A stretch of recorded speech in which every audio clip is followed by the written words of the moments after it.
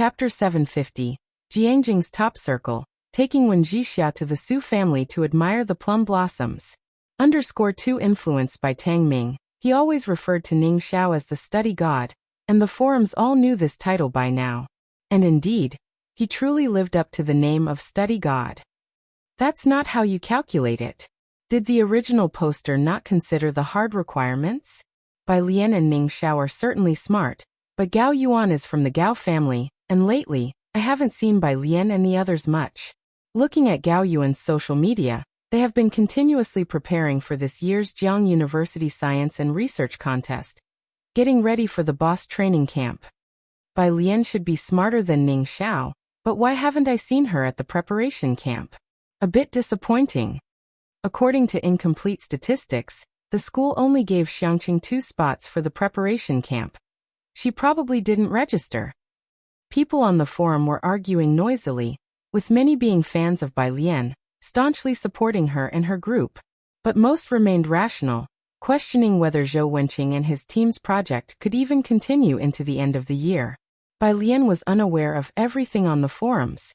For the past week, she had been helping Hu Yu and the others with data modeling, and most of the time, it was Tang Ming and his team who took turns bringing food to the laboratory. After handing over the processed data to Hu Yu, the next evening Bai Lian took her laptop and said to Hu Yu, "Senior sister, Ning Xiao and I won't be coming to the lab these next few days." The new junior didn't need someone to guide her, and she could even help with the core data. Especially since she could also earn a lot of gold coins. Where could you find such a junior? Hu Yu stopped her discussion with Ding Wenyang, preparing to see Bai Lian off. "Junior sister, you have things to do, and even if you're busy until the end of the semester, that's fine. This little bit of research, Ding Wenyang and I will handle it with ease." "Junior sister, goodbye." She stood at the entrance of the laboratory building, waiting until Bai Lian was out of sight before she couldn't help but jubilantly return to the lab. She began chatting with Ding Wenyang about the gossips on the forum. "Little Ding, does Ning Xiao really have over 4 million points?" There had been a lot of discussion about Ning Xiao on the forum lately. Many doubted the authenticity of the over 4 million points since even Gao Yuan had only more than 2 million points, and with Ning Xiao himself not confirming it, some suspected it was an upperclassman with the same name. "Yes, what about it?" Ding Wenyang handed the report he had printed out to Hu Yu. Hu Yu. She felt these newcomers had a talent for driving people crazy. "You calmly mention 4 million points like it's nothing, and you're asking her. What about it?" Ding Wenyang didn't think there was anything wrong with his tone. When he first learned of Ning Xiao and Tang Ming's points, he too was surprised, but then guessed it was Bai Lian. He didn't think Ning Xiao's points were a big deal, even though his own points were just a bit over 1 million. Jiangjing University was completely covered in snow. The snow on the main roads had been cleared, but the trees and green belts around were layered with thick snow, weighing down all the branches. Bai Lian stood under a camphor tree, waiting for her ride. Snowflakes occasionally fell from the leaves above. Just as Bai Lian spotted the car, she received a call from Mao Kun. "Sister," Mao Kun's voice was noisy. He walked outside to a quieter place. "I've got no use for the remaining palladium. Should I have it sent over to you?" The palladium prepared for Bai Lian by Wang Yufeng was naturally not going to be taken back. He handed it directly to Mao Kun. Bai Lian had only taken 30 pounds last time. There were still 70 pounds left at the Azure Dragon Bar, untouched. Another clump of snow fell, landing on her pure white collar. Bai Lian casually pulled on the cloak's hood and stood amidst the snowy scene. Her attire was simple, except for a bright faux rose flower on the black cloak. Versatile in its simplicity, her temperament matched the languid tone that seeped out slowly. She reached out to brush off the snow from her shoulder. "Okay." Though the weather was cold, and it wasn't quite the end of class yet, there were still some pedestrians on the road, many of whom couldn't help but stop to look at her. Some had already recognized Bai Lian. Originally, there weren't many at Jiang University who wore capes and cloaks. Because of Bai Lian, this year saw an increase in students draped in cloaks going to class. But only she could wear a cloak with such an effect. A black car slowly stopped in front of her, compressing the snow at the roadside. In the back seat, Jiang Fulai put down his computer, watching her get in and then pointing to a gift box on the adjacent seat. This is a welcome gift from Jiang Shijue. The gift was something that Jiang Shijue had been preparing for several months. After their last meeting, he had always wanted to give it to Bai Lian, but had not found the right opportunity. Unlike Su Nanjing, he couldn't use Gao Yin to send gifts to Bai Lian. Source: Web Novel. Com. Updated on InvGo. If you find any errors, ads pop up, ads redirect, broken links, non-standard content, etc., please let us know. Report so we can fix it as soon as possible. Chapter 751. Jiangjing's Top Circle, taking Wen Jixia to the Su family to admire the plum blossoms. _3 Bai Lian could only hand over the gift to Jiang Fulai to pass it on for her. Both were busy, and although they were in the same city of Jiangjing, their opportunities to meet towards the year-end were even fewer than in Xiangqing. Bai Lian picked up the elegant sandalwood box and sat down. The box was a bit heavy. She didn't open it immediately, but talked with Jiang Fulai about the recent laboratory work. Although Zhou Wenqing's lab was busy, the atmosphere was very good. Jiang Fulai, watching her speak energetically about the lab, didn't ask her any further questions about the lab and Ning Xiao. "I'm planning to bring a silk scarf embroidered by my grandfather for Aunt Gao," Bai Lian said while playing with the sandalwood box, telling Jiang Fulai about Gao Yin inviting her to enjoy the plum blossoms. A few days ago, Gao Yin had invited Bai Lian and Gao Shu to the Su family's plum blossom admiring event. Gao Shu was busy with the transfer of responsibilities at the drama theater, and Bai Lian had been in the lab all along, so the plum viewing had not been scheduled to date. "That'll work." Jiang Fulai had heard about this from Bai Lian long ago. "I've had Ming Dongheng prepare other items for you. You can just take them with you when the time comes." In the span of nearly a year, Su Nanjing and Gao Yin had given Bai Lian quite a few gifts, and that included the home tutor that Gao Yin had tried, but failed, to gift her. Bai Lian's fingertips tapped on the sandalwood box. Her phone lit up a few times. It was a message from her racing buddy. "Racing buddy. Engagement on the 28th of the 12th lunar month. Racing buddy. Racing tonight." Since coming to Jiangjing, Bai Lian seldom went racing, and with the recent lab work, even less so. However, she was somewhat aware of the affairs of the Wen family. Next to her, Jiang Fulai kept talking to her, and without Bai Lian deliberately hiding her phone screen from him, he naturally saw the message flashed up, his face as aloof as ever, his long lashes only slightly drooped. "The race tracks in Jiangjing are very slick right now." His slender fingertips closed the laptop on the table in front of them, ready to have a serious conversation with her. "I know," Bai Lian said nonchalantly, tapping on her phone. "I'll bring a friend along. I'm not sure if Aunt Gao would mind."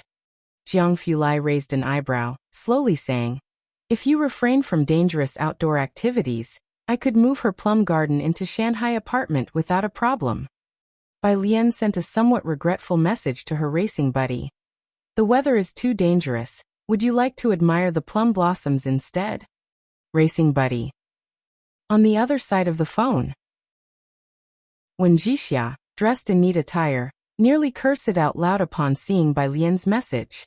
But thinking of Mrs. Wen sitting right in front of her, she swallowed her anger and pretended to be a lady. Mrs. Wen was a gentle and elegant elderly lady, and even with her silver hair, she still styled it in a bun and dressed elegantly, her eyes bright. "Ji Wei." Mrs. Wen slowly set down her teacup and looked at the girl on her left. "Are you going to attend the small gathering hosted by that miss from the Lung family tomorrow? And can you bring Jixia along?" Wen Jixia was the daughter of Mrs. Wen's youngest son. The Wen family's youngest son was rebellious, defying control from a young age, going off to Beijing to start his own business, and was quite successful at it, but unfortunately he died young. He left only one daughter, Wen Jixia. Mrs. Wen and Wen's mother had discussed bringing Wen Jixia back to the Wen family after she came of age, as the Wen and Yu families had always intended to unite through marriage, with the marriage partner being the heir of the Yu family. The Yu family needed an intelligent, capable, and visionary mistress, and Wen Jixia, who had always had excellent grades, was very suitable. There was just one issue. Wen Jixia was very rebellious, which gave Mrs. Wen quite a headache. Wen Jiwei was Wen Zixia's cousin, and before Wen Zixia's return, she had been the candidate favored by the Yu family. Hearing this, Wen Jiwei calmly said, "Grandmother, Shuha only sent me one invitation. I'll ask her later if I can bring Jixiao along. You know, those missies have been familiar with each other since they were children. The ones invited this time are all acquaintances, I'm afraid." Mrs. Wen rested her hand on the table, shook her head after listening. "Never mind then, you go." After Wen Jiwei left, when Jixiao finally relaxed a bit, leaning back and somewhat inelegantly shot a message back to Bai Lian. "Dangerous? That doesn't sound like you. Who are you? And get the hell out of the idiot dog's body." The old lady glanced at her and sighed. "Jixiao, you've been back for so long. Have you thought about making more friends?" "Grandma, I don't necessarily have to go to their banquets. I have friends." When Jixiao straightened up, always putting on a good front for her grandmother, she casually waved her phone. "Look, she even invited me to admire the plum blossoms." She shook her phone quickly, not giving her grandmother a chance to see the explosive nickname she had saved, or else her grandmother would most likely have her kneel in the ancestral hall. Source: web novel. Com. Updated on InvGo. Co. If you find any errors, ads pop up, ads redirect, broken links, non-standard content, etc., please let us know. Report so we can fix it as soon as possible. Chapter 752. Jiangjing's Top Circle, taking Wen Jixia to the Su family to admire the plum blossoms. _4 Actually, Wen Jixia also knew her own situation. She was not originally from Jiangjing, and she couldn't fit in with the group of socialites there. Wen Jiwei got along well with those socialites, so they all intentionally or unintentionally isolated her, especially those who had dealings with the Wen family. Wen Jixia was very aware that she had been pushed out of the circle by these people from Jiangjing. Those people were clearly telling her with their actions not to force herself into a different circle. To enjoy the plum blossoms? The elderly Mrs. Wen looked at her, nodding with a smile. "That's also fine. Is it the friend you met with last time? When can you invite her over to our Wen family, so Grandma can meet her too?" When Jixia thought about Bai Lian's current dog-like appearance and leaned back. "You'll see her on the engagement day. Don't worry, you'll definitely like her." Their chat concluded. When Jixia went back up to her own room, the butler stood behind her like a ghost. "Miss, you should still try to fit into this circle as much as you can. The gathering this time is organized by Miss Lung, and that second miss from the Su family will definitely be there." "Butler, don't worry." When Jixia kicked open the door to her room, retorting, "Have a look at the stocks I've had you buying recently, haven't they gone up?" The butler paused as he looked at her composed face, naturally happy about the increase in the private funds, unable to fault Wen Zixia's abilities. She indeed had her own ideas, otherwise the Yu family wouldn't have taken an interest in her. After a pause, he asked again in a low voice, "Miss, are you really going to enjoy the plum blossoms? Or is it street racing?" When Jixia, pressing on her phone, ground her teeth and replied to Bai Lian, "Appreciate. Whoever doesn't appreciate is a dog." She closed the door, and the butler stood outside for a while, the smile on his face disappearing as he sighed. After returning downstairs, the old Mrs. Wen also stood at the door in a daze. They both knew that when Jixia had just returned to Jiangjing and had not been accepted into many circles, and it was obvious that Wen Jiwei was also excluding her. "Who is her friend?" The elderly Mrs. Wen whispered softly. "An alumnus from Beicheng." "Beicheng, huh?" Mrs. Wen's eyes dimmed with some regret for not bringing Wen Jixia back earlier, which led to the current situation. Let it be, let her have fun for a while. She won't be free for much longer. The next day, Sunday, 7 o'clock in the morning, the Su family also owned a vast estate. Gao Yin lived in the Tsufeng court located on the south side of the estate. Across an arched bridge was the neighboring plum garden. Gao Yin had woken up at 6 that morning and was tidying up Tsufeng court with the servants. Inside Tsufeng court, Gao Yin held a hexagonal lantern painted with black and white cats, hanging it on the porch, occasionally checking her phone and instructing the servants to check if Bai Lian and the others had arrived at the front gate. The commotion in Tsufeng court drew the attention of Su Jueming and Su Jini. Su Jueming spoke to Su Jini about the recent significant matters in Jiangjing. "Today, ask Ming Zongyao about what's happening between the Wen and Yu families." Su Jini had a wide circle of acquaintances. She was able to speak with anyone in the Jiangjing socialite circle. Of course, the circle knew she was the only female of her generation in the Su family. In the entire Jiangjing, excluding Gao Shu, she held the highest status, and most people would give her face. I know. Su Jini wore a beige coat, her gaze scanning the lively arched bridge bustling with people, slightly squinting her eyes. Is my aunt expecting some guests today? Should I stay as well? Su Jueming always kept an eye on the happenings in the south courtyard. He had someone check the news early on. I heard they've invited Su Nanjing's sister over to enjoy the plum blossoms. She's not an important guest, so you don't need to stay. Are the people from the Sun and Lung families here today? It's a good opportunity to find out if they have any news about Wang Yufeng. Your grandfather is very keen on Su Nanjing this year, which isn't a good sign for us. Su Jini composed herself. I understand. If there were no unexpected events, Su Jini would usually not miss the gatherings of the young ladies in the circle. She even made an appearance at the birthday of Miss Sun Feng's sister last time. 8 o'clock. Bai Lian and Jiang Fulai left the Shanghai apartment building, with Ming Dongheng driving as usual, and the car's trunk was filled with a bunch of gift boxes prepared by Ming Dongheng. Bai Lian wore a velvet coat that Gao Yin had sent over. She settled into the car. Messages from her dog friends came in. Plums. By Jian. One dog friend. Address smile. Smile. It was obvious that she thought either Bai Lian had lost her mind inviting her to enjoy the plum blossoms, or she had lost her mind agreeing to it. Bai Lian directly threw the address given by Su Nanjing over. Tall Street number 29 source, web novel. Com. Updated on InvGo. Co if you find any errors, ads pop up, ads redirect, broken links, non-standard content, etc. Please let us know report so we can fix it as soon as possible. Chapter 753. 298 shocks Jixia. What has she done in Xiangqing? First update. _1 The weekend break meant the morning traffic was light. Su family's butler had been waiting outside early in the morning. At 8:30, he saw a black car approaching from the side, and immediately notified Gao Yin that Bai Lian had arrived. He then ordered someone to open the side gate beside Guangliang's main entrance, allowing the car to enter.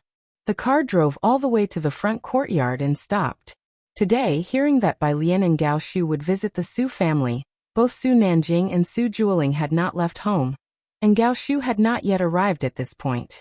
Upon hearing from the butler that Bai Lian and Jiang Fulai had arrived, Gao Yin put down the small hexagonal Rui lantern she was holding.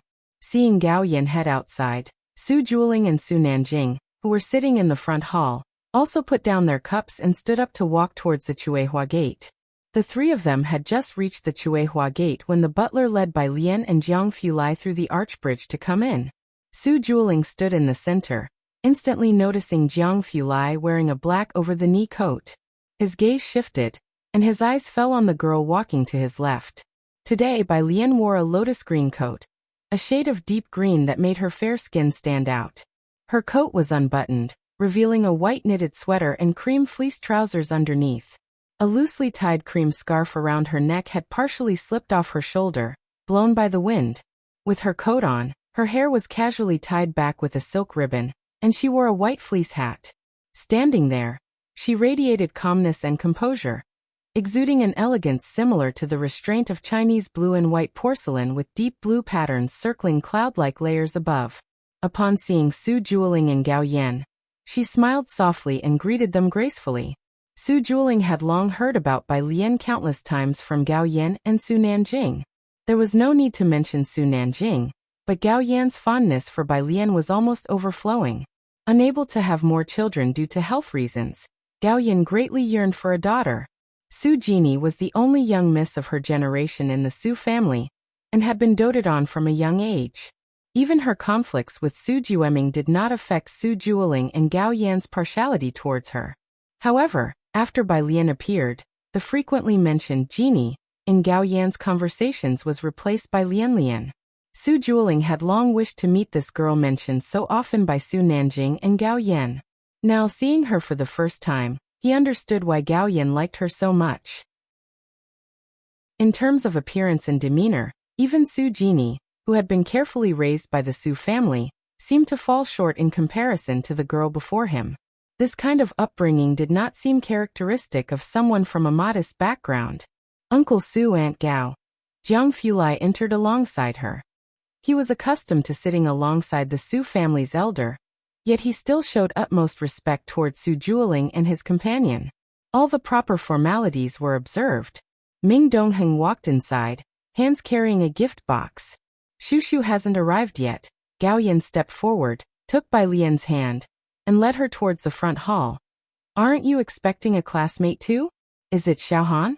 Let me know when she arrives, and I'll have Lan's mother go to pick her up. It's not her. Bai Lian followed Gao Yan inside. It's a friend who grew up with me from childhood, named Jixia. Someone she grew up with from childhood? Gao Yan took note of this descriptor. At the One family, when Jixia dressed well, but she couldn't hide her true self from the old lady, who learned that today she was indeed going to admire the plum blossoms. Surprised, the old lady selected for her an outfit that was both dignified and generous. She personally saw her off into the car. In the car, the driver steered towards the exit and respectfully asked, Miss Jixia, are you heading to Hushan Garden?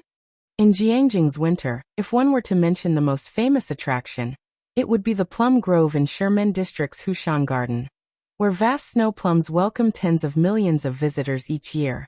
It was also a renowned tourist spot in Jiangjing. When Jixia sat in the back seat, her long legs crossed casually as she swiped on her phone, confirming the address Bai Lian sent once again. 29, Tall Street. Upon hearing the words Tall Street, the driver felt something was amiss. As a born and bred Jiangjing resident and the driver for the One family, he naturally knew which area Tall Street was in. Most of Tall Street comprised the political district. Besides Jiayu Lake, there weren't many scenic gardens nearby, and Jiayu Lake itself was private property. The driver's hand rested on the steering wheel. He glanced in the rearview mirror. Miss, are you sure it's Tall Street? When Jixia opened a game, the sound of choosing a hero emanating from her phone. Without lifting her head, she simply told him, drive. Clearly, she was already growing impatient with his repeated questioning. The driver dared not say more. Vehicle filled with doubt, he drove towards Tall Street. He was aware of Wen Zixia's identity. She was the only daughter of the old lattice youngest son, and had been specifically assigned the old butler to teach her in Beicheng. Since her arrival in Jiangjing half a year ago, she had mostly been at school or accompanying uncle from the second branch to meet business clients. Source web novel. Com. Updated on InvGo. If you find any errors, ads pop up, ads redirect, broken links, non-standard content, etc., please let us know. Report so we can fix it as soon as possible. Chapter 754. 298 Shocking Jixia. What has she done in Xiangqing? First update. _2 in Jiangjing, apart from university classmates, there are no other social circles, and my position in the One family is quite awkward. Today is the gathering of the young ladies from Jiangjing's elite circles. Both Miss Ming and Miss Su have been very successful in starting their businesses, and have attracted many investors. Without someone to lead the way, it's hard for others in Jiangjing to integrate into this circle. 29 Tall Street. Does Wen Jixia know someone from Tall Street? Thinking this, the driver headed to Tall Street, a road with hardly any private cars, with gardens to the rear. Number 29 is a bright and grand gate. Simple and massive, it exudes an imposing aura. The driver parked the car tremulously at the gate, not daring to get out and open the door, merely glancing back. Miss, are you sure this is the place?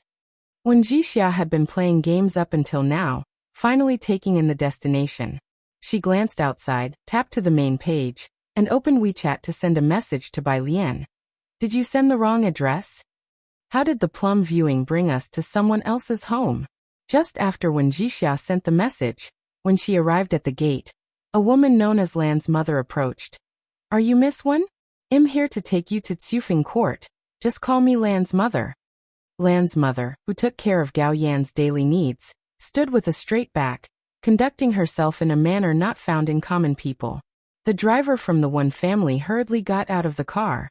Having received a reply, Wen Jixia also got out of the back seat, following Lan's mother with hesitation. The old Su family estate occupies a vast area, with Tsufeng Court located towards the south, at some distance from the main gate. Lan's mother didn't lead Wen Jixia along the main path. Instead, they skirted around via the gallery bridges. They passed Yuansui Pavilion, quickly reaching Tsufeng Court. Tsufeng Court. Gao Shu had just arrived not long ago, and was sitting in the front hall with Jiang Fulai and Su Nanjing, warming up. The indoor heating kept the room warm, and through the lattice windows, one could see the warm pavilion outside. Bai Lian and Gao Yan were sitting on the edge of a serpentine railing, beneath which flowed a stream with fish visible beneath the ice-free water. When Lan's mother brought Wen Jixia over, Bai Lian had her arm lazily propped up on the railing, holding a box of fish feed. She was the epitome of leisurely contentment. Upon seeing Wen Jixia, Bai Lian lazily raised her hand in greeting, introducing her to Gao Yan, "My friend Wen Jixia." Today, Wen Jixia wore a satin gown with a white fox fur coat draped over it, showcasing a certain ladylike charm. From the moment she stepped onto the Su family's front steps, Wen Jixia knew that today's plum viewing was no ordinary affair. Seeing Gao Yan affirmed this notion even more. "Jixia, you can call me Auntie Gao, and him call him Uncle Su." Gao Yan knew Bai Lian had something to discuss with Wen Jixia, so she left with Su Juling to return to the main hall for the moment. Once Gao Yan left, Wen Jixia slumped next to Bai Lian, grabbed a handful of fish feed from her box and threw it into the water, lowering her voice. "What is this place exactly?" Lan's mother brought out 2 more dishes of snacks. The frosty dessert featured 4 round traditional-style cakes decorated with white fondant plum blossoms. The other plate was mint green adorned with red plum blossoms, looking like pieces of art too beautiful to eat.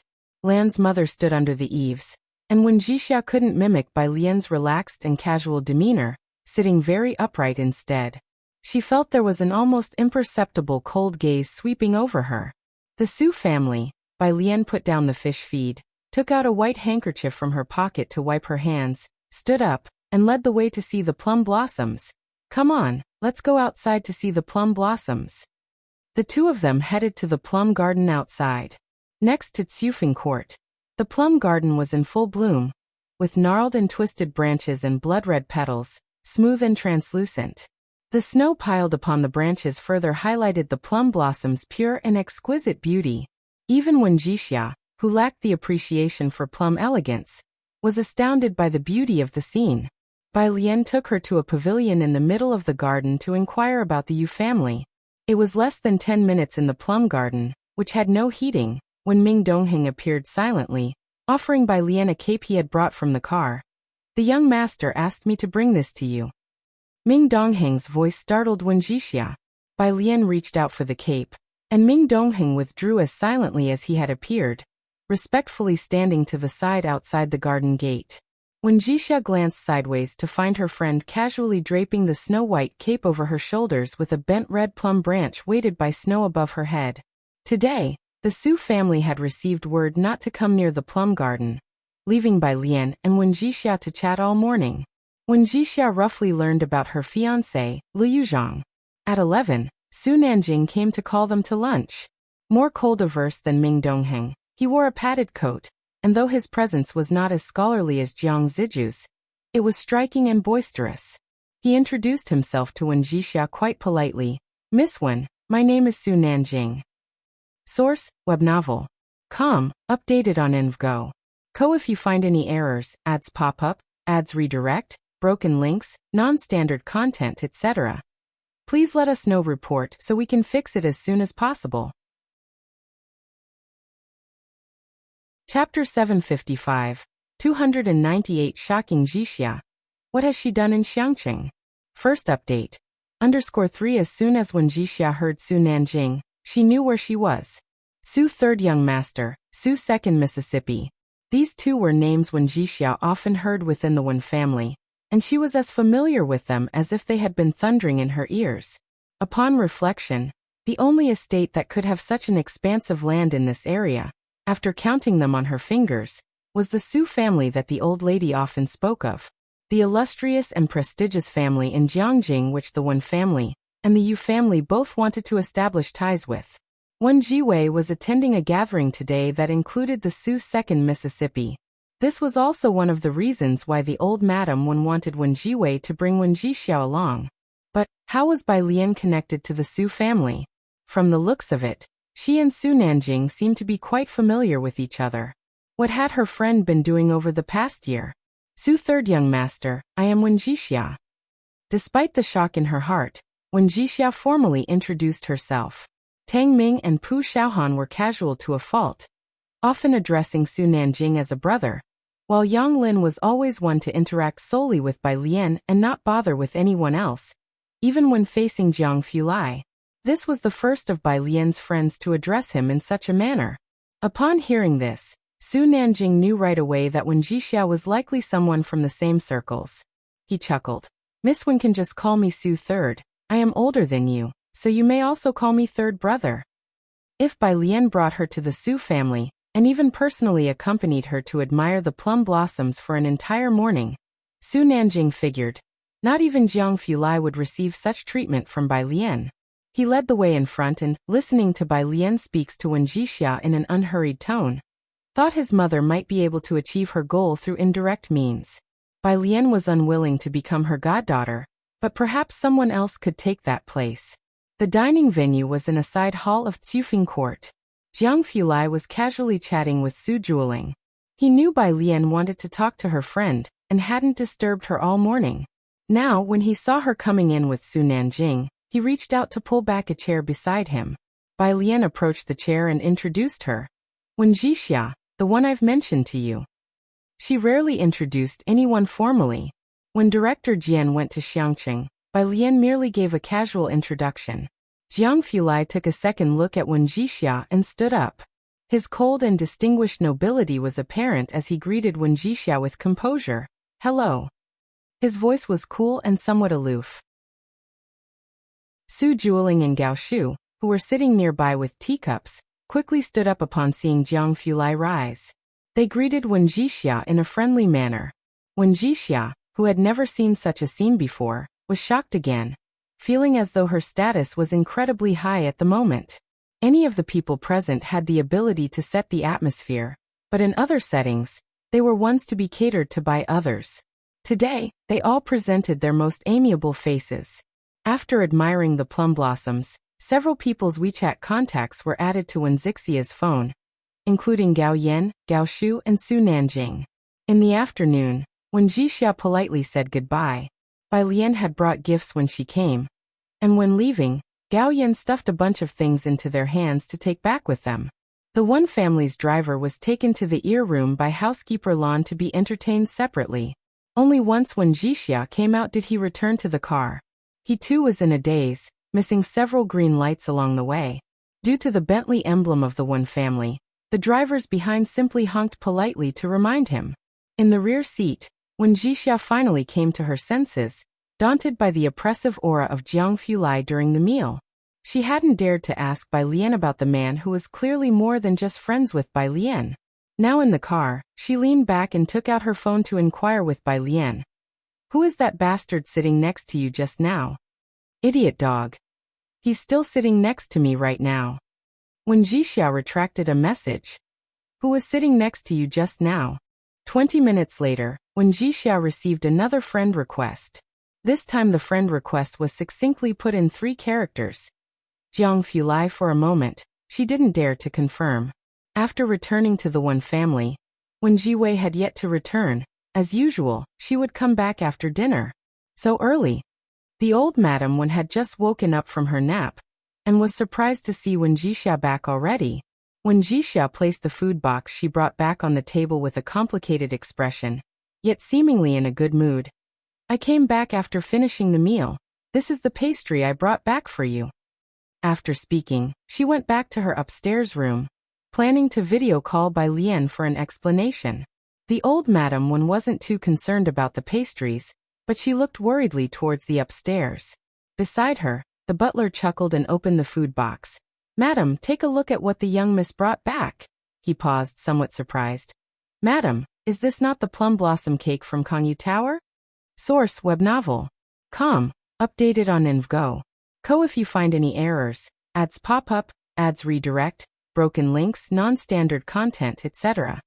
Please let us know report so we can fix it as soon as possible. Chapter 756. The bustling Jiangjing Palladium sent by Mao Kuan, second update. _1 Kongyu Tower, a renowned old brand establishment in Jiangjing. The desserts are limited in supply, and takeout is not allowed, the main draw being their exquisite nature. It's also not easy to make a reservation. Madam Wen had been there a few times and was deeply impressed with the place. Hearing they were Kongyu Tower's desserts, Madam Wen looked down and examined them closely, squinting her eyes. It was difficult to duplicate Kongyu Tower's desserts, especially such realistic sugar fondant plum blossoms. There weren't many in Jiangjing skilled enough to create them.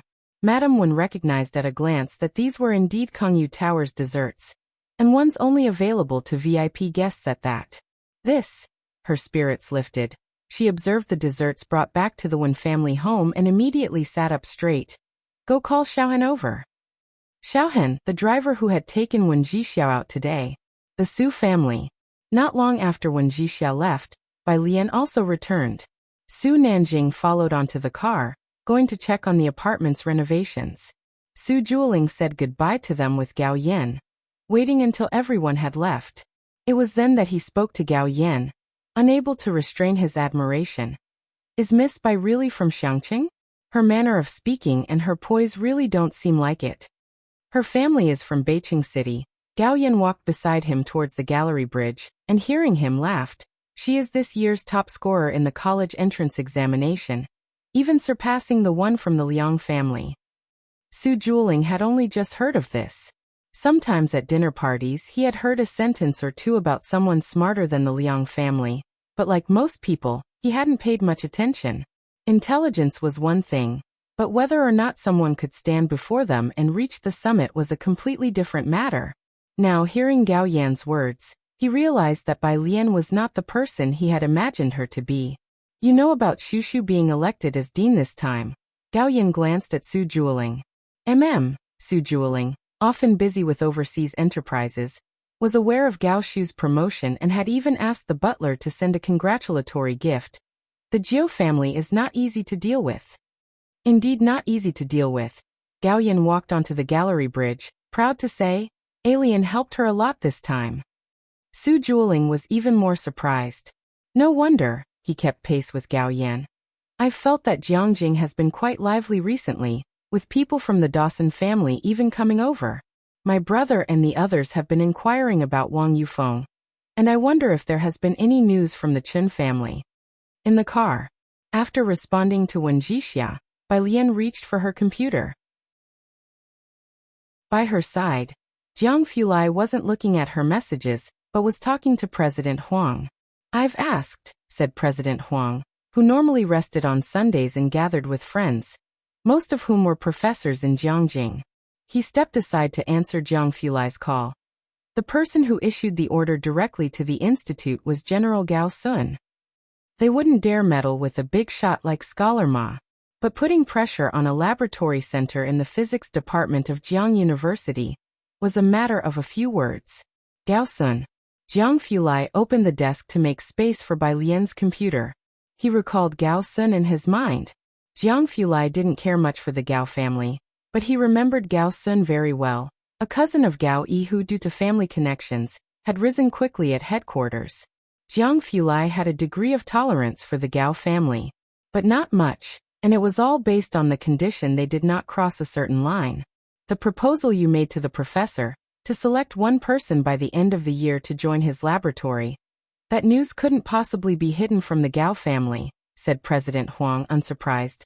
Little junior sister, you are also aware of her capabilities. Without stirring up some trouble, how would Gao Yuan have a chance? This makes things difficult for Professor Zhou, being forced to deliver results prematurely, and at the end of the day, it's somewhat related to you.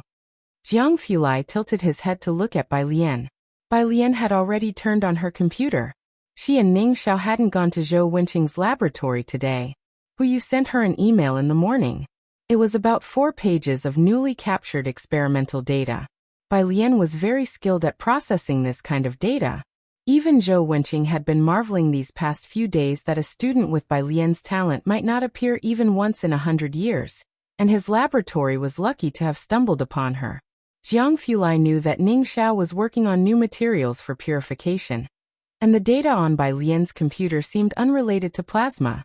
He guessed that it must be research from Zhou Wenqing's laboratory. Bai Lian, no matter what she was doing, always seemed calm and composed. Jiang Fulai wasn't quite sure whether Zhou Wenqing was in any trouble, but seeing Bai Lian's demeanor, he reckoned that Zhou Wenqing and Bai Lian could manage without his concern. The problem he needed to resolve was with the Gao family. Jiang Fulai said to Dean Huang at a leisurely pace, "I understand." Though his tone remained cool and detached, a trace of danger could always be heard in his voice, causing Su Nanjing, who was in the passenger seat, to reach out and rub the goosebumps on her arm. On the other side of the phone, Dean Huang hung up and, judging from Jiang Fulai's tone, chuckled to himself. Upon arriving at Shanghai apartment, Bai Lian returned to the study in room 303 and continued to process the data. Su Nanjing first went to the first floor to deliver a gift he had brought for Ji Heng, then went to 303. Zhang Xiais hadn't accompanied Qi Yundai to a mock court session today, so he was in the living room of 303 practicing problems. Ning Xiao and Tang Ming weren't there today, leaving only Pu Xiaohan to discuss with him. These problems were now beyond Su Nanjing's comprehension, so she just lay on the sofa, opening the group chat of the four. Su Nanjing. Chen Beixian, I heard you have news on the Dawson family? Chen Beixian couldn't be bothered with him. Just then, someone rang the doorbell. Ming Dongheng was moving flower pots downstairs, so the young master Su got up to answer the door. Outside stood a young man in a windbreaker, casually holding a 60-centimeter square box. He politely nodded to Su Nanjing.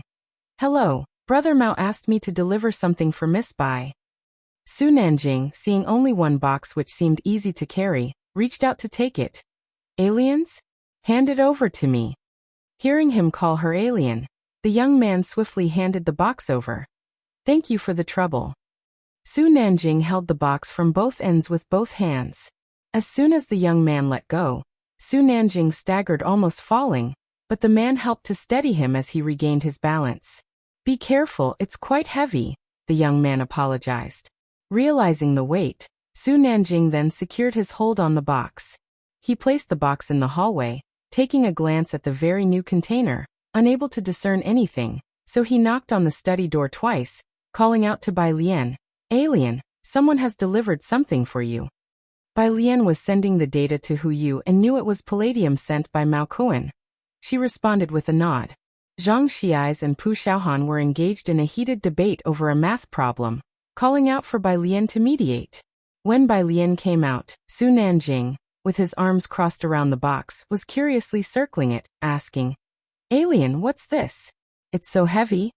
Bai Lian pulled a chair over and sat next to Pu Xiaohan, taking the math problem handed to her by Pu in a leisurely manner. Upon hearing the question, she just looked up and vaguely nodded in the direction of the scissors. See for yourself.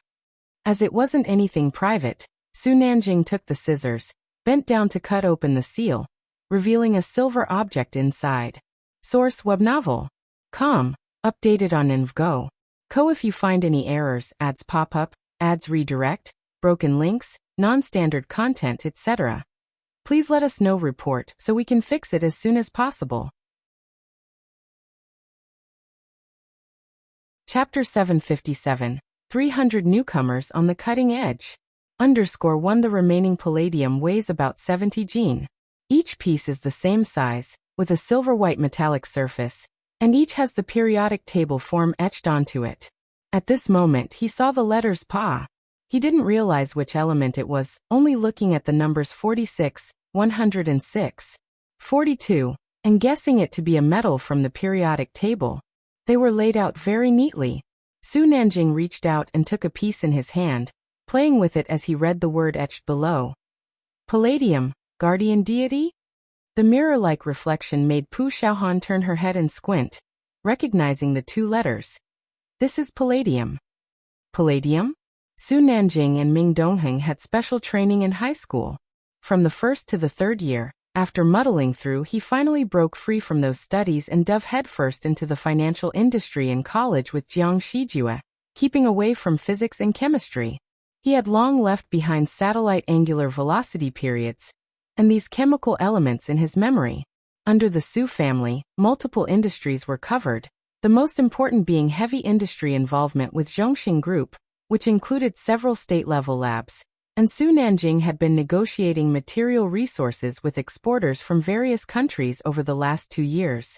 Palladium sounded vaguely familiar in his ears, but not as familiar as uranium.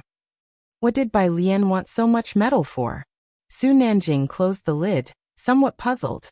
Ming Dongheng came down from upstairs, placing the fruit Ji Hung had asked him to bring on the table. Seeing the paper box that was unwrapped in the middle of the hall, he bent down and deftly moved it outside.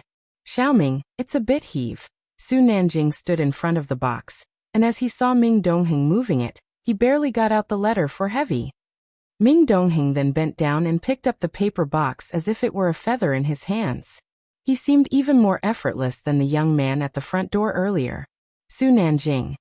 He was silent for a moment, then took 2 steps back and called for Pu Xiaohan to go upstairs to look at the newly decorated rooms. Influenced by Bai Lian over the past 6 months, Su Nanjing chose a Chinese-style decor. The pure white ceiling of the great hall featured wooden beams, and the mahogany corner flowers were simple and elegant. The restraint and quality of Chinese style were fully highlighted. She turned around in a circle, then turned back to ask Su Nanjing, "Big brother, can I come over next time to get some materials?" "Sure, Xiaohan, come anytime," Su Nanjing said with his hand in his pocket, casually observing the decor. The code is 6666. Everybody called each other what they pleased. After all, it didn't matter much for seniority. The postgraduate entrance exams had ended. After New Year's Day, Jiang University started final exams, and every day by 5 o'clock, there were people lining up outside the library. The Tongfeng class had their final major exams too. Bai Lian and Ning Xiao mainly stayed in the lab, and the deadline given by the general headquarters to Zhou Wenqing was also approaching, with the final date set for January 13th. Ever since Bai Lian enrolled, there had been much discussion about her in the school. Recently, Zhou Wenqing's lab had been in the spotlight, and it was uncertain whether Bai Lian's group would achieve any results. Meanwhile, Gao Yuan's group had produced a paper, participated in the campus competition, whereas it seemed like Bai Lian's group had collectively turned invisible. The attitudes within the school varied. Some speculated that the recent finals were just too challenging. Bai Lian had taken many leaves before this, so now she was furiously revising to deal with the final exams. There was even a dedicated forum thread discussing this semester's finals on the University City Forum. On the 10th, in the morning, the Tongfeng class had their topology exam. Dean Huang always thought that after Jiang Fulai took a stand, the general headquarters would exercise some restraint and withdraw the compulsory assignment given to Zhou Wenqing. Yet, to his surprise, after so many days, there was still silence from both the school and the general headquarters. Unable to find Zhou Wenqing, Dean Huang took the Tongfeng class exam schedule and waited for Bai Lian by the lecture hall. This time, the exam for the Tongfeng class was on topology, taught by academician Ma. He arrived on time, waiting at the doorway for Bai Lian. Dean Huang. The students from the Tongfeng class, upon seeing Dean Huang at the back door, were somewhat shocked, but then greeted him with surprise and delight, Gao Yuan especially so. "How did everyone find the exam?" smiled Dean Huang as he greeted them.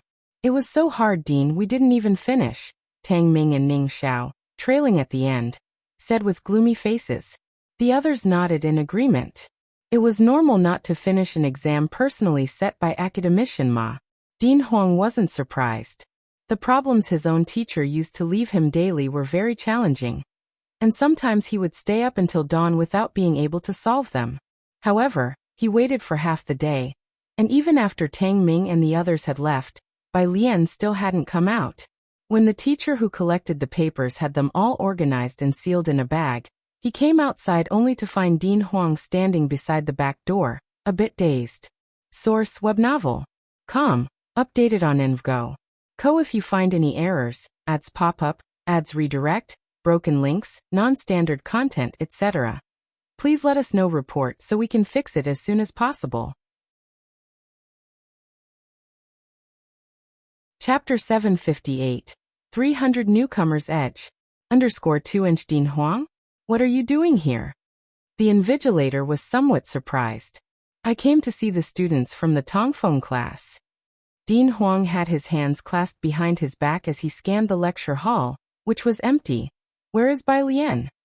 Bai Lian was a celebrity at Jiang University.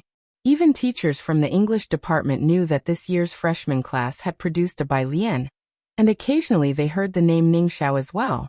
After enrollment, less people talked about Liang Wuyu, but mentioned Bai Lian's name, and not just people at Jiang University, but countless netizens knew her as the prestigious student of Jiang University. The invigilator naturally knew her, and he pushed his glasses up. Dean Huang, Bai Lian finished her exam and turned in her paper an hour ago. Dean Huang. Topology was too difficult, not to mention the fact that Ma Institute fellow personally set the questions. It was normal for Tang Ming and the others to say the questions were too difficult to finish. But she turned in her paper an hour early? Dean Huang had never seen anyone able to submit Ma Institute fellow's paper so early, and wondered if it might be a bit too arrogant. Did she finish it? Bai Lian's handwriting was neat and attractive. The invigilator was curious about her, and had a very deep impression of her test paper. He nodded. She did finish. Finished, yes, but he did not know whether the answers were correct or not. Shanghai apartment. Butler Wen carried a gift, following behind Wen Jixia as they got out of the car. Miss, is this the place? He looked at building number 5. Wen Jixia looked down at her phone, confirmed the address, and since the address Bai Lian gave this time was very normal, she breathed a sigh of relief and led Butler Wen inside. Butler Wen glanced back. What's wrong? Wen Jixia walked up the steps. Nothing. Butler Wen shook his head, merely thinking that the person who had just been cleaning the trash had a lot of presents. The two of them knocked on the door of room 103. At room 103, the door was opened by Lance, who was holding a white jade chess piece and greeted Butler Wen. And I how? Then he returned to playing chess with Jiang, he beside the glass door. Bai Lian had no exams in the afternoon. Since Ji Heng and the others went fishing yesterday, and Ning Xiao and the rest needed to study for finals and didn't have much time, Ji Heng asked Bai Lian to bring Yonglin back for dinner with them. We're going back on the 29th, when Jixia was going to announce her engagement on the 28th of the lunar calendar, and Bai Lian had arranged with Ji Heng to go back to Xiangqing that evening. Will you go back with us or will you go back first? Yonglin was also busy, with her part-time jobs, studies, and also managing the tasks given by Xiaozhuiyu. If it wasn't for her grandparents in Xiangqing, Yonglin would have directly applied to stay at the university. I'll go with you. She pushed her black-framed glasses up. When Jixia came over, Bai Lian introduced her to Yonglin and Lance, and also took her to the kitchen to greet Ji Heng and Xin Qing. New friends, huh? Ji Heng was happy to see Bai Lian's circle of friends growing. Invite your classmate to stay for dinner. Sure. Bai Lian brought Wen Jixia out. Next to Wen Jixia, Butler Wen, looking at the beaming Xin Qing and then at Yonglin, who sat on the sofa in silence, felt reassured by the very ordinary scene. God knows how shocked he and the old Mrs. Wen were when they learned from the driver, where Wen Jixia had gone to admire the plum blossoms some time ago. It was just the foreign old man and kid playing Go next door who seemed a bit unusual. When Jixia came to deliver an invitation to Bai Lian, there were many people in room 103. When Dean Huang came over, Bai Lian was with Wen Jixia and Yonglin in room 303. Yonglin didn't talk much, just sat on the sofa flipping through a book, and if not for the occasional sound of a page turning, one would barely feel her presence. Bai Lian was sitting at the table with Wen Jixia, leisurely brewing tea. After returning, she had changed into loose homewear, her hair casually held up by a jade hairpin, her slender fingers gripping a purple clay teapot, water trickling into the teacups, a strand of hair dangling by her cheek, a serene and classical beauty. The act of brewing tea was calm and skilled, impossible without having studied it specifically, exuding an extraordinary charm. When Jixia was mesmerized, Butler Wen opened the door. Butler Wen did not recognize Dean Huang, but he greeted him politely. Thank you. Dean Huang thanked Butler 1 and walked to the table. What's going on with Professor Zhou? The 13th is almost here, and the upper administration still hasn't sent a notice to withdraw the assignment. The arrival of Dean Huang snapped Wen Jixia out of her reverie.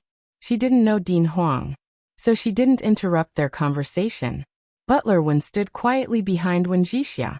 Bai Lian reached out, slowly and methodically pouring a cup of tea for Dean Huang, raising an eyebrow. Why should it be withdrawn? If it's not withdrawn, his lab will be held accountable. Dean Huang was very aware of how important the project was for Zhou Wenqing and his students. And you too. If his project is gone, your experiment credits will basically be zero. Source: Web novel. Com updated on InvGo. Co if you find any errors, ads pop up, ads redirect, broken links, non-standard content, etc. Please let us know. Report so we can fix it as soon as possible.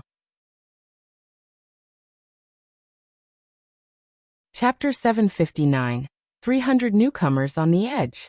_3" Have some tea. Bai Lian offered the tea to President Huang. Now's the time for tea. President Huang picked up the teacup, took a sip, and found it quite pleasant. He calmed down for a moment. His gaze fleetingly wanted to say something more, but then he caught sight of the girl quietly reading on the sofa.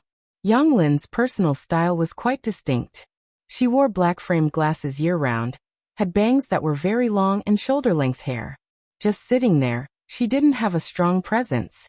President Huang was taken aback for a moment, then stood up abruptly with a thump, and exclaimed in surprise, "Yang Lin?" Yang Lin closed her book and stood up. President Huang. Is it really you? President Huang's eyes lit up. I was in your lab just a couple of days ago and didn't see you. Yang Lin. Have you given any thought to my suggestion from last time? Yang Lin glanced at his head and adjusted her glasses. President Huang, I'm just a freshman. No problem, I can wait. President Huang waved his hand dismissively. Yang Lin, you must believe that you are definitely better than old Xia. Yang Lin. I'm going down to help Grandpa. Yang Lin put down her book and went downstairs to room 103. The butler and Wen Jixia also realized that Bai Lian and President Huang had something to discuss, so they both went downstairs as well. Once out the door, the butler asked Wen Jixia, "Who is that President Huang?" "The president? Which institute's president?" Wen Jixia glanced back at room 303. She didn't know, but felt that this year, her friend had truly exceeded her expectations by far. Upstairs. After everyone left, President Huang sat down again to drink tea. I never expected you to know Yang Lin. These two people, one earmarked by academician Ma, the other favored by old Xia, were both destined to stand at the pinnacle of their fields. Jiang University had an abundance of talent this year, alright, but how do they all know each other? We were deskmates in our senior year. Bai Lian refilled President Huang's cup with tea. Deskmates in their senior year? From the same class, and also from Xiangqing? President Huang was even more amazed. He had heard Xia Zhuyu mention Yang Lin, but only knew that her name was Yang Lin, and that she was a student Xia Zhuyu valued. What a coincidence. Xiangqing was really brimming with talent this year. After discussing Yang Lin, President Huang brought up the main issue at hand with a serious expression. I haven't found Professor Zhou. What is he up to these days? Don't you really worry at all? He broke down the situation for Bai Lian, explaining the pros and cons. While President Huang spoke, Bai Lian listened quietly. Only after he finished did she look up. We all know, but I think Professor Zhou doesn't wish to apply for withdrawal himself. Not to withdraw. President Huang stood up hastily. How can that be acceptable? This is no joke. What foolishness, absolute foolishness. It will not only jeopardize his students' academic careers. Doesn't he understand that, if you all don't? Learning that the crux of the issue lay with Zhou Wenqing, President Huang couldn't sit still. He was determined to go to the research center to find the sequestered Zhou Wenqing and get things clear. I believe Professor Zhou is quite aware, said Bai Lian idly as she picked up her teacup. Didn't Director Lin mention at the time that there was a chance Professor Zhou could become the associate dean?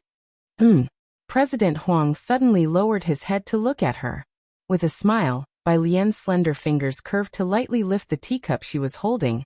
her lazy gaze revealing a sharp edge. Let me congratulate the Department of Physics in advance. January 13th. All exams for the Tongfeng class were over, and it was also the deadline for Professor Zhou Wenqing's lab project. There were many discussions on the forum about this matter. Not many big events happened at Jiang University this year, but most of them were related to Bai Lian. By this time, most of the students had finished their final exams. Early in the morning, just after 7 o'clock, a crowd had already gathered outside the physics building. Towards the end of the year, Song Min and Bai Xiaoqi were busy as well. They found Dean Feng to take them to the annual gathering of their private equity firm. And today they came to the Department of Physics to look for Bai Xiaoqi. They arrived just in time to witness the grand scene at the physics building. Professor Zhou's lab hasn't made progress in years, a teammate of Bai Xiaoqi explained to Song Min with a gleeful tone. You freshmen probably know about this year's newcomers, like Bai Lian and the others. After Drs. Wu didn't accept them, they went to Professor Zhou's lab. This news was well known on the forum, but it was the first time Song Min and Bai Xiaoqi had heard about it. If Professor Zhou's lab closes down, who else would take them in? Bai Xiaoqi slowly withdrew her gaze and turned to speak with Song Min. Shall we go in together and have a look? She looked at Song Min. He was holding his phone and did not refuse. The physics building's auditorium was crowded with people. This matter was a hot topic. The student council of the physics department was maintaining order and not allowing outsiders to enter. Source web novel. Com. Updated on InvGo. Co. If you find any errors, ads pop up, ads redirect, broken links, non-standard content, etc. Please let us know. Report so we can fix it as soon as possible. Chapter 760. 300 New Talents Sharp Edge. _4 However, Song Min does know Bai Xiaoqi, and since he was a successful entrepreneur, the physics department had previously secured his sponsorship. They let both of them in without obstruction. Basically, all the professors from the physics department who were on campus had arrived. Dean Huang was sitting in the first row with his notebook in hand. Beside him, familiar people were inquiring Dean Huang about Zhou Wenqing's situation. But Dean Huang didn't speak right away. When Bai Lian and Ning Xiao arrived, the front row seats were already filled with various professors and mentors, and behind them were students brought by other teachers. Hen Shuyan and Su Yuanjin were among them. These two had been ordered by Sun Fu to return home, and this past month hadn't been easy for them, especially since their delay in graduation was a certainty. Now hearing about Zhou Wenqing's incident with Bai Lian, it made things a little more bearable for Hen Shuyan and the others, who upon spotting Tang Ming, shot a scornful glance in their direction. With Zhou Wenqing's lab gone, it was true no one would take in Bai Lian and the others. Their fate wouldn't be much different. 8 o'clock. Zhou Wenqing still hadn't arrived. Director Lin looked calmly at Dean Huang. Dean, are you sure Professor Zhou will come today? Dean Huang unscrewed the lid of his thermos, took a sip of water, and replied composedly, Don't worry, Professor Zhou is still organizing the documents. With Dean Huang's assurance, most people continued to wait. Drs. Wu and Sun Fu were sitting right behind Dean Huang, feeling relieved as they listened to Director Lin and Dean Huang's conversation. Good thing they had not kept any freshmen in their labs. Because of the Zhou Wenqing incident, both realized someone was targeting this group of newcomers, and Zhou Wenqing was merely caught up in it. 8:05. Director Lin stood up. Dean Huang, I don't think Professor Zhou has produced any results, so he didn't come today. I think there's no need for a meeting to discuss this. Let's just retract the project. As he spoke, the students exchanged glances with each other in confusion. Bai Xiaoqi withdrew her gaze from Bai Lian and looked at Song Min. Let's go. The professors, on the other hand, showed no surprise, for the outcome was inevitable, and they began to stand up, ready to leave. It was at this moment that the front door of the lecture hall was pushed open, and 3 figures entered. Zhou Wenqing had been working hard for several days. He was wearing glasses, casually dressed in a military coat, and had disheveled hair. Still quite composed, he approached the podium, placed his documents down. Sorry for being late, I was guiding them in uploading data to Nature. By his side, Hu bent down, plugged in the USB drive, and started the computer. In the second row, Zhu Jinhua and Sun Fu, who had just stood up to leave, stopped abruptly at Zhou Wenqing's words and turned their heads towards the podium. Nature? Was their team planning to submit to nature? Zhou Wenqing personally guiding. Did that mean they were aiming for the main journal? Zhuo Jinhua couldn't believe it. His lab hadn't produced any significant research in the past 2 years, and his advisor was still Dean Huang. Zhou Wenqing was just an ordinary person with no prestigious academic backing. In the sudden silence, Zhou Wenqing passed a red laser pointer to Hu Yu, addressing the professors and students in the lecture hall. Thank you all for coming. I am Zhou Wenqing. Now my student Hu Yu will present to you our lab's research findings on superconductivity, palladium hydride and the Meissner effect.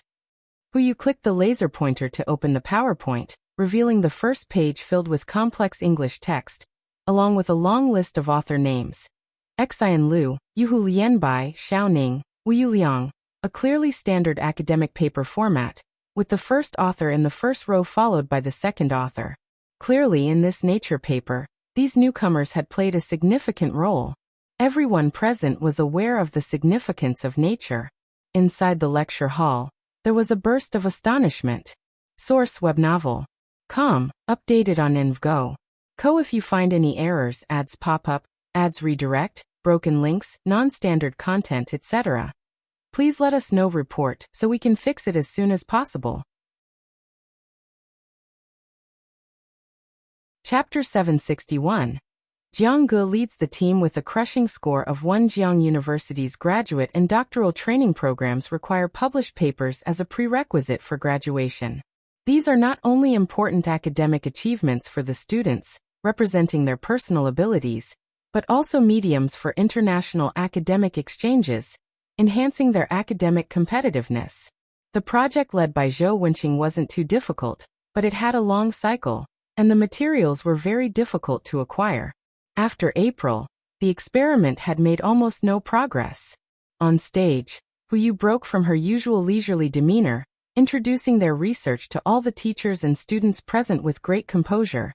We're continuously optimizing the material properties, increasing the critical temperature and critical magnetic field.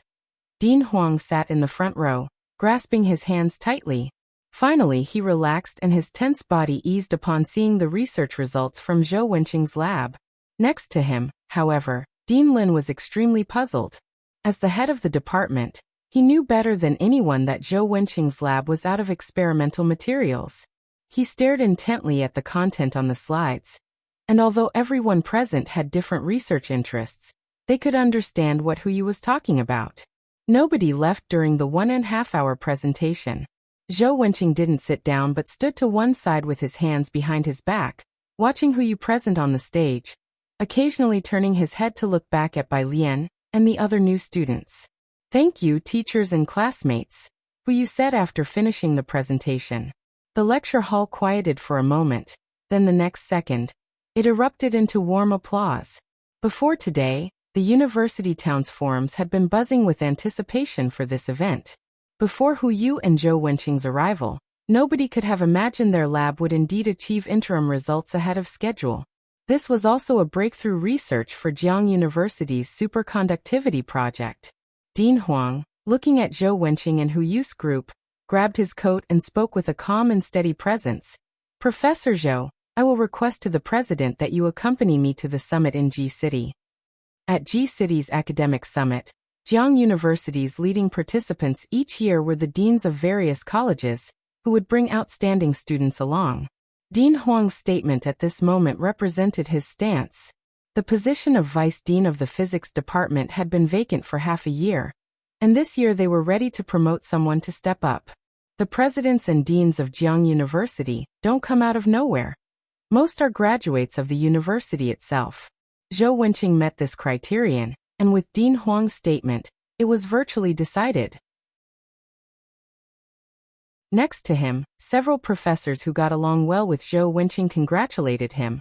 Professor Zhou, congratulations. The others, Zhu Jinhua and Sun Fu, couldn't sit still anymore. Department head Lin, who had been sitting, finally stood up and fixed his gaze on Zhou Wenqing. Professor Zhou, how did you manage to obtain a large amount of palladium? Palladium-gold separation technology is very difficult. Even buying a few grams required a reservation half a month in advance. Not to mention placing a large order. Even if one applied to the authorities, it would take months to get the materials. Within just 1 month, how did Zhou Wenqing's lab manage to gather enough palladium to carry out the project? At Lin's remark, most professors eagerly turned their gaze to the front, clearly indicating that most labs were in dire need of experimental materials. It was the same for Sun Fu and Zhuo Jinhua. For certain scarce materials, no amount of money could find them a source, and they had no choice but to wait for allocations from Jiang University or the Central Military Logistics, just like for palladium. About that, Zhou Wenqing involuntarily looked toward the back row and gave an apologetic smile to the professors. It's not convenient to say.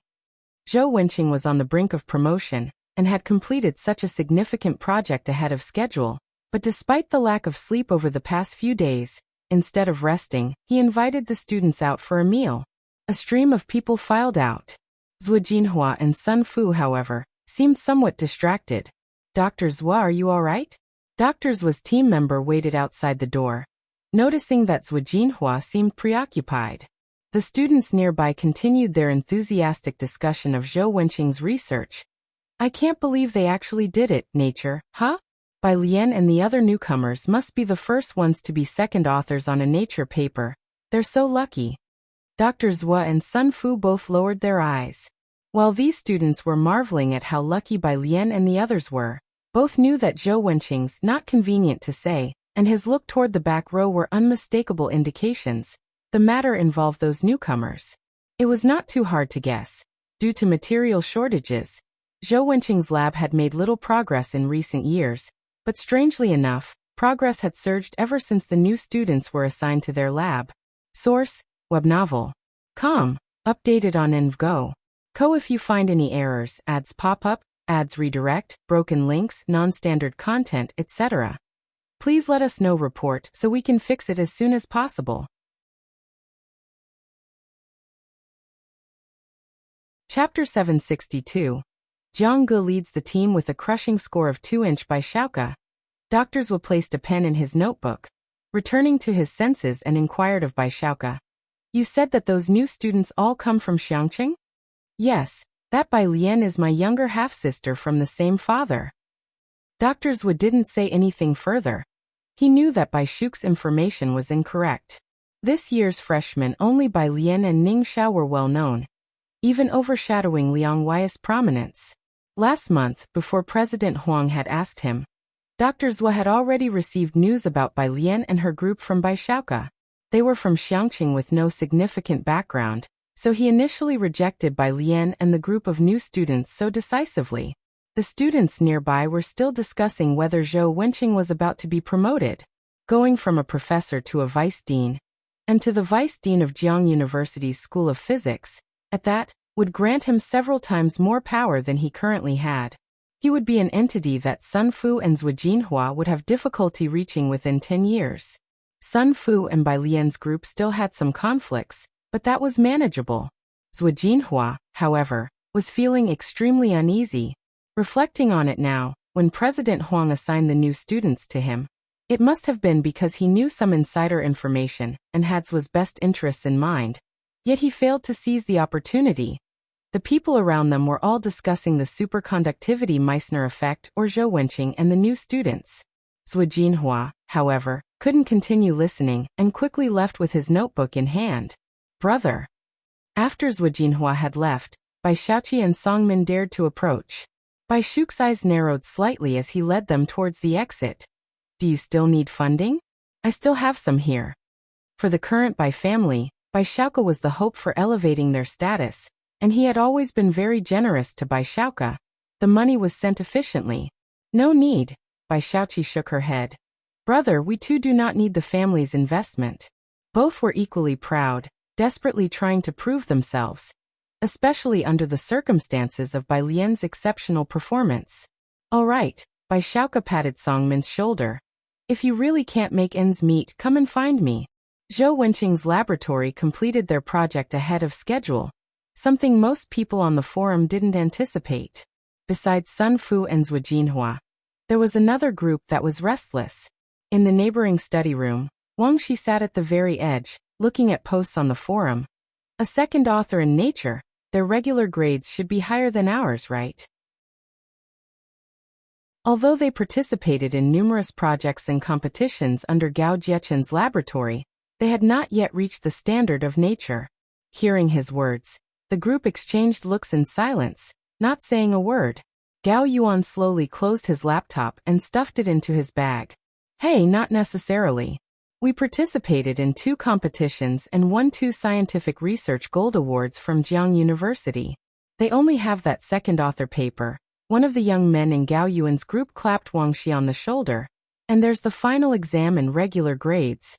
Think about it, who taught us topology? How low can our regular grades be? They were all people from the inner circle.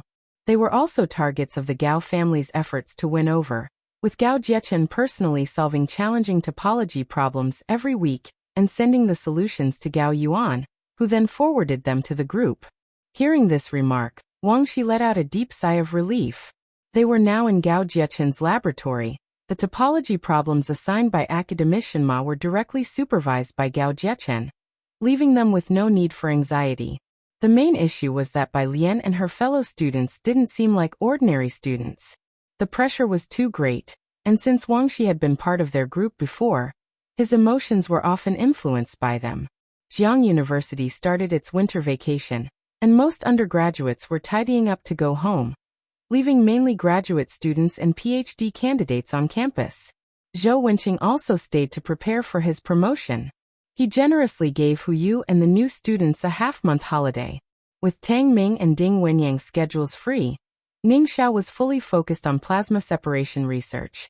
After capturing data, he would pass it on to Bai Lian. He was out of sight every day. In room 303, Bai Lian sat on the couch in her loungewear, with her laptop resting on her legs, her fingertips touching the touchscreen, opening software to create diagrams in a casual, lazy manner. It was clear she was working on diagrams. Su Nanjing stood behind her, watching for a while, but not understanding what those letters on the horizontal axis represented. He gave up studying it and turned to Xiao Bingwen. Let's go to the room next door. After the upstairs renovation was completed, Su Nanjing made this place one of his landing spots. He would come over and stay for the night every other day, and he had a knack for pampering people. Even Ji Heng, who was usually stern, was now warmly calling him Nanjing this and Nanjing that. Source, web novel. Com, updated on InvGo. Co if you find any errors, ads pop up, ads redirect, broken links, non-standard content, etc. Please let us know report so we can fix it as soon as possible.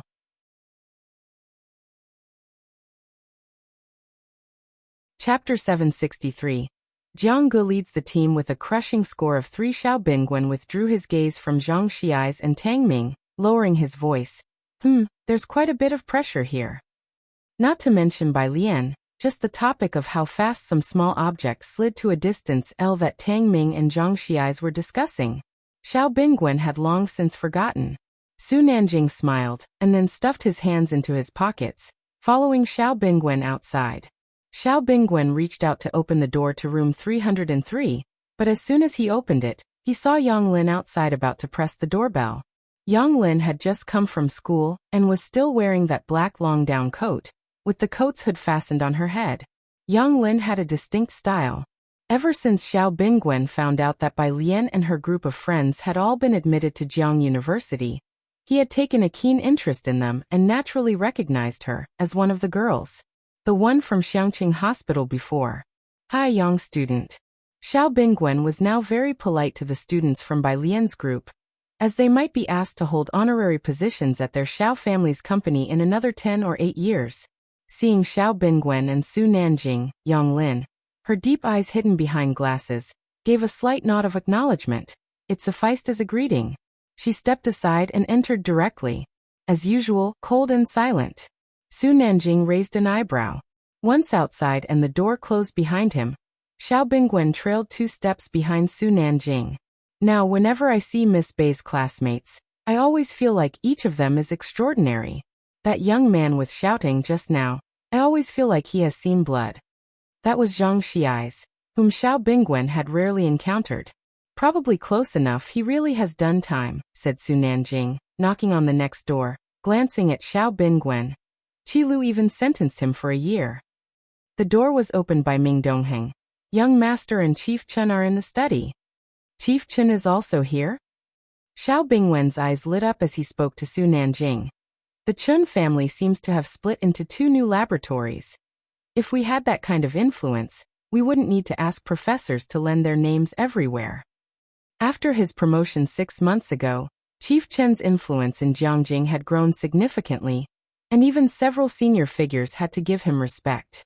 You're thinking right. Su Nanjing got a response from Jiang Fulai and opened the door to the study.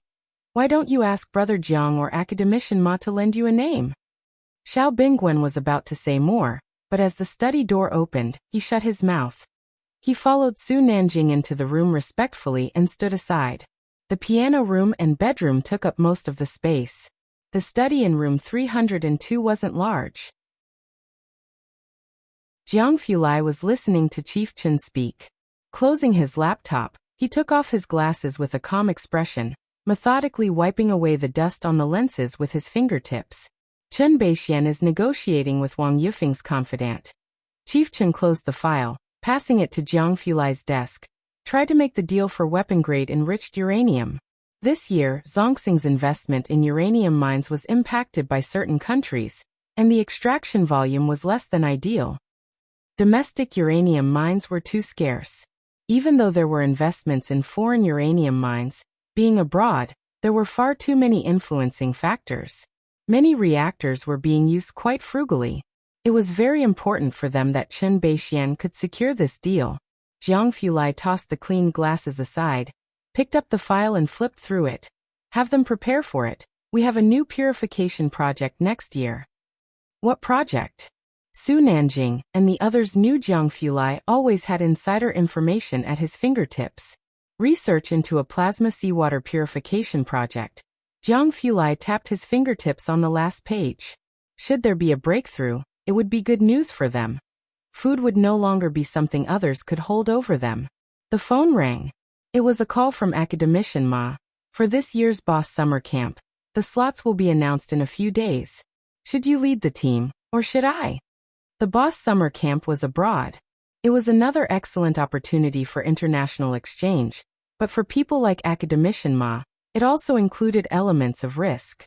Jiang Fulai leaned back, looking calm and unflappable, and replied, I'll lead the team. Academician Ma was not surprised. All right. Jiang Fulai made his call, and those around automatically fell silent, not speaking. When the call finished, Jiang Fulai stood up, gesturing for them to decide on their own, then brushed his sleeve and headed to the next room. Su Nanjing and Chief Chun talked behind him. Su Nanjing asked Chief Chun about the matter with Wang Yufeng. Sister Beixian said there seems to be a professor with some background at Jiang University.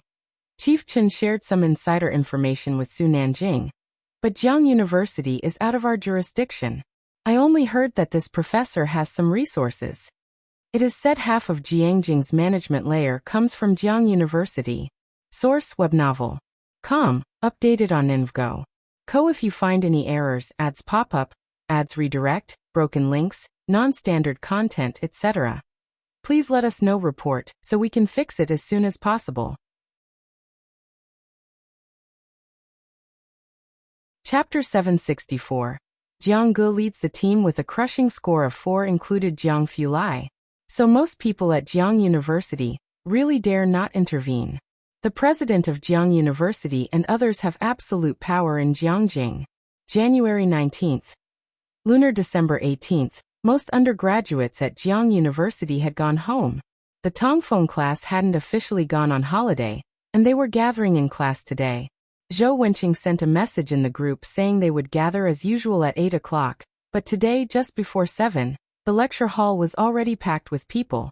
Unlike other classes, the Tongfeng class would publicly release final grades on the spot, since they were also tied to the places for this year's Boss Winter Talent Camp.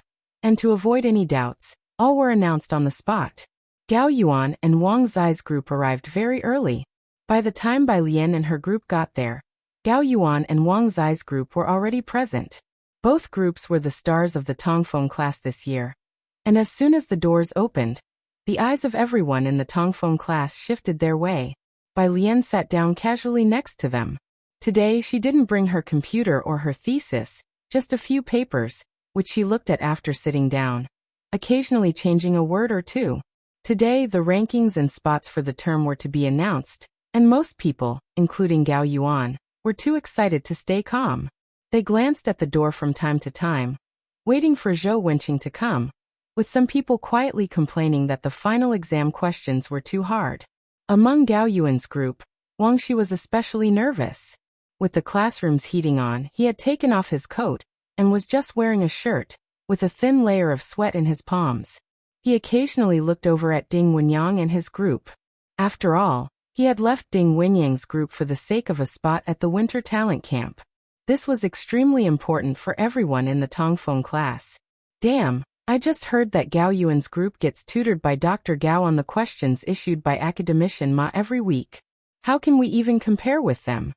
Even Ding Wenyang was affected, turning back uneasily to look at Tang Ming. What do you think will score on the finals, especially the continuous assessment? Will academician Ma give us like 30 points? The Tongfeng class was created by academician Ma, who was also leading this new batch of students, and the continuous assessment was based on their performance in topology. For Ding Wenyang, academician Ma was an unreachable height in his lifetime. To get even 30 points out of 100 from him was wishful thinking. Calm down. Tang Ming pulled out his phone, looking completely unruffled. How could Ding Wenyang stay calm? That was Dr. Gao after all. He tilted his head again to look at Ning Xiao next to Tang Ming. Ning Xiao had brought his laptop, revealing only the top half of his face. His eyes, slightly somber, hung low as his fingers ceaselessly tapped the keyboard. Obviously, he hadn't heard his comment. Ding Wenyang paused, then turned to look at Bai Lian in the innermost seat. Bai Lian's white bib was laid on the table, dressed in a crimson-colored traditional jacket. Her pale fingers idly pressed down on the paper, as her pen drew a series of musical notes. Even with her unusually bright attire, she still brought out a sense of light elegance. She looked up undisturbed. Her deep-set eyes made Ding Wenyang's restless heart suddenly settle. Around 7:50, Zhou Wenqing entered with a briefcase from outside. Zhou Wenqing looked refreshed after a week's rest, and as the door opened, nearly all eyes in the classroom turned to him. Except for Bai Lian and Ning Xiao. Everyone arrived quite early today, smiled Zhou Wenqing as he walked directly to the lectern. Without beating around the bush. All right, I'll go ahead and announce the rankings to you. He reached out and pulled out a stack of papers from his briefcase. Gao Yuan and the others watched Zhou Wenqing's hands intently, and the two groups at the front turned back and whispered to those next to them. Hey, it's definitely Gao Yuan's group, with continuous assessment accounting for 40%, lab work 20%, and final exams 40%. The voice was very soft. But in the now quiet lecture hall, Gao Yuan and Wang Zai's group all heard it. Wang Shi almost held his breath, staring intently towards Zhou Wenqing.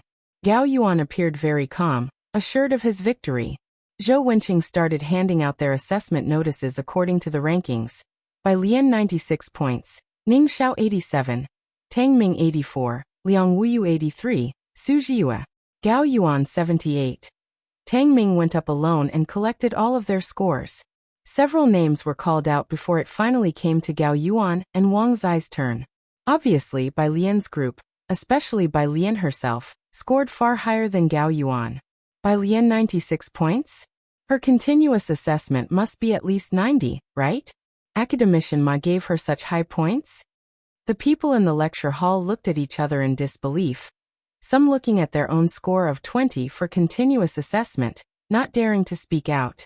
Everyone had expected academician Ma's scores to be low, but the continuous assessment scores for Bai Lian's group seemed excessively high. Sitting in the middle, Gao Yuan's face darkened. He stood up, his gaze falling on Zhou Wenqing's face.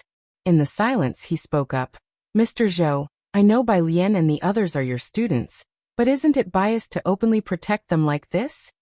The classroom was left with only the sound of breathing. Zhou Wenqing looked at Gao Yuan seriously, frowning. Gao Yuan, what do you mean by that? Teacher, you should be clearer than I am. Gao Yuan retorted, not looking at Bai Lian and the others but smirking as he spoke. I won't mention our scores for the final paper, but you should know Academician Ma's continuous assessment. You may not be aware, but we get tutored by my cousin every week. You know who my cousin is, right? He continued, his voice heavy with sarcasm.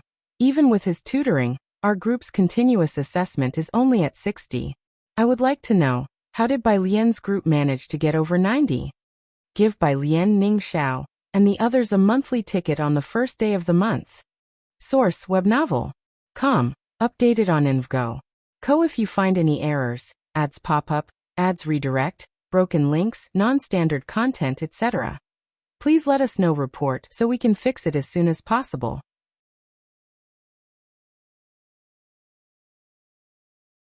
Chapter 765. 302-0. 9 by Jian. Qinglong Bar Incident _1 topology was inherently difficult, and wasn't something they were supposed to encounter at their current stage of learning. But Tongfeng's class was originally composed of students from the national team. Most of them started taking college courses in high school, and Academician Ma's thinking already reached the limits of human intellect, as his research on multidimensional topology had long surpassed ordinary imagination. No one was involved in exactly the same vein of research as Academician Ma, not even President Huang, who was only following a derivative path. The complexity of multidimensional topology was no less challenging than cracking a code on the first try. The problems Academician Ma left them with were not simple point-set topology exercises. Without specialized guidance, a week was not enough for most students in Tongfeng's class to digest a single lecture from him, which is why the gap between those with external assistance and those without was evident. The cousin that Gao Yuan mentioned was someone almost everyone in the room knew. He was the rising star the Gao family had introduced to compete with He Won. With his tutoring, Gao Yuan's group was sure to have higher average grades than the others. Their group usually scored around 60, which was high compared to others' 20 or 40, especially since getting a passing grade from Academician Ma was in itself an affirmation. But Bai Lian's group was somewhat frightening, especially Bai Lian himself. With a total score of 96, that meant his regular score was at least 90. Academician Ma giving a freshman a grade of 90? Especially when Zhou Wenqing was the mentor of Bai Lian's group. Gao student, Zhou Wenqing, holding his briefcase, looked at Gao Yuan, neither humble nor arrogant, very straightforward. The grades were sent to me by the teachers of various subjects, including the topology regular scores you mentioned. If you have any doubts, you are welcome to report them to the dean, the president, or Academician Ma at any time. Gao Yuan's voice faltered slightly. Indeed, Zhou Wenqing wouldn't dare to do this on his own. After Zhou Wenqing spoke, his gaze turned back to the other students in the class. Any other questions? The classroom was very quiet. Zhou Wenqing smiled. Then that's settled. Everyone can enjoy a brief winter break, and we will see each other next year. He left the room. Zhou Wenqing's expression fell. He made a call to President Huang. Bai Lian clipped a few papers together, took a photo, and sent it to Dean Jian and Yin Lu. He stood up, grabbed his coat, and left. Ning Xiao also reached out to shut down his computer. Ding Wenyang was still seated at his spot, staring at the grade of 70 under the topology column on the list for a good while. He had just asked Ning Xiao, whose regular score was 80. Su Ziyu's group had 75, and everyone else had scores around 70. Although he realized something was extraordinary about Ning Xiao and his group since the first time Ning Xiao shared the topology solutions with him, he didn't expect their regular scores to surpass Gao Yuan's group.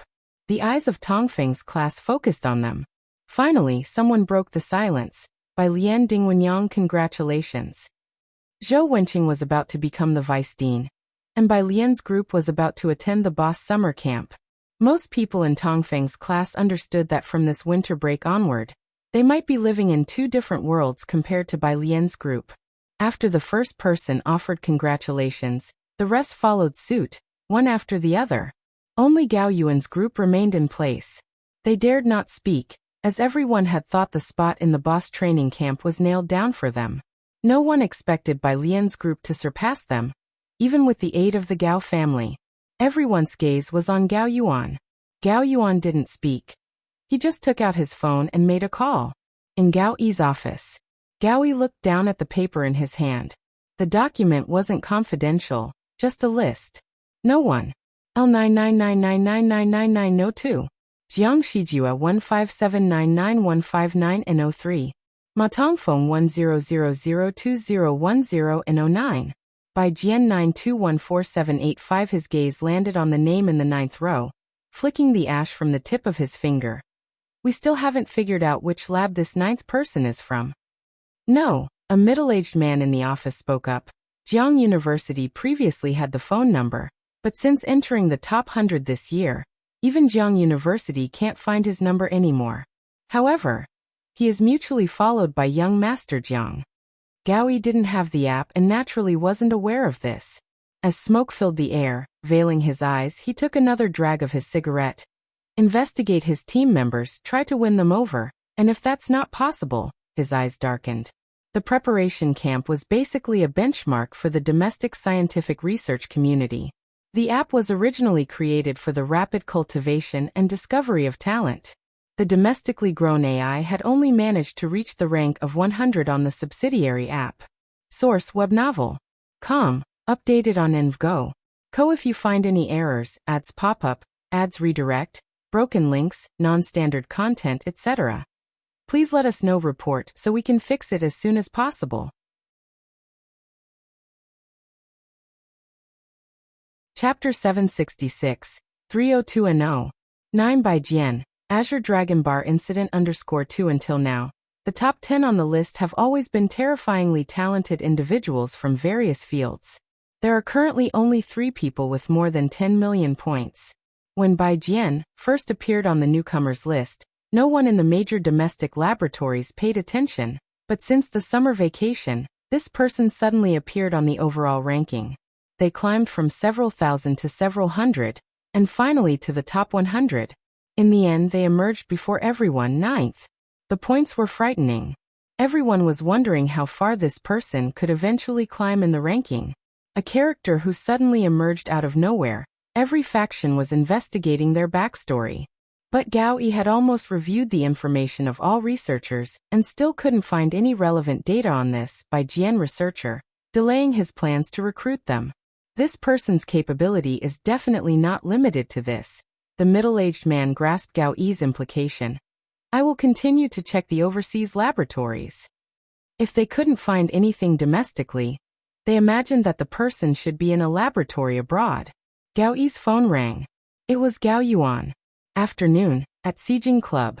In a private room, Lu Yuzhang took a phone call, then turned to the girl in front of him, wearing a beige cheongsam and looking exceptionally gentle, stood up, and shook her hand. Okay then, Miss Wen, we'll see each other on the 28th. They were as distant as if the other person was a partner or collaborator. Goodbye. Wen Jixia also stood up and politely shook hands with Lu Yuzhang. Both from equal social standings, they had only met 3 times but were already bound together. Lu Yuzhang left the room, his female secretary waiting outside, handing over his suit jacket, then smiled politely at Wen Jixia coming out from behind. Miss Wen. Everyone knew that Wen Jixia was about to become the wife of the elder son of the Yu family. The secretary treated Wen Jixia with considerable politeness. As Lu Yuzhang stepped away, the female secretary followed. President Lu Mina is trying her best to contact Wang Xian. But at the moment, the other party only has one endorsement brand, solid foundation paste, and the chances of us securing a deal are not great. The two of them were close to each other. When Jixia felt nothing, only waiting for the person to enter the elevator before she leaned somewhat ungracefully against the wall and pressed her phone, ordering, "Bring my shoes up." She rarely wore high heels, and today's were rubbing a bit. When the one family driver brought the shoes up, she switched to sneakers and casually picked up a black coat to drape over herself. As she walked, she tapped her phone, sending a message to Bai Lian. Her engagement date was nearing, and after visiting the Su family, the old lady wasn't as strict with her anymore, giving her much more free time than before. Behind her, the driver held Wen Zixia's high heels. The old lady will return with the shareholders at 7 o'clock tonight. The annual meeting is very important. Understood. When Jixia breezily waved behind her, and stepped into the elevator, her coat billowing out in a sweeping arc. The driver watched the decisive figure in front of him and sighed. There really weren't many girls who could carry off flat shoes with such presence. When Bai Lian received Wenxixia's call, she was in the recording studio at Jiangyin. Inside the glass door, Yanlu was still wearing an evening gown, standing in front of a microphone to record. She had just walked a red carpet and came straight here to record. At this time, there were also many students at Jiangyin, and some recognized her and took sneaky photos. Everyone knew Yanlu's go-to arranger was Ding Jian, and there was already a trending search on Weibo. Yanlu suspected of recording a new song. I added some halluci sound. Ding Jian at her side leisurely passed her the headphones, the intro. Bai Lian took them and put them in her ears. Listening quietly to the intro, the sound of the Kongho enhanced by a brief segment of halluci, like being in a small lakeside pavilion. Tranquil and softly breezy, fresh and elegant. When it came to Ding Jian's arrangements, aside from good, she seldom had other comments. It's very atmospheric. Bai Lian listened a few times before returning the headphones to Ding Jian. She replied to a message from Wenjixia. Ding Jian, hearing Bai Lian's response, smiled. Bai Lian was just like that, always very supportive of whatever he did. He watched Bai Lian grab her coat, surprised. You're leaving now? Not waiting for Yanlu to finish recording? Bai Lian's free time was really scarce now. After she finished writing this song, waiting for her to release a new song would probably be months later. After all, opportunities like blossoms on the tree were too rare. I have a friend's appointment, Bai Lian answered calmly. Send me a copy after the recording is finished. All right. Ding Jian followed Bai Lian to the elevator. At the elevator, Leng Shuha had just arrived and froze upon seeing Bai Lian and Ding Jian. Coming to his senses, he respectfully stood aside. Teacher. Source: Web novel. Com. Updated on Envgo. Co. If you find any errors, ads pop up, ads redirect, broken links, non-standard content, etc., please let us know. Report so we can fix it as soon as possible.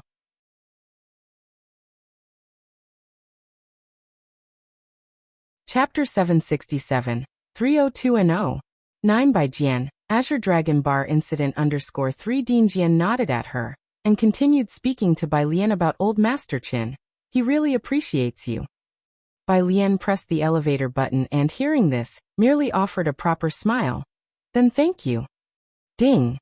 The elevator arrived. Bai Lian got in and politely bid farewell to Ding Jian. As the elevator doors slowly closed, Ding Jian could still see her radiant face. She had changed to a new hairpin today, a light purple jade one, her pair of black eyes like layers of mist, inscrutable. Even when hearing about the Chen family, a family as distinguished as a feast accompanied by the tolling of bells, she remained composed and unconcerned. And Ding Jian practically never saw any other expression on her. He really had no idea what Bai Lian wanted. Once the elevator doors had shut, Leng Shuha finally dared to speak. Teacher, did Miss Yanlu come today? She's recording a song, what about it? Ding Jian walked leisurely toward the recording studio, unable to help his old friend with the busy schedule. My friend wants to discuss a few cooperation matters with Miss Yanlu. Leng Shuha followed Ding Jian. Does she have any time, teacher? You can ask her when she comes out. Ding Jian replied casually. Leng Shuha murmured affirmatively, his gaze lingering curiously at the elevator entrance. When Jixia had learned to drive during the summer break, she drove her car near Jiangyin, waiting for Bai Lian.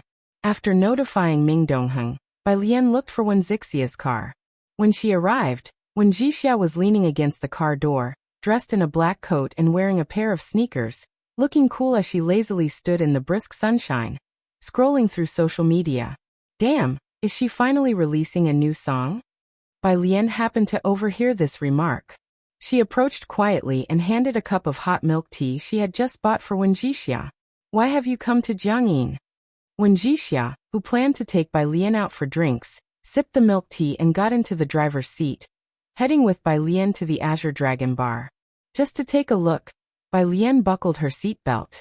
When Jixia nodded, glancing from the corner of her eye at the familiar black car behind them. It was Ming Dongheng's car, trailing from a distance. She withdrew her gaze from the rearview mirror, momentarily forgetting about Jiang Yin. She did ask Bai Lian how she knew Jiang Fulai the other day, but still had no clue about whom the other person was. When Zixia's roots in Jiangjing were shallow, and there was much she didn't understand. The one family had mentioned Su Sanchao multiple times, but she had never heard them mention the name, Jiang Fulai. Of course, Wen Jixia was not foolish enough to question the old Madam One or the butler. She wouldn't reveal too much about Bai Lian's matters. For now, when they go to the bar, they are always followed by a dedicated car. Yet the Wen family had never assigned a bodyguard to stay close and protect Wen Jixia. Wen Jixia found this somewhat surprising. At this time, the Azure Dragon Bar had just opened. It was the same reserved booth as before. This time Wen Jixia was much calmer than last time. She did not drink much and talked to Bai Lian about her impressive achievements at school. She even mentioned Lu Yuzhang. He's known Ming Zongyao for more than a decade, childhood sweethearts.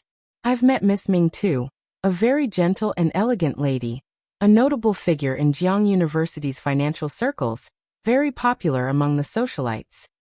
This was also one of the reasons why Wen Jixia was not well received in certain circles. But an arranged marriage concerns two families. Lu Yuzhang, who has always prioritized power, cut ties with the Ming family very cleanly. 7 in the evening. A black sedan stopped outside the Azure Dragon Bar. Ming Dongheng stood silently at the entrance, watching the noble figure alight from the driver's seat, not daring to speak. Jiang Fulai was dressed in a minimalist coat, looking up at the bar, his eyes always light, his presence dignified and distinguished even in such a place. The Azure Dragon Bar was never a spot for ordinary consumer spending, frequented by the elite of Jiangjing. The staff were accustomed to power and influence. Yet at the sight of Jiang Fulai, no one dared to step forward to lead the way. Ming Dongheng stepped forward and honestly led the way for Jiang Fulai. In the bar, square lights flickered. Smoke and the scent of alcohol mingled, creating an enveloping haze. The music from several stages in the center was deafening, in what was clearly a chaotic and noisy place. As Jiang Fulai passed by, it was as though a mute button had been pressed. The lighting inside the bar was already dim, but even with his eyes lowered, one could feel an undeniable presence emanating from him. Mr. Xiaoqi. Far away, the waiter had already gone inside to report to Xiaoqi. Jiang Fulai's demeanor didn't seem like that of someone who had come to simply wander through a bar. It's fine. Xiaoqi glanced over, recognized him at once, and waved his hand to let them be. No need to wait on him. The booth. 2 young men were sitting beside Wen Jixia, pouring her drinks. Just as Jiang Fulai arrived, the young man on the left side of Wen Jixia noticed Bai Lian's drink was finished, glanced at Bai Lian, and reached out to pour her another glass. Bai Lian was unlike the other patrons of the bar. Not to mention the clothing and jewelry on both her and Wen Jixia, which were recognizable as bespoke. Just the sheer force of Bai Lian's presence was far beyond any socialite or second-generation rich person they had ever encountered. Thank you, Bai Lian said lazily, picking up the glass. Her slender fingers tapped the glass nonchalantly as she spoke. Just pour for her. She politely declined. Wen Jixia wasn't as drunk today, just a bit dizzy. She smiled, about to speak, when suddenly she felt the atmosphere around her inexplicably turn cold. Bai Lian also felt it and turned around to see Jiang Fulai, her lazy and beautiful face revealing a slight smile. Why did you come over? Wen Jixia shuddered, suddenly becoming sober. She stood up somewhat reservedly. Jiang Fulai sat down beside Bai Lian with his usual expression, glanced at Wen Jixia, and said calmly, I'm just passing by, don't mind me, continue drinking.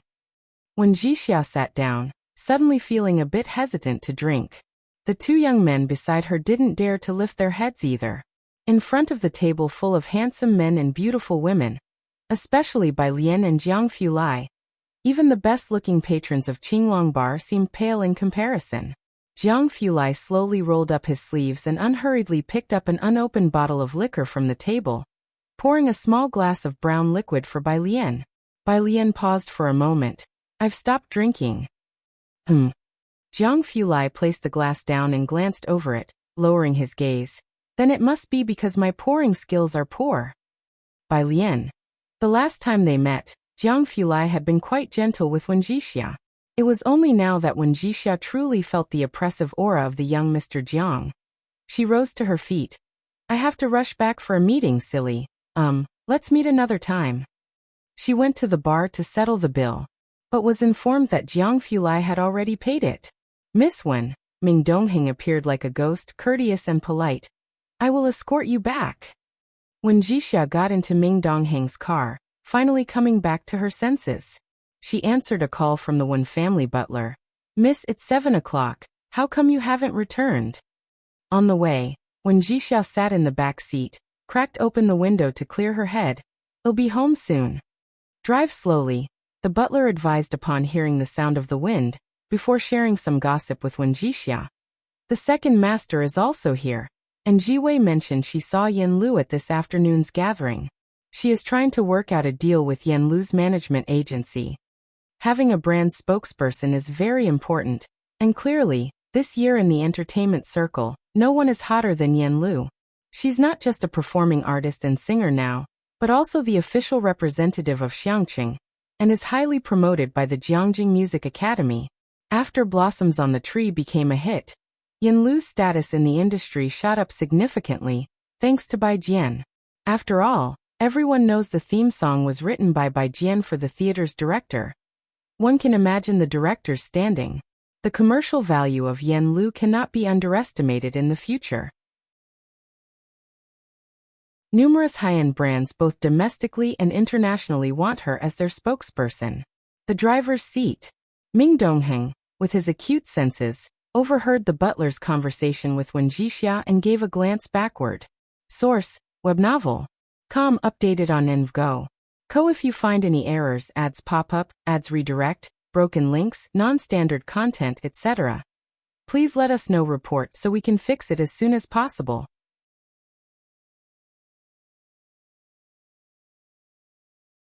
Chapter 768. 303 members joined. Shocking friends circles in all directions. _1 Yunshao district is different from the carved beams and painted rafters of Shimen district, the lively and human touch of the university town in Chang'an district, and the low-profile simplicity of Xinjiang district. As an economic center, it has always been luxurious. Neon lights dazzle in splendor. Jiang Fulai stood by a nearby street sign, his gaze lazily falling into the distance where Bai Lian was talking with Xiaoqi. Her unbound hair fluttered in the wind, and the skirt she was wearing swayed gently. Her eyes and brows were hazily covered by the roadside lanterns, exuding a unique Chinese charm. Behind her was the cold-colored glimmer of lights. Uniquely blessed. I won't make an appearance, Bai Lian discussed with Xiaoqi about the end-of-year business alliance event. You and Dr. Lu can host it. I've reviewed Sun Chun's year-end welfare plan. It's very good. The focus is to promote the planting of herbal medicines in Xiangqing. Having been open for over a year now, after the acupuncture for myopia, some bloggers began to see initial results. With Xiaoqi's marketing genius, Xian Kong has formally become the go-to choice for netizens seeking myopia treatment within the country. Xian Kang's popularity naturally led to others following suit. Xian Kong did not work in isolation but welcomed teachers from any pharmacy to learn the acupuncture for myopia technique, a move that earned them a lot of praise. In the first half of the year, the internet was all about Yan Lu and Daong. In the second half, most of the topics revolved around Xian Kong and Bai Lian, and the Xiangqing Calligraphy Association also enjoyed some of the attention. Netizens knew that Xian Kong and Xingyi Martial Arts School were from Xiangqing, but they were unaware of Bai Lian's connection with Xian Kong. Xiaoqi was aware that Bai Lian was unlikely to attend the event. In fact, at various conferences, Dr. Lu usually represented Xiaoqi. Despite having earned his own money since junior high and possessing a mature aura, he was not fully trusted by the bosses and business partners due to his young age. Chairman Liao from the Jiangjing Business Association has been eagerly inviting us to join the association. Xiaoqi brought up another matter to Bai Lian. He would like to invite you to the end-of-year business alliance banquet. Xian Kang's success in countering old brands like the Luo family and breaking into first-tier cities has garnered the attention of major business alliances. Those in the industry know that Xian Kong must have political connections. Otherwise, It wouldn't have been possible for them to obtain insight into the top-level policy decisions so early on. Xian Kong has already become a target for various business alliances. The Jiangjing Business Association is the most famous and mysterious business association in the country, with branches all over the world. In this case, having Dr. Liu represent them would no longer be appropriate. All right, Bai Lian, draped in a cloak, glanced at Jiang Fulai, who was wearing a coat in the sub-zero temperature, and walked towards him. Have him contact me. Chairman Liao Guangshuan. Bai Lian had some impression. A student of President Feng, in partnerships with Su Un. Jiang Fulai's constitution turned exceptionally cold in winter, which he claimed was a sequelae from being frozen as a child. Bai Lian reached out to offer her own cloak to him. She was politely stopped by the young master of the Jiang family, his distinct finger joints pressing against her hand. His voice, faint as ever, had her bring his car over. Although I haven't drunk any alcohol, I'm also not cold. As soon as he uttered these words, Bai Lian knew that the subject of alcohol wouldn't end for 10 days or half a month. Back at Shanghai apartment, Bai Lian wanted to take a bath, having stayed in the bar for over 2 hours and having had a couple of drinks with Wen Jixia. She couldn't avoid the smell of smoke on her. At this hour, room 303 was quite crowded. Zhang Xiais and Tang Ming were there, and Ning Xiao was still in Ma Institute's laboratory. Su Nanjing, holding chess pieces, was eager to challenge Zhang Xiais to a game of Gamoku. After a thought, Bai Lian decided to take her home clothes and go to the bathroom next door. Jiang Fulai was in the next door study, conducting a meeting for his team. His holiday was about to start, and he had also planned time for a winter camp, as well as organized holidays for his team members. Some had already gone home. Dressed in a loose, comfortable home outfit, he leaned back in his chair, his tall figure looking intently at the computer screen. The executive reporting to him tried hard not to stutter while looking at the indifferent figure on the screen. The Jiang family was busy at the end of the year, and Jiang Shijua knew well enough that he didn't have the skills to get people to come back. So they arranged a couple of online meetings, pulling a bunch of people into the same virtual room, and let Jiang Fulai listen in. The young master Jiang didn't need to speak. His mere presence exuded authority, and most Zhongxing shareholders wouldn't dare be reckless then. There was a noise at the door. The indolent eyes that had been hanging low in front of the camera lifted to look at the door. He carelessly muted the sound and stood up to take a look outside. This move silenced everyone in the online conference. Outside, Bai Lian leaned on the doorframe of the piano room, holding a white towel and wiping her hair. Source, web novel. Com. Updated on InvGo. Co. If you find any errors, ads pop up, ads redirect, broken links, non-standard content, etc., please let us know. Report so we can fix it as soon as possible.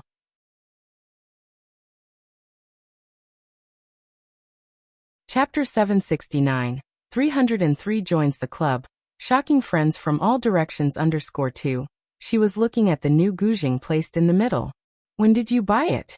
Without turning her head, she knew he had come out.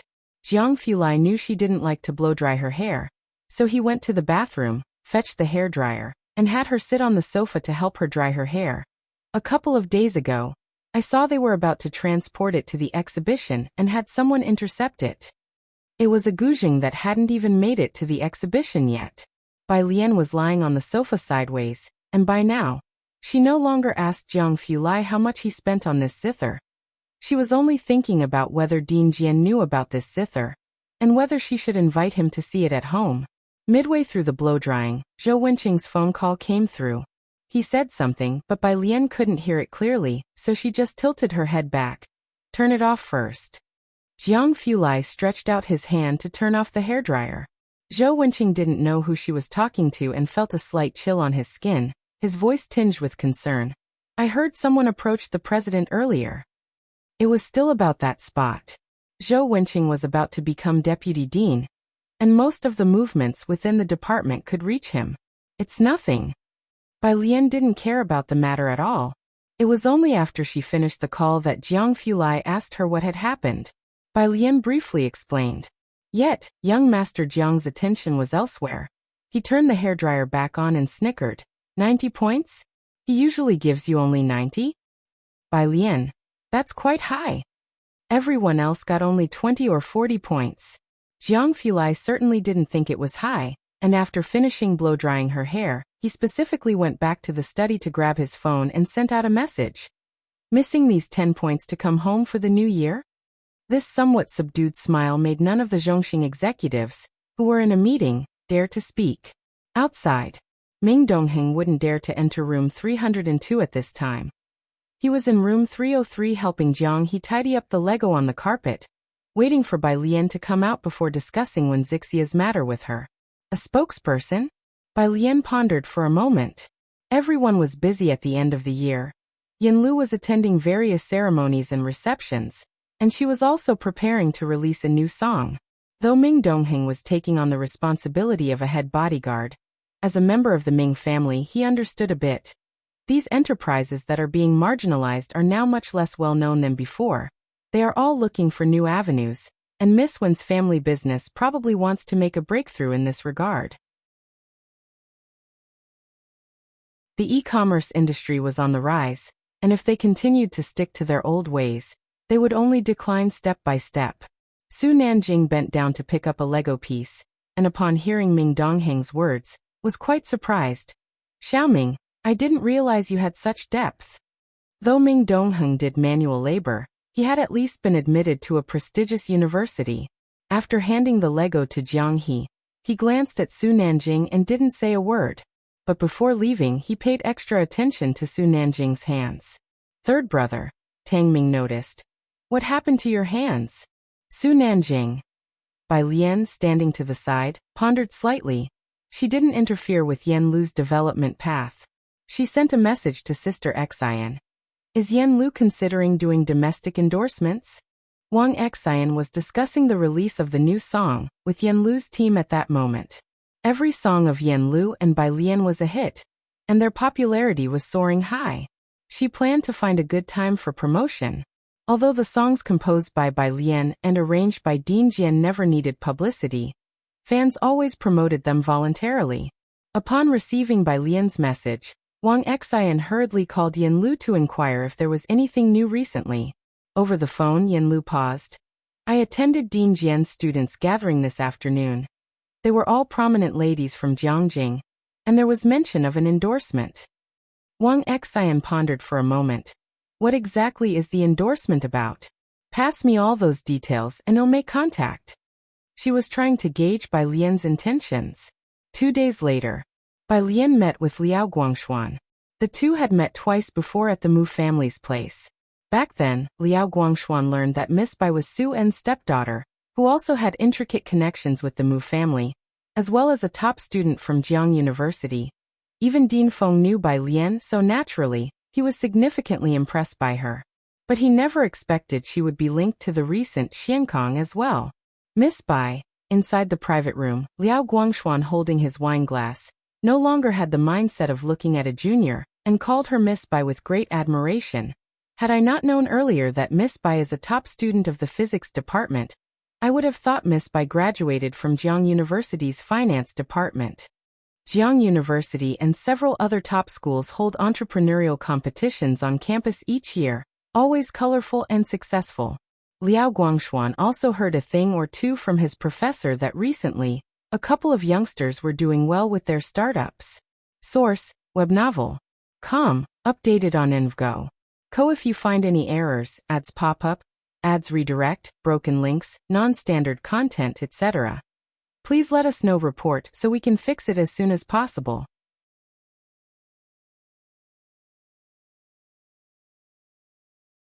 Chapter 770. 303 joins the club. Shocking friends from all directions _3 but, compared to the person in front of him, he still fell short by quite a bit. It's the merit of Xiaoqi and Dr. Lu. Bai Lian raised her glass, always reserved in expression, and replied with neither servility nor overbearance. Xiaoqi's marketing strategies have been borrowed by countless others. This kind of three-shop marketing strategy, plus a lawyer in the background whose identity was unknown, made most companies hesitate to make a move. After all, everyone in business knows how terrifying a top legal team can be. Even a top 100 global company like the Luo family rode the wave of this hype, So who else would dare to make a move? After the meal, Bai Lian agreed to join the Jiangjing Commerce Association. Liao Guangshuan personally escorted Bai Lian to the car. Miss Bai, I will deliver your Commerce Association VIP card to you once it's ready. Thank you. The car was still driven by Ming Dongheng. After Bai Lian got into the car, Liao Guangshuan's secretary finally spoke. Miss Bai is really lucky. He was referring to Xiaoqi and Lu Jiwei underneath Bai Lian. Lucky? Liao Guangshuan glanced at the secretary. To gather several management members of Xiankong together and make them follow orders dutifully. Do you think that's just her luck? This kind of governance, some old-timers in the business association might not be able to use as skillfully as Bai Lian's side. The two walked back. Inside the business association, a manager led a group of people out. Seeing Liao Guangshuan, the manager hurried to greet him. President Liao, then continued to introduce. President Liao, these are the outstanding participants of the campus entrepreneurship competition. Our department specifically invited them to come for training at the business association. This is Song Min. Upon hearing that this was the president of the Jiangjing Commerce Association, the group of entrepreneurial university students was very excited, including Song Min and Bai Xiaoqi, who walked at the front. President Liao had just met Bai Lian, who even in his presence, was elegantly natural and composed. Comparing her with these young people, who couldn't conceal their ambition, made for a stark contrast.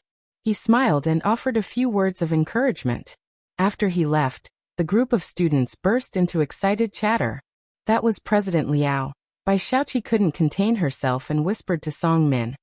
I wonder if he remembered your name just now. For them, President Liao was a significant figure in the industry. Bai Qiming couldn't sit at the same table with him to dine, even if he tried for another 20 years. The 27th day of the lunar calendar. There was only one day left until Wen Zixia's engagement. Wen Zixia specially sent someone to receive Bai Lian in advance, so she could attend the engagement ceremony directly the next day. The driver who had taken Wen Zixia to the Su family last time, Xiaohen, was the one to receive Bai Lian. The car stopped in the underground parking lot of the Wen family. Xiaohen respectfully ushered Bai Lian into the Wen residence. There were quite a few visitors who had arrived early at the Wen family today. The marriage alliance between the Wen and Luo families required a certain level of respect from the industry. Having heard that Bai Lian was visiting today, the senior Mrs. Wen specifically instructed the butler to notify her once the guest arrived. Last time, after Wen Zixia's visit to the Su family, Mrs. Wen was so shocked that she hardly slept well for 2 nights, but she hadn't been too involved in Zixia's affairs, nor asked too many questions. Involving herself too much in the friendships of young people might lead to displeasure on their part. Mrs. Wen was also a wise person. She was in the living room receiving 2 guests with her second uncle, who was in charge of the Wen family matters, holding a celadone teacup. Upon hearing from the butler that the guest had arrived, her eyes couldn't help but turn towards the entrance. The 2 guests were Wen Jiwei's uncle and his son Lai Chen. Wen Jiwei was also accompanying them. You will certainly like this, Miss Bai, the butler said with a smile. Mrs. Wen had heard this not for the first time, and it also made her more curious about this friend of Wen Zixia. Before long, Wen Zixia came in with Bai Lian. Behind her, Xiaohen carried the gift box she had brought. The gift box wasn't anything too valuable. Last time, when Wen Zixia brought back a scarf from Ji Heng, Mrs. Wen expressed her fondness, so Bai Lian also brought her one this time. Today, Bai Lian wore a black velvet sweater paired with a white high-waisted embroidered pleated skirt. The white jade hairpin was inserted slantingly atop her head. As she walked in, the dark-toned hall seemed to brighten a few shades. She greeted the elderly woman alongside Wen Zixia, with a very reserved temperament, not the kind deliberately displayed by Zixia. Her movements were also exceptionally graceful. Mrs. Wen stood up, and Zixia could clearly see her grandmother's eyes light up several times. She knew that Bai Lian, in her current state, was highly favored by the elders. Grandma, this is... When Jiwei had not met Bai Lian and seeing her grandmother's enthusiasm, inquired further. Source: web novel. Com. Updated on InvGo. If you find any errors, ads pop up, ads redirect, broken links, non-standard content, etc. Please let us know report so we can fix it as soon as possible.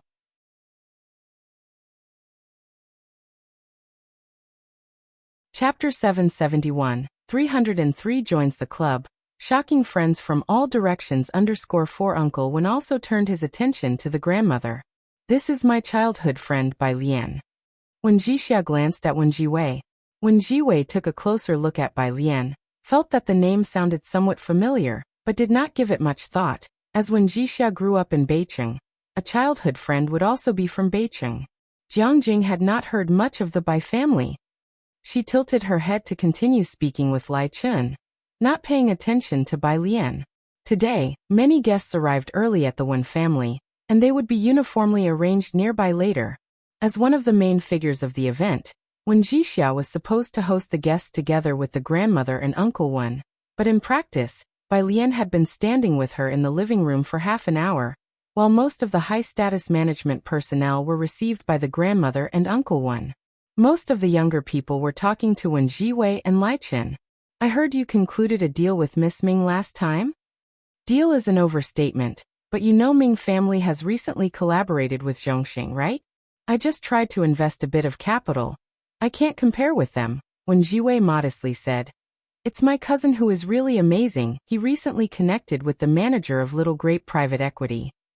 Little Grape Private Equity, in just 6 months, had become the leading private equity in the Jiangjing area.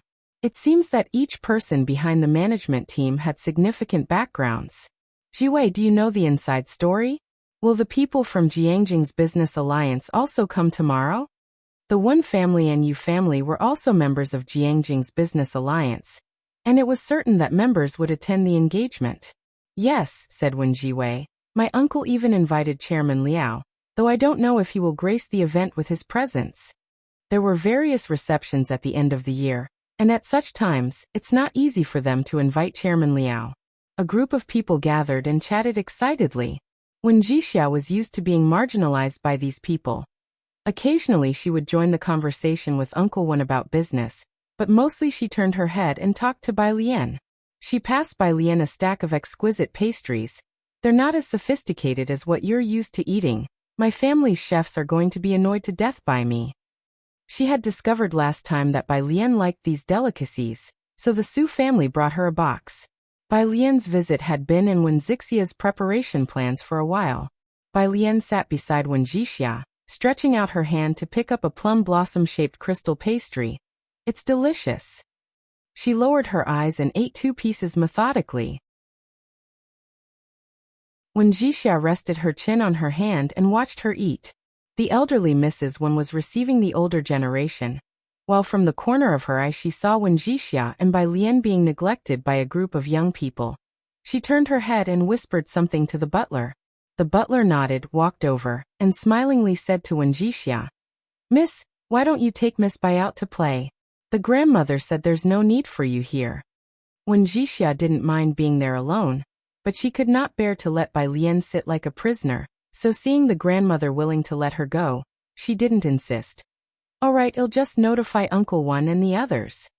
The butler led Bai Lian out first. Miss Bai, please forgive us, the grandmother really doesn't have time today. It's all right. Bai Lian withdrew a snow-white silk handkerchief from her pocket, slowly wiped her hands, her eyes and brows drooping lazily, and she said unhurriedly, Has she always been like this at home? Both being smart, the butler understood what she was asking. Miss hasn't grown up in Jiangjing, so it's indeed difficult for her to fit into the circle.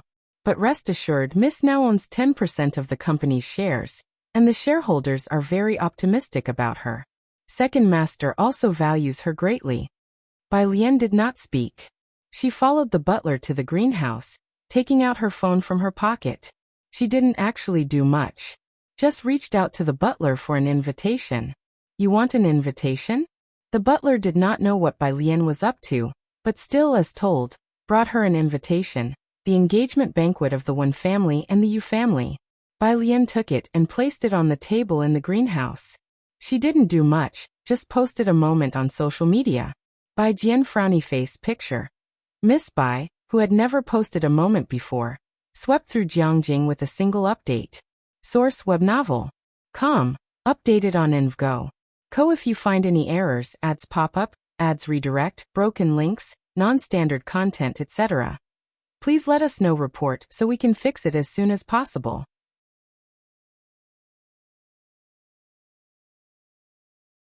Chapter 772, 304 Jixia.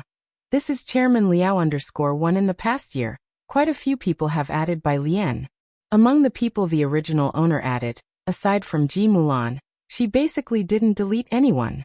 Later on, she added a group of people from Xiangqing, followed by the head of the institution and others. And after coming to Jiangjing, she added Gao Shu, Gao Yan, and her classmates from Jiang University. Her WeChat moments gathered a constellation of talent. But basically, everyone who was added later knew that Miss Bai didn't like to go online, spending her days either reading books or visiting the Book Association Martial Arts Hall. And in her spare time, she looked after cabbages or played Go with Jiang He. This was the first time she posted on her moments. Seeing her post on moments for the first time, most people were quite surprised to click and take a look. Especially Class 15, who had added by Lian for over a year, and now seeing her post on moments, directly took a screenshot and sent it to the class group. Wing Qi. Screenshot. Wing Qi.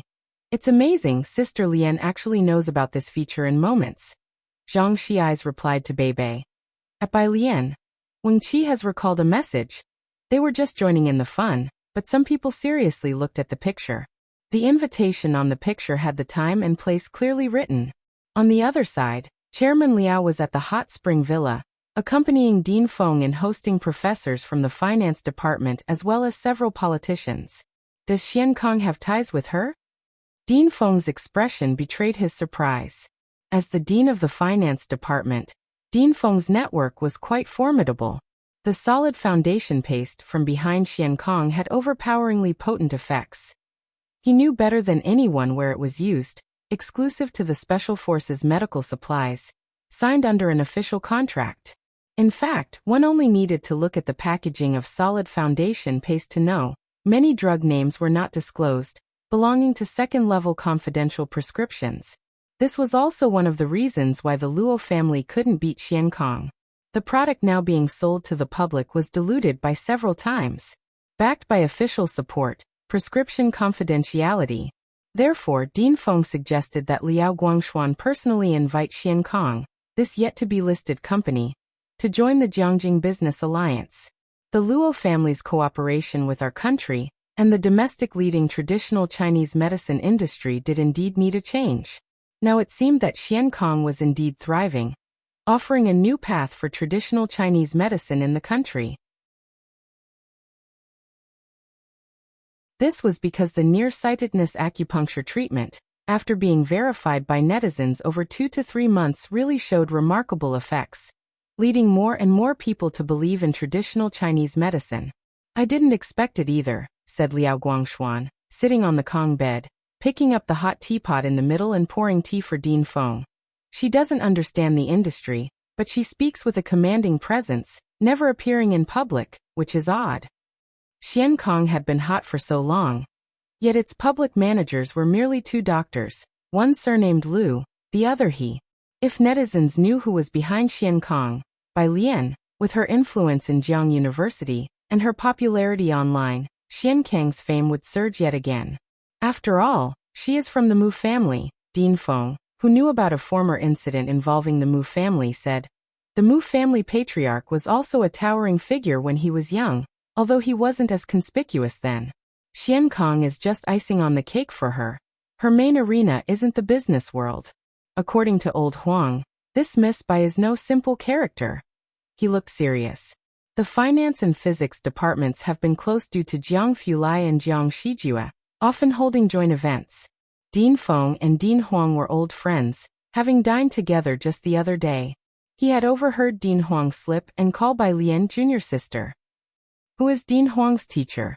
If he called Bai Lian Jr. sister, that meant she was extraordinary. The disciple of the sect leader of the #1 academic school in the country, with the previous 3 senior brothers all being industry titans. Sitting aside, Liao Guangshuan once again heard shocking insider information. He began to think about his attitude toward Bai Lian during their previous meetings. When he went back to his room, He inadvertently saw Bai Lian's Moments post, with a long list of likes from mutual friends below. Liao Guangshuan fixed his gaze on it for a moment. Suen Din Huang, the third young master Su, a plethora of people's likes. He quickly clicked like too, then clicked on the picture to take a closer look. He didn't remember the invitation, but he knew of the Wen and Yu families, both being business alliance members, and called his assistant to inquire if they had received an invitation. Learning that they had, he began to consider. At the end of the year, he was to entertain several leaders with Dean Feng. Now Liao Guangshuan couldn't make up his mind, and went to ask Dean Feng. "Go ahead," said Dean Feng after some thought, offering his advice. "It wasn't easy for old Huang to find her last time, and your chances of seeing her afterward might not be many. He might as well take this opportunity, as it would be difficult to see her again in the future." At the Wen family, Bai Lian had been in the greenhouse since the afternoon, opening her laptop to work on data. When Jixia originally thought Bai Lian would ask her a few questions, but seeing her engrossed in writing a paper and working on diagrams, she too took her laptop and came out of her room to sit beside her. Source: web novel. Com. Updated on InvGo. Co. If you find any errors, ads pop up, ads redirect, broken links, non-standard content, etc., please let us know. Report so we can fix it as soon as possible.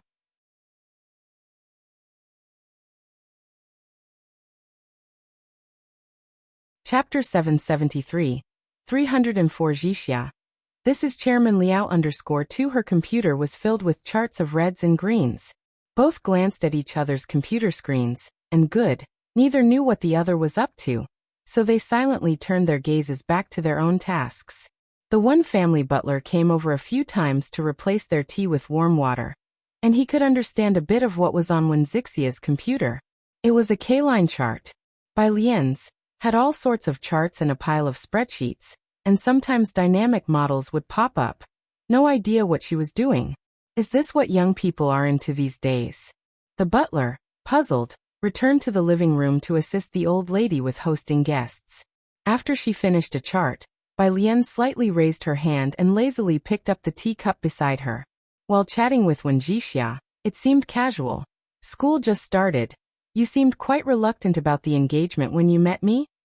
She had also looked into the Wen and Yu families.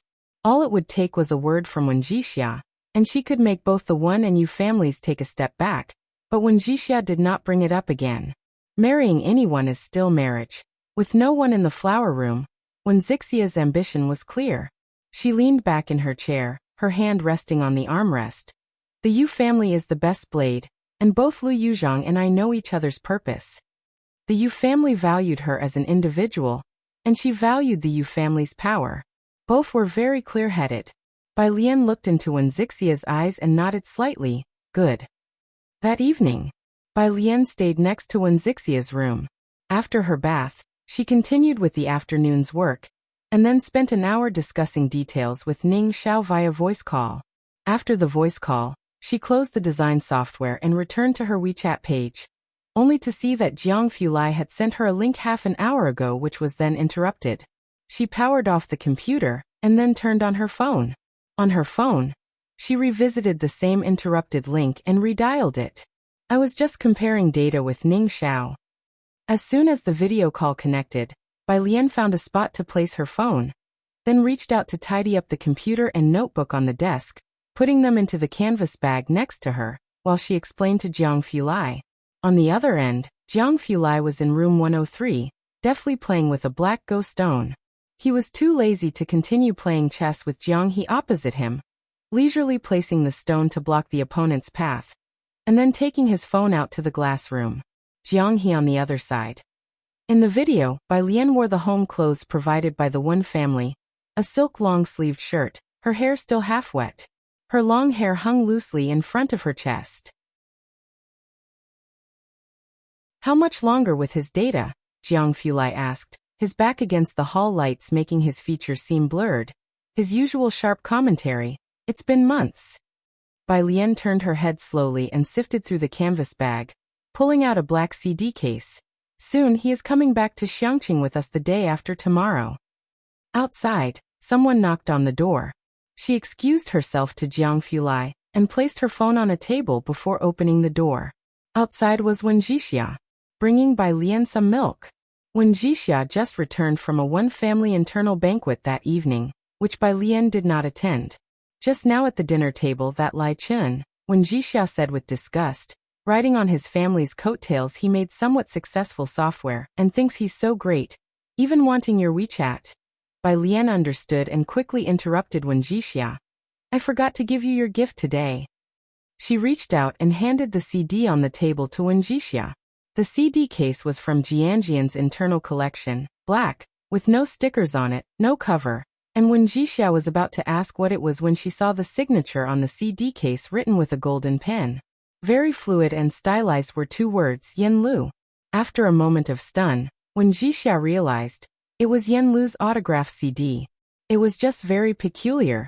There was no cover. Instantly forgetting about Lai Chun, she asked, Yen Lu's autograph? Yeah. Bai Lian was relieved that Wen Jixia did not continue talking about that person from the Lai family. But which song is this? Wen Jixia wondered, as there was no cover. Wen Jixia had already received signed editions of all of Yen Lu's single releases from Bai Lian. What was this then? Bai Lian's attention was still partly on the phone, but as always she was good at multitasking. The new one. New one? Wen Jixia thought Bai Lian was referring to the last new song by Yen Lu. She was thinking that Bai Lian had sent her that 2 months ago, so why send another? You have Yen Lu's autograph, but do you have Mei Yi's? Wen Jixia put away the CD and asked Bai Lian. Mei Yi, the actor who played Bai Zhongyu in Great Yong. This year's popularity second only to Yen Lu. After all, Yen Lu had the support of 3 types of halo. Mei Yi. Bai Lian had not really asked Mei Yi for an autograph. She paused. I don't have Teacher Mice autograph, but I have his WeChat. Do you want it? Source, web novel. Com, updated on InvGo. Co if you find any errors, ads pop up, ads redirect, broken links, non-standard content, etc. Please let us know report so we can fix it as soon as possible.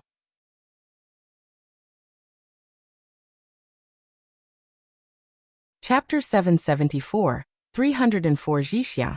This is Chairman Liao_3 Wen Jixia. How do you have his WeChat? Added in Xiangqing. They were filming there before. Do you want me to send it to you later? Ah, Wen Jixia was startled for a moment. No need, I just like the characters he and Yen Lu play, especially Yen Lu. It was only after Wen Jixia left that Bai Lian closed the door and quietly picked up her phone. On the other side of the phone, Jiang Fulai was still standing in the courtyard with a glass roof, his hand nonchalantly in his pocket, quietly waiting for them to finish. His eyelashes were lowered, his voice quite indifferent. The bar sister from that day?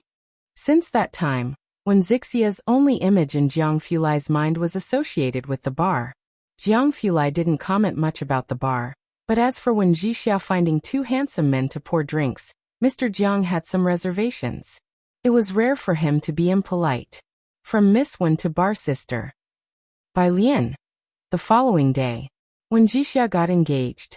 Early in the morning, the stylist was preparing Wen Jixia's gown. Wen Jixia wore a gradient mermaid dress with pearl straps. The tail was embellished with sparkling diamonds. As the 2 families were getting engaged, Bai Lian had not seen Lu Yuzhang either. In the morning, in a manner not far from the Wen families, the large banquet hall was laid with gray carpets, and the stage in the center was covered with fresh flowers. Servers holding trays of drinks shuttled under luxurious crystal lights. When Bai Lian and Wen Jixia arrived, there were already quite a few people gathered in groups, murmuring over glasses of wine. There were also pairs and trios greeting each other with drinks in hand. In such an event, some people wished to come but didn't receive an invitation, while others couldn't be bothered to attend despite having one.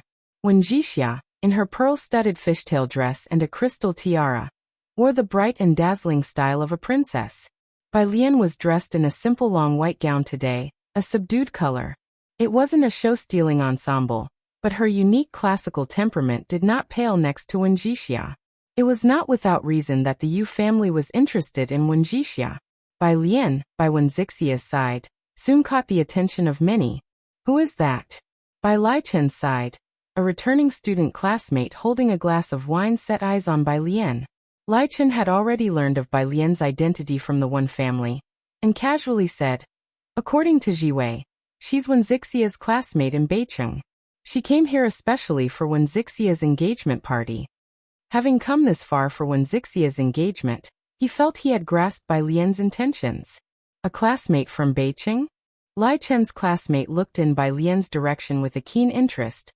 Then there's no need for special greetings.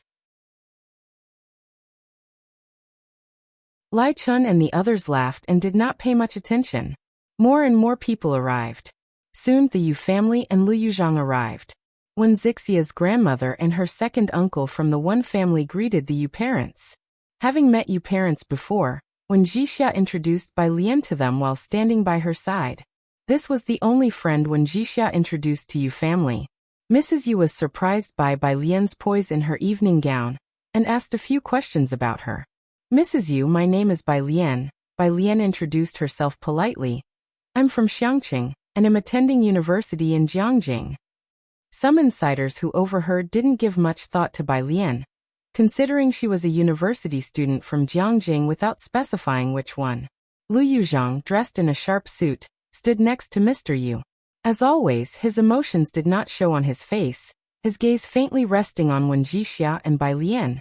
In the midst of small talk, Wen Jiwei said to Mrs. Yu with a smile, "Aunt Eugenie said she couldn't make it today and asked me to pass along her regards." At that statement, many turned their gaze towards Wen Jixia and Lu Yuzhang. It was well known among insiders that Ming Zongyao and Lu Yuzhang were previously a couple, and Su Jini was Ming Zongjiao's close friend. It would be strange if Miss Su attended the engagement of Lu Yuzhang and Wen Jixia today. But it seemed Wen Zixia's popularity in the circle wasn't great. Everyone looked on with different expressions.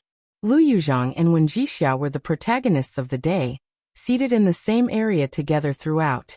Bai Lian idly swirled a glass of champagne in her hand, though she didn't drink it. Wen Jixia spoke to her. "Bored? You can leave first later. I picked you up early yesterday so you wouldn't have to stick around till the end with me. Just have a look around, and that's enough." Wen Jixia would begrudge even an extra second spent at such events. "It's okay." Bai Lian stood by a corner table, her fingertips tapping on the clear wall of her glass. _N_sen people came and went, scarcely anyone stopping to talk with them. Wen Jiwei and a group of second-generation wealthy were seated not far from Wen Jixia, maintaining a clear separation. Source: Web Novel. Com. Updated on InvGo. Co. If you find any errors, ads pop up, ads redirect, broken links, non-standard content, etc., please let us know. Report so we can fix it as soon as possible.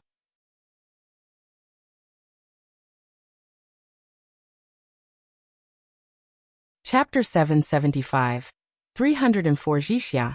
This is Chairman Liao _ for the ceremony was about to begin when Lai Chen and a few others, holding their wine glasses, came over and raised a toast to Bai Lian and Wen Jixia, who were a few steps away. Then he spoke in a low voice to Lu Yuzhang. "You've made a poor move this time. Just look at your fiancé over there, TSK. It seems like there are more people in the circle standing with Miss Ming and Miss Su. It's not popularity that I want." Lu Yuzhang straightened his collar. What he valued was Wen Zixia's ability to orchestrate business. Lai Chen shrugged and commented on Wen Jixia. "A sheltered lady who rarely steps out of her door. How utterly boring." The group was in the middle of their conversation. Suddenly, the Wen family matriarch, Uncle Wen, and the parents from the Yu family, together with several important business partners, all headed towards the entrance. This movement caught the attention of most guests. Lai Chen was startled, then turned to Lu Yuzhang. "Who else is expected to arrive today?" Lu Yuzhang had no idea, his gaze swept the area. All of the main business partners of the Yu family and Wen family were there, hosted by his parents and Uncle Wen. Their younger generation was all gathered in this spot. Aside from them, Wen Jiwei and her group were also guessing. "Jiwei, who has arrived?" "I don't know either." Wen Jiwei stood up and walked a few steps to the side, following Lu Yuzhang and the others. In the hall, several big shots stood up to greet the guest, prompting others who sat on the sofas to naturally rise. Only Wen Jixia and Bai Lian didn't move. When Jixia, aware she did not know those people and too lazy to bother, even went to get some desserts for Bai Lian. Try this, do you like it? At the entrance, a middle-aged man appeared at a leisurely pace. Uncle Wen and President Yu went straight up to welcome him, quite surprised. President Liao, we didn't expect you to come. Everyone knew that President Liao was to meet with governmental officials at the end of the year, and nobody thought he would show up at an engagement party. President Liao is here? Lai Chun and those around him looked at each other, puzzled. Lu Yuzhang, realizing who it was, readjusted his suit and walked forward. When Jiwei and the others felt some excitement. Jiwei, is that President Liao? He's actually come? The arrival of President Liao caught most people off guard. The crowd quickly surrounded him, and both acquaintances and strangers alike wanted to get noticed by President Liao. As the leader of the largest business league and a student of President Feng, who is the chairman of the Business Association, President Liao's connections and resources were unmatched in Jiangjing. Even Lu Yuzhang went to get acquainted with President Liao. It was a rare opportunity. Only Bai Lian and Wen Jixia were still standing still, Wen Jixia not joining the hubbub. While Lai Chen was queuing to make an impression with President Liao, he also chatted with Lu Yuzhang, your fiancé, the One family butler, under the instructions of the One family matriarch, came over to speak with Wen Jixia. Miss, please go over, let Uncle Wen introduce you to President Liao. After finishing her cake, Bai Lian looked up at Wen Jixia with a lazy expression in her eyes that inadvertently carried a hint of flippancy. In the crowd, after finally finishing greetings with a bunch of people he barely knew, Liao Guangshuan broke through the crowd, looking for Bai Lian. Wherever Bai Lian was, she couldn't be ignored. Even if dressed in a simple white dress, her reserved temperament was very apparent, and she stood out at first glance. Upon spotting her, he smiled, said a word to Uncle Wen, casually picked up a wine glass on his way, and headed straight towards Bai Lian. Miss Bai, you're here too, he said, as if the approving remark he made last night had not come from him. Bai Lian placed her plate on the side tray, picked up a glass of wine with smooth actions, raised the glass and greeted President Liao lazily. What a coincidence. I am here to attend a good friend's engagement.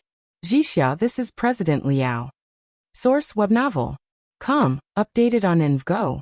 Co if you find any errors, ads pop up, ads redirect, broken links, non-standard content, etc.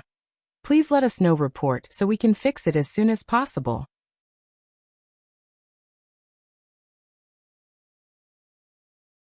Chapter 776.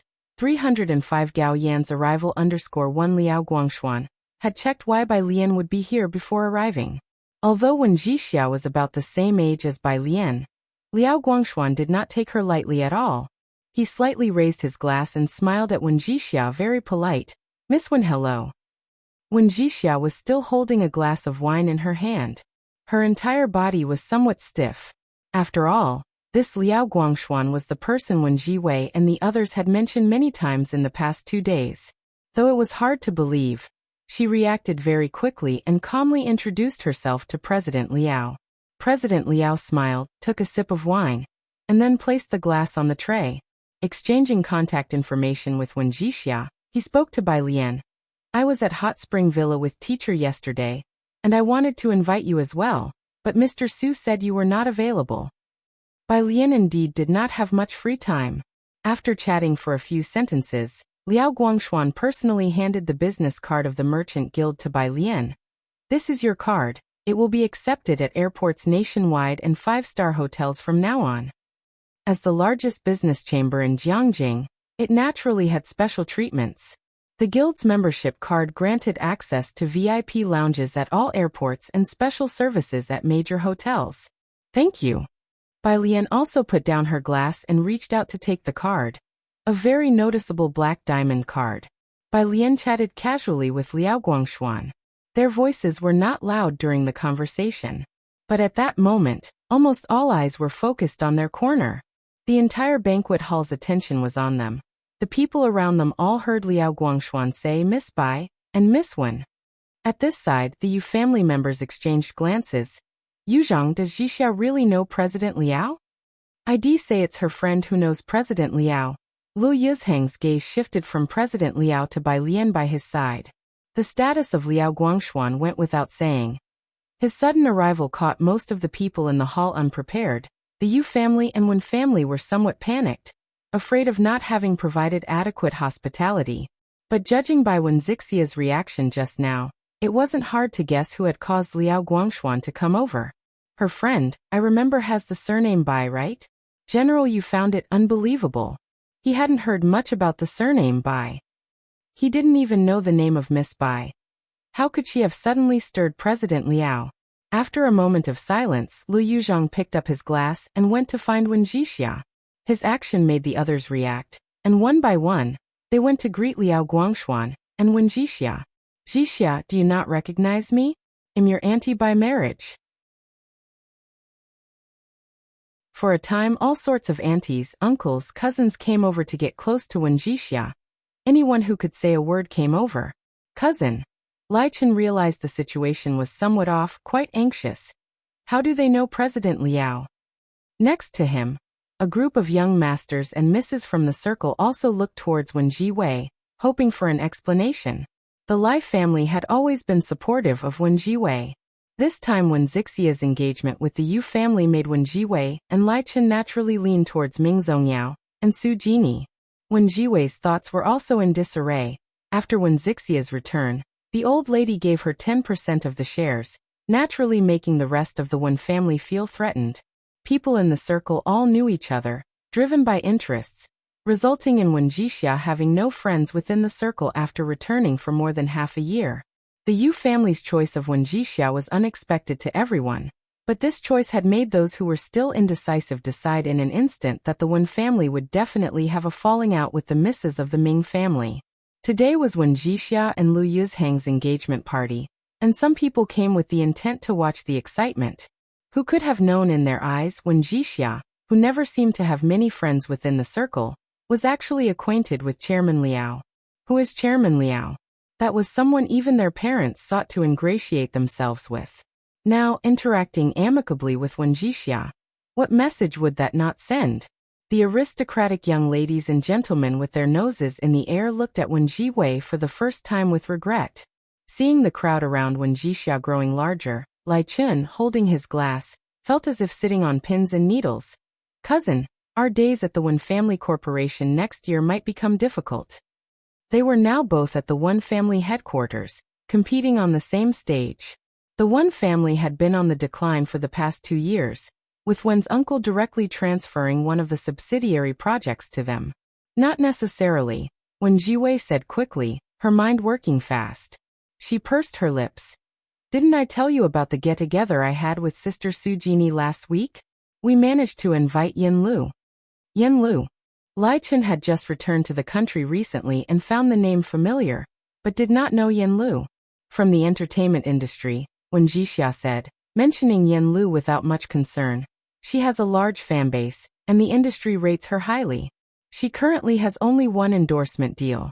If our team with the Ming family can invite her to be a joint spokesperson, we won't have to worry about fame or brand image. Yin Lu's popularity was now sky-high. Endowed with the auras of Daong, by Jian and director Jian, especially since rumors were that her marketing company was Shijiang, the top marketing team in the country. The difficulty of inviting her to be a spokesperson was indeed high, but if they succeeded, it could change the current situation for Wen Jiwei and Lai Chen. Wen Jixia had originally thought she would be just a decoration today, as usual, but after Liao Guangshuan's arrival, she was kept extremely busy. People came in waves to toast to her and Lu Yuzhang. It was at that time that Bai Lian received a call from Gao Yan. Lian. Gao Yan's voice was, as always, gentle. Are you at Zixia's engagement party? It hasn't ended yet, has it? Bai Lian held the phone to her ear. Auntie, it's not over yet. That's perfect, Gao Yan said with a smile. I'm right here, and I've brought a gift for Jixia. Bai Lian gripped her phone, her gaze drifting towards the entrance, her eyes and brows radiating indolence. What's up? When Jixia noticed Bai Lian's gaze, she put down her glass. It's nothing, Bai Lian said, twirling her phone in her palm and tilting her head.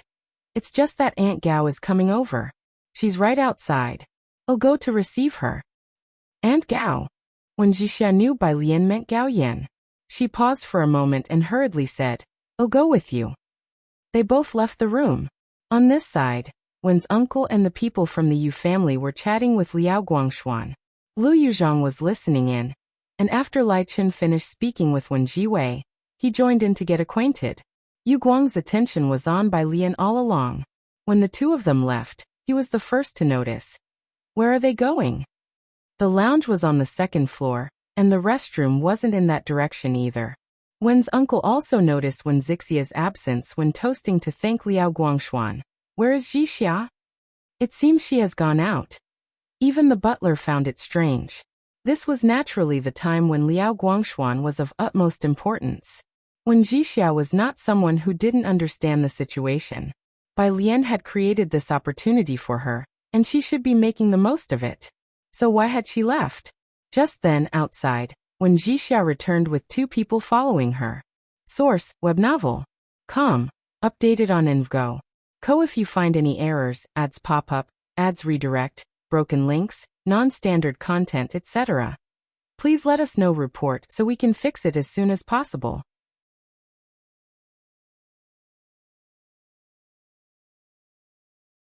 Chapter 777. 306 Jiangjing New Circle. New song release. Second release. _1 When Jixia and Bai Lian had long become the focus of attention at the event, drawing numerous gazes as soon as they appeared. Between them stood a lady in a champagne-colored cheongsam, draped with a white shawl and holding a black jade fan in her right hand, which she was just folding up, resting it lightly against the base of her thumb, conversing with Wen Jixia. Whatever she said caused the woman to open the fan and hide a smile behind it. Cheongsam, black jade fan. Her aura of distinction made it clear she was no ordinary person. There were few at the event who recognized her, but there were indeed a handful. The girl sitting next to Wen Jiwei stood up in disbelief, her mouth agape. Jue, that is Su. They were all part of Miss Su's second daughter's entourage, and had naturally met Mrs. Su, the second wife, through Su Genie. When Jiwei slammed down her wine glass. She had been in the mood for a drink when Liao Guangshuan arrived and was discussing projects with Lai Chen. But now that she saw Gao Yan, she could not remain seated any longer. With a clank, she stood up. Not many knew Gao Yan at the event, but there were indeed a few who did. All set down their wine glasses, quietly watching the direction of the entrance. Bai Lian exuded an understated and gentle charm. But Gao Yan's air of nobility was unmistakable, nurtured by a prestigious family. The guests at the banquet hall instinctively split into two rows. Making way for them, Bai Lian tapped languidly on her phone, and at this scene, she merely raised her eyebrows slightly. Are you returning to Xiangqing tomorrow? Gao Yan spoke slowly to Bai Lian, her voice carrying a tinge of reluctance. Aren't you spending the new year in Jiangjing? These days, it's only during the new year that I have a chance to visit home, Bai Lian explained. Ji Heng had come to Jiangjing for her. From any perspective, Bai Lian would not be spending the new year in Jiangjing. At the back of the crowd, Liao Guangshuan also caught sight of Gao Yan. He was taken aback for a moment, then quickly collected himself, setting down his champagne and moving forward, bowing slightly.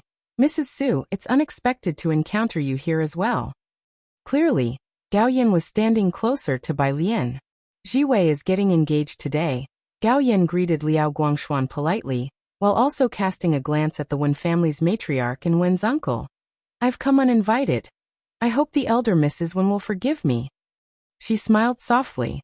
Her voice was gentle, but at that moment no one nearby dared to speak. The fact that Liao Guangshuan was respectful enough to address her as Mrs. Su, and repeatedly used the word you. Even those who had not seen Gao Yan before seemed to guess who she might be. The elder Mrs. Wen recovered, hurriedly walking forward with the help of the Wen family butler. Mrs. Su, your presence graces our home. It is an honor for the Wen family. The entire banquet hall fell silent. For a while, only the voices of the elder Mrs. Wen and a few others speaking with Gao Yan could be heard, as everyone else quietly observed the scene. After a good while, Liao Guangshuan and a few others accompanied Gao Yan. It wasn't until then that Wen's uncle took a deep breath. turning to ask the one family butler beside him. Who exactly is Xixia's friend? How come I've never heard of this person before? Liao Guangshuan is one thing, but why has Gao Yan also come? Although Gao Yan and Liao Guangshuan were there for Wen Jixia, judging by the way Gao Yan looked at Bai Lian, everyone knew the reason for her visit. And there was more. Wasn't it said that Mrs. Su, the second wife, was quite fond of the second Miss Su? Miss Su was friends with Ming Zongyao. Yet now Gao Yan was openly attending Wen Zixia's engagement party, making it seem that in Gao Yan's eyes, Miss Su was not as important as the rumors had suggested. The Wen and Le family's engagement party hadn't invited the media or disclosed much publicly. But with so many people coming and going, there are no secrets in the circles.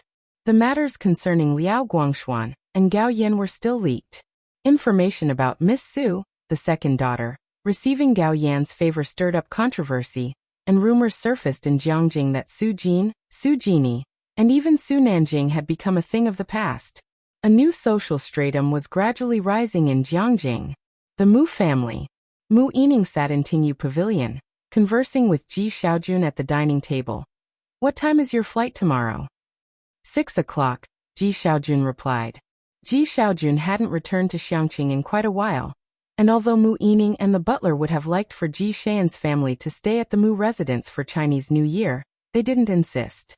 Not to mention Bai Lian and Ji Heng would definitely not stay in Jiangjing. 6 o'clock. The butler was a little surprised. He had flown to Xiangqing several times, usually landing at Beijing with the earliest flight at 5:20, and then at 8 o'clock. It must be due to the upcoming New Year, with added flights.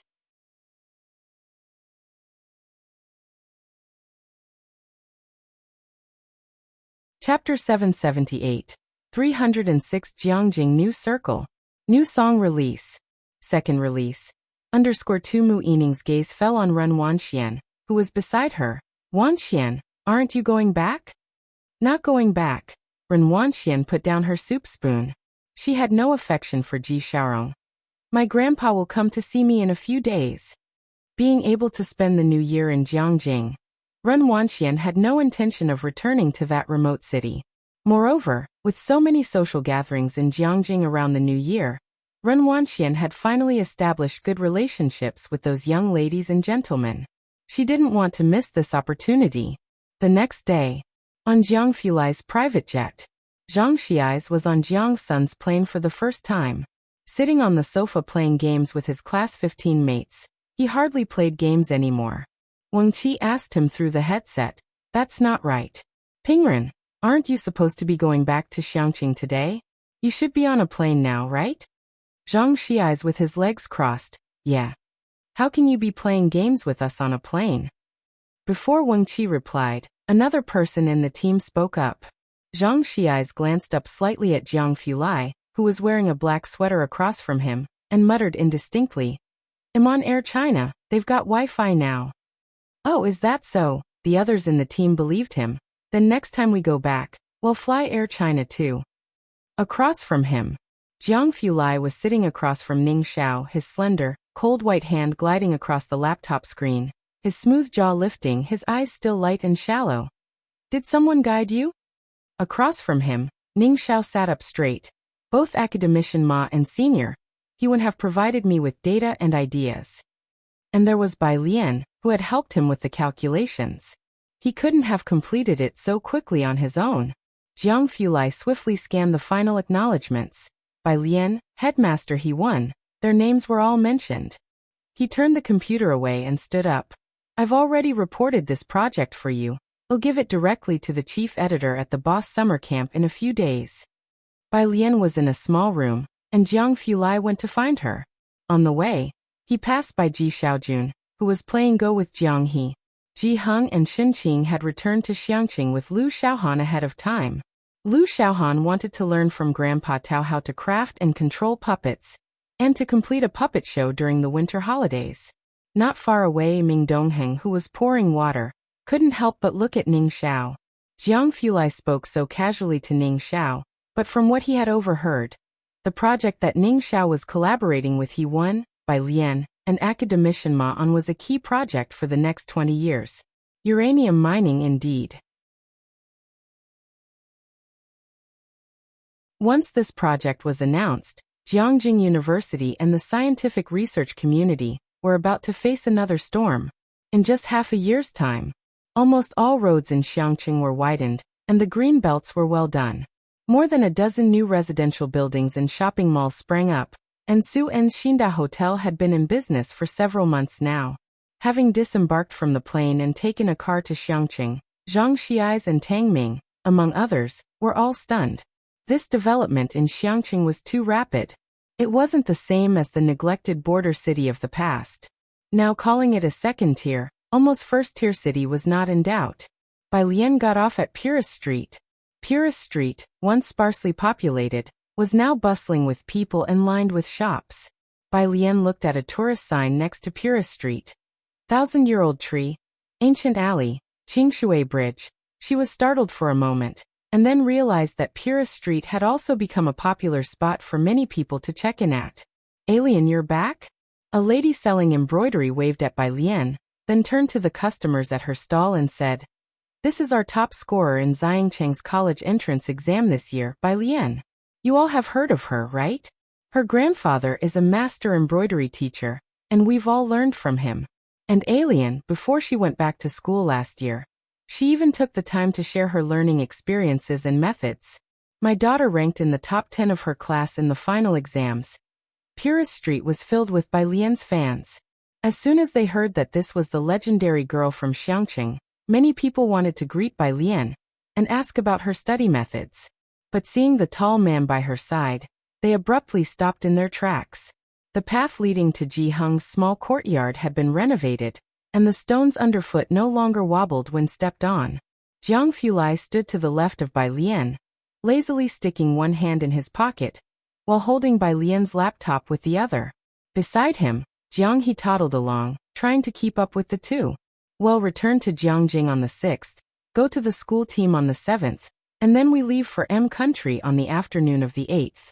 The boss training camp isn't tough. If we're quick, we'll still have 3 days after our return to go visit the snowy mountains." Jiang Fulai said to Bai Lian with a calm composure, making plans. He didn't stay in Jiangjing for the new year again this year. With the 15-day holiday, most of the time was spent accompanying Bai Lian back to Xiangqing, a smaller part of the time reserved for travel for Bai Lian and himself. Master Jiang's arrangements were very reasonable. After the new year, on the 6th day, Bai Lian and a few others finished celebrating the new year and returned to Jiangjing. Jiang Fulai just left the Jiang family behind, and as soon as he arrived in Jiangjing, he had to return to take charge of affairs. He was not very keen on going, and it was Su Nanjing who gently informed Bai Lian, who then urged him to return. She sent Jiang Fulai off in the car, then looked down at her phone. Several messages. "Sister Xian. Miss Bai, Yanlu's new song releases at noon today. Link." Today was the day Yanlu's new song was released.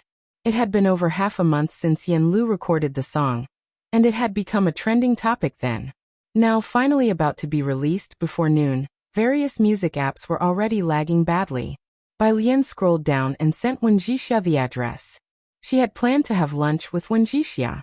Since the engagement banquet, one was in Xiangqing and the other in Jiangjing, they hadn't seen each other. Hu Yu, Lu Xian, and a few others had returned to school after the holiday, and after learning that Ning Xiao, Tang Ming, and others had also returned, some seniors invited them to a meal. Bai Lian had to prepare materials at school tomorrow and had no time. Only today was she free. At the same time, she wanted to introduce Wen Jixia to Hu Yu and the others. A large group of people were bustling in the private room. Wen Jixia breathed a sigh of relief upon finding out they were all talented students from Jiangjing University. Though it was somewhat intense to be in a group of Jiangjing University students, it was still more normal than her recent encounter with Chairman Liao and Gao Yan. She chatted in a low voice with Hu Yu and Bai Lian. The new year had just ended, and Lu Xian and Tang Ming had already downed a few beers. At exactly 12 o'clock, Tang Ming suddenly remembered something, stopped talking, took out his phone, opened Weibo, and helped Yanlu retweet and like, then took a screenshot to show Zhang Xiais. "This time it's all thanks to your influence," Lu Xian stated with a sigh, taking a drink, then noticed Tang Ming tapping on his phone. What are you doing? Yenlu's new song. Tang Ming promoted to Lu Xian. Opening Yenlu's new song. Wanna listen? Everyone present had heard of Yenlu, and Huyu was surprised. She released a new song? Wen Jixia quickly took out her phone as well. The music at the beginning sounded fine, but as it continued, it began to feel familiar. Huyu had a good memory. She had listened to the snippet Bai Lian played for her more than once and could even hum a little bit of it. So naturally, there was some recognition. Wait, what's this song called? Huyu raised her hand.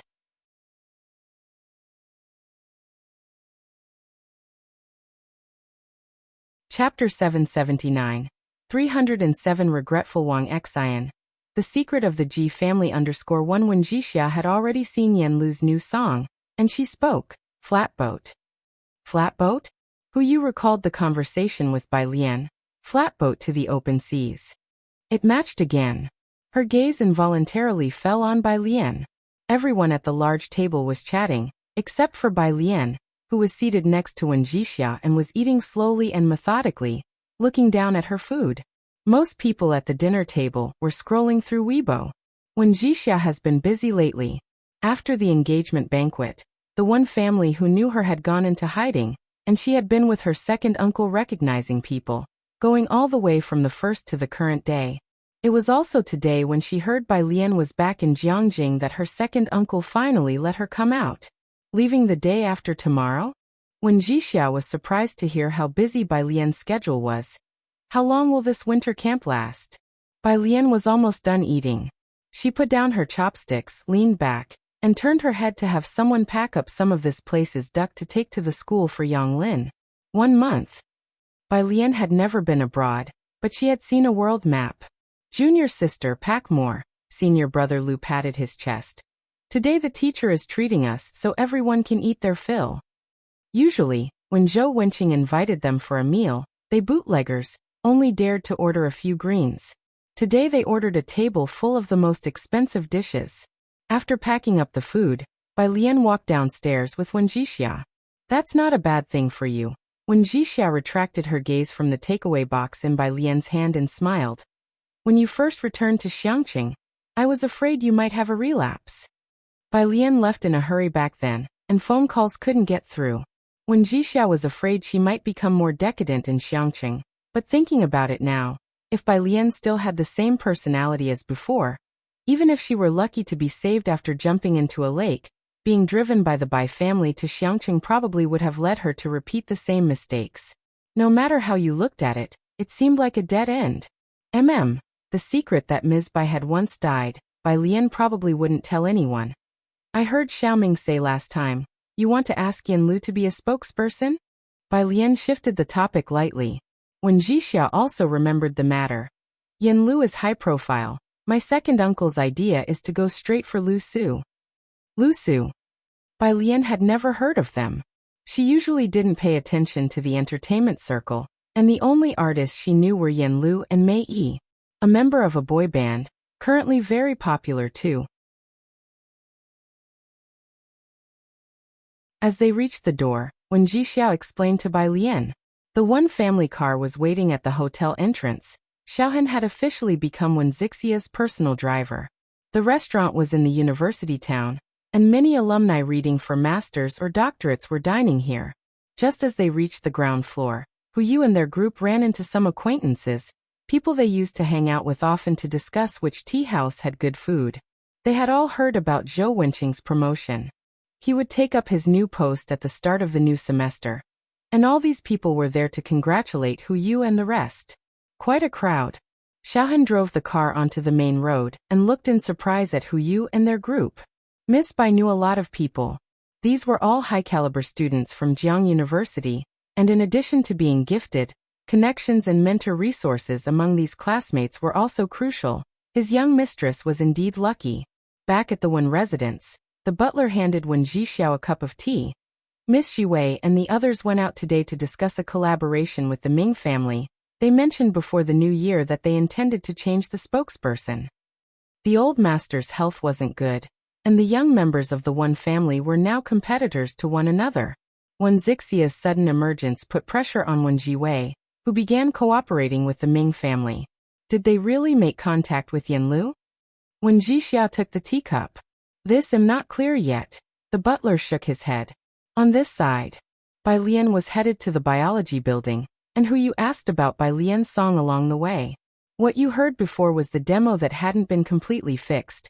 Bai Lian's neck was loosely wrapped in the scarf that Sun Qian had given her, her tone unhurried. I haven't given you the song title fee yet. I'll let Yanlu compensate you for it as endorsement pay.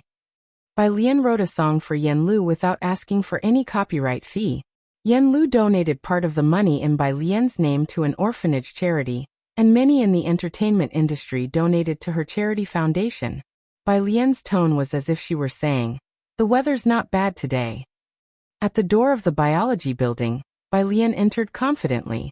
Hu Yu stood by the steps, with the sunlight overhead cool and not blinding. She felt somewhat in a daze. Her phone vibrated once. Hu Yu took it out for a look and saw a new friend request upon looking down. "Hello, I am Yanlu." Hu Yu, who had been unfazed seeing Bai Lian take out several tens of kilograms of palladium, always felt her endurance was quite high, but now, being startled by this friend request was inevitable.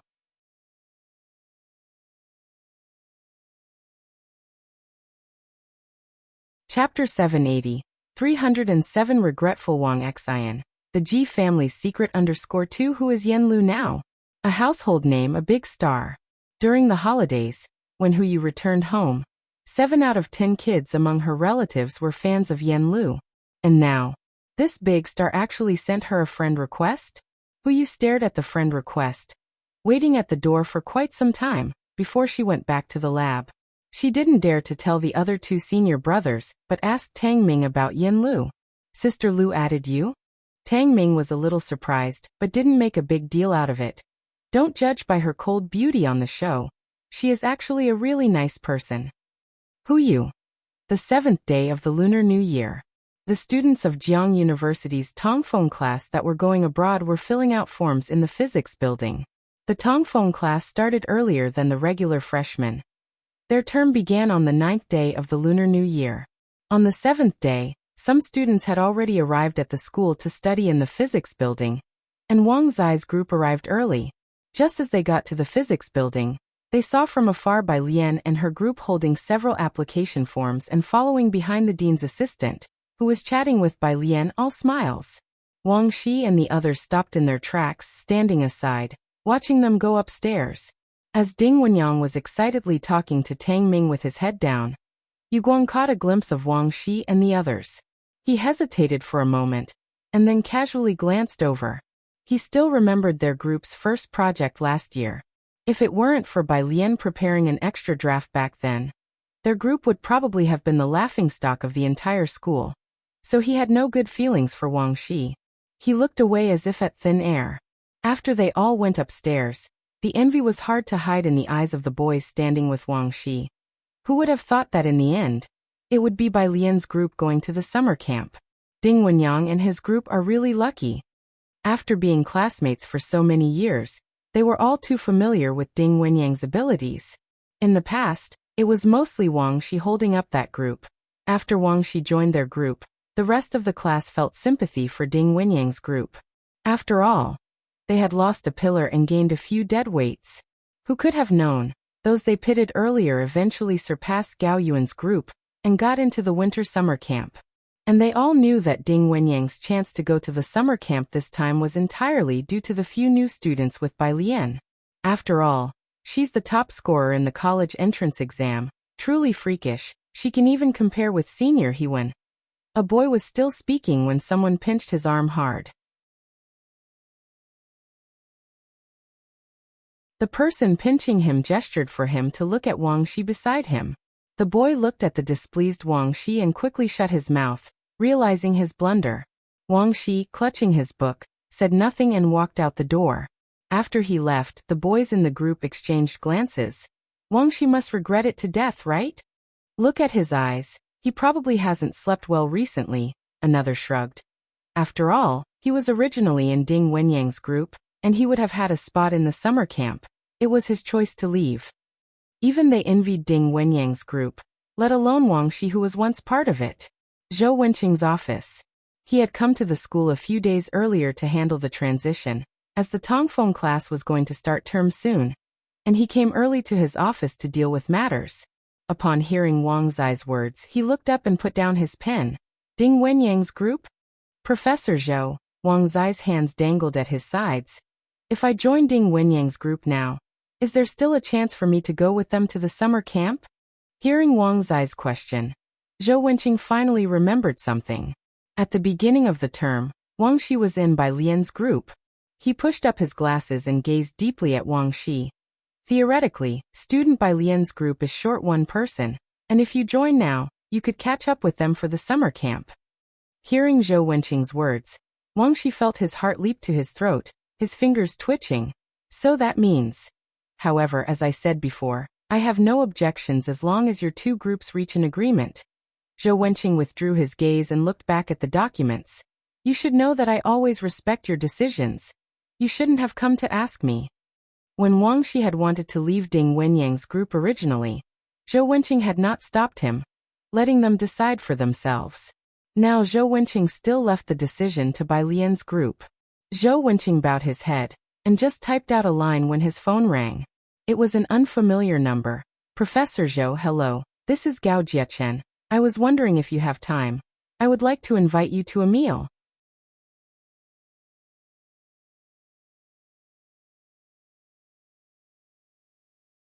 Chapter 781. 307 Regretful Wang Xian. The Ji family's secret _3 Zhou Wenqing said he had no time and hung up the call. Next to him, his assistant asked in confusion, have there been so many people inviting you to dinner recently? The news that Zhou Wenqing's laboratory received 30 kilograms of palladium had spread. And of course, the Gao family was not kept in the dark. Gathering so much experimental material in such a short time, it was easy for people to connect the dots to Wang Yufeng. In the evening, Bai Lian helped Hu Yu and the others move their laboratory. Zhou Wenqing was promoted. His research was published ahead of schedule, and his territory naturally expanded as well. After moving the laboratory, she went back to the apartment with Tang Ming and the others, packed her things, and prepared to leave the next day. Bai Lian Ding Wenyang, Wang Shi had been sitting on the steps at the entrance of the research center. When he saw Bai Lian and the others emerging, he stood up, his gaze fixed on them. I'm sorry for what I did, but I had no choice at that time. Could you forgive me just this once and speak to Professor Zhou on my behalf, to let me rejoin the team? What the heck? Bai Lian didn't look at him, just lazily wrapped her scarf around her neck, and went to find Jiang Fulai's car. Her eyes low, she exuded an air of unhurried departure. Ning Xiao never cared much about others. After greeting Ding Wenyang, she too left, leaving only Ding Wenyang and a few others standing coldly on the stairs, looking down at Wang Shi. No choice? You had no choice but to deliberately take note of our paper? To make us look foolish in the first literature report meeting, in front of President Huang and all the faculty and students? To receive the lowest score? But you were also guarding against me, weren't you? Wang Shi pursed his lips. Deliberately showing me the paper you didn't need. Sending out a false lead to Gao Yuan? And thanks to that, you became famous throughout the school. That wasn't entirely a bad thing for you, was it? Deliberately. Ding Wenyang tugged at the corner of his lip, his glance icy. Wang Shi, we never lied to you. The paper that Sister Bai later reported was her own work. It had nothing to do with us. If it hadn't been for her, all of us would have been tarnished with the stigma of imitating you. You're not unaware of the impact this would have in the academic world, are you? In academia, plagiarism is a serious matter. Having said that, Ding Wenyang didn't look at him again but turned around, descended the stairs and left. Wang Shi remained standing in place, unable to come to his senses for a long time. He and people like Gao Yuan always thought that Ding Wenyang and the others deliberately handed them a low-quality report. Only today did he realize. Was that paper really sorted out by Bai Lian alone? Come to think of it, it wasn't surprising. She could ace the final exam set by academician Ma, and had a comprehensive score 20 points higher than Gao Yuan, far surpassing the rest of them. It seemed. He really shouldn't have left their group. Jiang Fulai was sitting in the passenger seat. Wearing a Bluetooth earpiece, He tapped his well-defined fingers on the steering wheel impatiently. So you guys can't match the acuity of a high school senior? There was an unclear mumbling from the other end. Jiang Fulai laughed coldly. Fine, I'll send you in for a year to try it out. The passenger door was opened. A chill wind rushed in. Jiang Fulai's tone paused slightly. He glanced at Bai Lian, tapped his Bluetooth earpiece with his slender fingers, his tone more restrained. Organize it tonight for me. He hung up the call immediately. Bai Lian took a paper bag from the passenger side, sat down and closed the door. You finished the call? It wasn't anything important. Jiang Fulai extended a hand, looking at the loose strands of hair near her eyebrow as he brushed them aside. Heading to Kangyu Tower? Ji Heng and Jiang He were still in Xiangqing. Bai Lian had no preference for where to eat. Jiang Fulai drove out of the school gate as Bai Lian received a call from Ji Heng. On the other end, Ji Heng was obviously smoking heavily, speaking in a tone neither hurried nor slow. Xiaorong will be back tomorrow, and this time he'll stay for a week.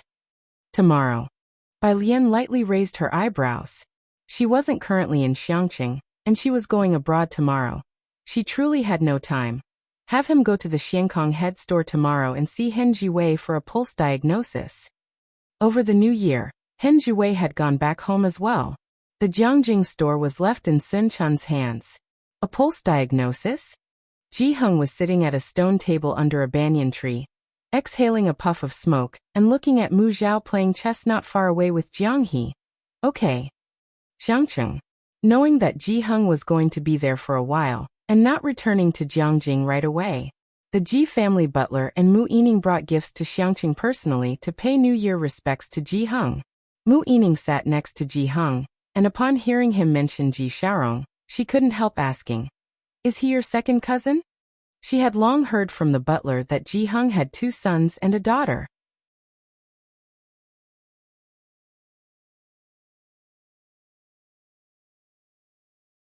Chapter 782. 307 Regretful Wang Xian. The Ji family's secret _4 Ji Mulan had met Ji Xiaojun before, but the other person, she had never seen. She heard from Ji Heng that Ji Xiaojun was always very busy, with only a few days of rest a year. He will come over tomorrow. Ji Heng tapped his cigarette ash. As Mu Yining listened to Ji Heng's voice, she suggested, "Why not let him go to Jiangjing to help Xiaojun? There are also quite a few company positions available." That, Ji Heng waved his hand dismissively, he doesn't need it. Mu Yining finished her meal and went back to the newly opened guest house on Purist Street. Xiao Jie and the butler were both following behind her, and Mu Yining grew curious. What exactly does this second cousin of mine do?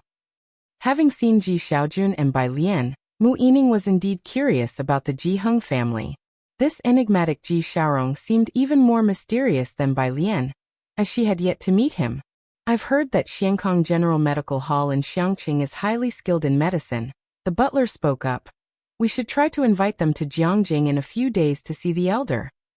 Mu Yining nodded her agreement. Upon reaching the guest house, Mu Yining called Mu Yujun. Mu Yujun kept asking if they had time recently, as she wanted to bring the Gao family over to the Mu family's place for a New Year's visit. Sis, Mu Yining spoke as she pushed open the guest house window. We are currently in Xiangqing, do you want to come over? Mu Yujun naturally wouldn't come to a place like Xiangqing. Never mind, Jiechen is also busy recently. Let's talk when you're back in Jiangjing. She hung up the phone. The next day, the 8th day of the first lunar month, Bai Lian flew overseas. Wallow Street was bustling with activity. Ji Xiaorong stood at the juncture, quite surprised by the changes in Xiangqing. This was Internet Celebrity Street, and Xiankong Medical Hall was easy to find, with people flocking to its doors. It was evident that the place was popular. The queue for Xiankong Medical Hall now stretched to the street corner. Ji Xiaorong was taken aback. Ren Jiewei, accompanying him in line, noticed Ji Xiaorong's surprise. Don't underestimate Xiankong.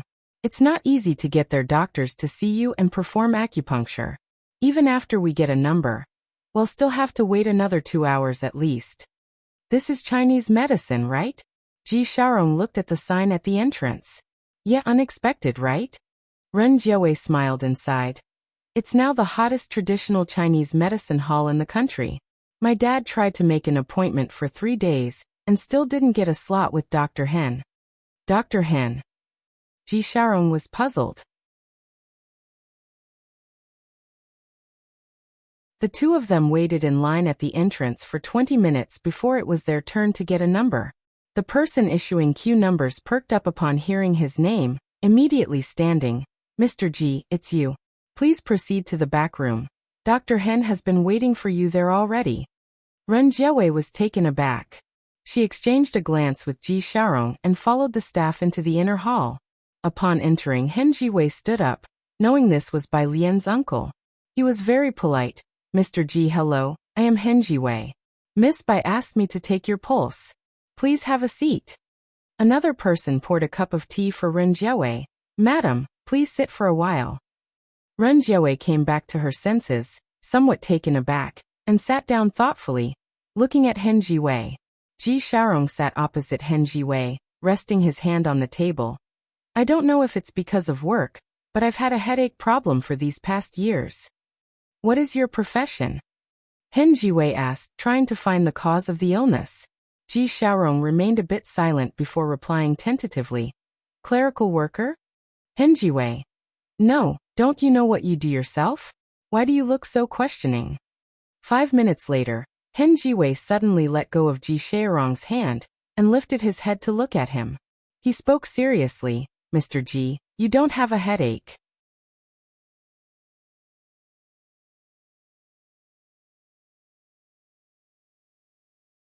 Chapter 783.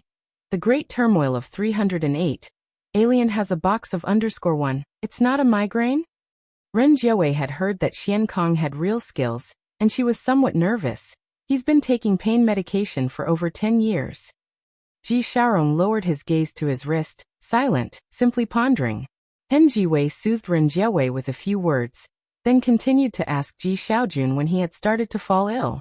Traditional Chinese medicine interprets migraines as a blockage in the liver meridian. But Ji Xiaorong's pulse did not suggest a sluggish flow. It was tight and without perspiration. Nearly 20 years now. Ji Xiaorong recalled past events. When Ren Jiawei was in a car accident that resulted in a premature birth from shock, he had already been working overtime due to her expected delivery date. Having been tense without rest, he fainted on the road before even making it to the hospital. Fortunately, Secretary Zhou was there at the time to arrange everything properly. After hearing this, Hen Jiwei reflected for a moment. Mr. Ji, you should go to Xiangqing Hospital for an examination, and let Dr. Lu take care of it. After the two left, Hen Jiwei took out his mobile phone and dialed Bai Lian's number. The phone was switched off. Hen Jiwei remembered that Bai Lian was going abroad with the school today, so he sent WeChat messages to both Dr. Lu and Bai Lian. Ren Jiawei and Ji Xiaorong went to see Ji Heng after having their blood drawn. Ren Qian had gone to Jiangjing, but Ji Xiaorong didn't go. He had only made a phone call to Ren Wanxian, as it was a tradition in the Ji family to pay homage to the tree god every new year. Upon arriving at the Ji family's courtyard, Mu Yining and others were already there. Ren Jiawei was dressed in a simple blouse and beige casual pants, exuding a powerful presence reminiscent of a successful career woman. By her side, Ji Xiaorong was quiet and reserved, emanating a faint scholarly charm, much like Ji Heng. Miss Mu. Ren Jiawei cordially shook hands with Mu Yining. Under the banyan tree, Mu Zhao, having spent the previous night desperately studying the game of Go, immediately started a rematch with Jiang He upon arrival. Jiang He wore a white small-collared shirt, fashioned with a traditional necktie, looking like an impassive gentleman as he extended his hand and mercilessly placed a black stone on the board. Mu Zhao. Since the day he arrived from Xiangqing, he had never won against this kid opposite him. Ji Heng stepped out of the kitchen and saw this, patted Jiang He on the shoulder. Don't bully our guest, then turned to a life-questioning Mu Zhao. That's just how he is, even little Ning and the others can't beat him, don't overthink it. No one but Bai Lian and Jiang Fulai could handle this kid Jiang He. After the meal, Mu Yining and the others were ready to return to Jiangjing. There were issues in the Mu family that needed attention, and Mu Yining couldn't stay for too long. The Ji family escorted them to Purist Street. After boarding, it was the butler who broke the silence. Miss Ren's parents are not like what I had imagined. Indeed, after Ren Wanxian returned home, Mu Yining and the butler did not think highly of her. Initially, the butler also didn't like Shenqing, but over the nearly 1 year together, though Shenqing was somewhat worldly, her nature was genuine. Ren Wanxian was completely different. She looked down upon Shenqing and Ji Heng while admiring high society. Arrogant and conceited. Her personality was a stark contrast to that of Ji Heng and Bai Lian, who were to a degree reserved in temperament. The butler originally thought she would have inherited some traits from her parents, but upon meeting them today, found it strange. As the group chatted, they noticed that Mu Zhao was exceptionally silent. "Young Master Mu Zhao, what's wrong with you?" Xiaojia, from the driver's seat, noticed something off about the young master in the passenger seat today. Upon hearing this, both the butler and Mu Yining looked towards the front passenger seat. Ah! Mu Zhao, who was looking down at Go Strategies, snapped out of his reverie as the greenery from the rearview mirror swiftly passed by. "It's nothing." Being a student at Jiang University, he couldn't help but feel a bit struck. On the airplane, Bai Lian was sitting with a group from Jiang University. The attendees of the summer camp included not just freshmen but also sophomores, juniors, as well as some graduate and doctoral students. In total, nearly 50 participants formed a large group. Apart from the other passengers, most on the plane were students from Jiang University.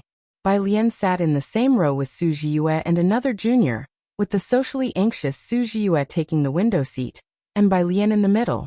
The junior was Shi Ruolin, one of the few female students among the group. "You look much prettier in person than in photos." Shi Ruolin clearly had heard of Bai Lian before and smiled upon seeing her. "This time, there are only a few of us girls, so Director Meng asked me to take good care of you too. Don't worry, I've been to the summer camp before. I'll make sure to look after you both. If you have any questions, feel free to ask me."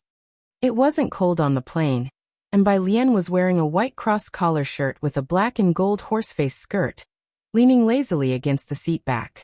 Her eyelashes cast a gentle shadow over her eyelids as she lowered her eyes. "Thank you, senior."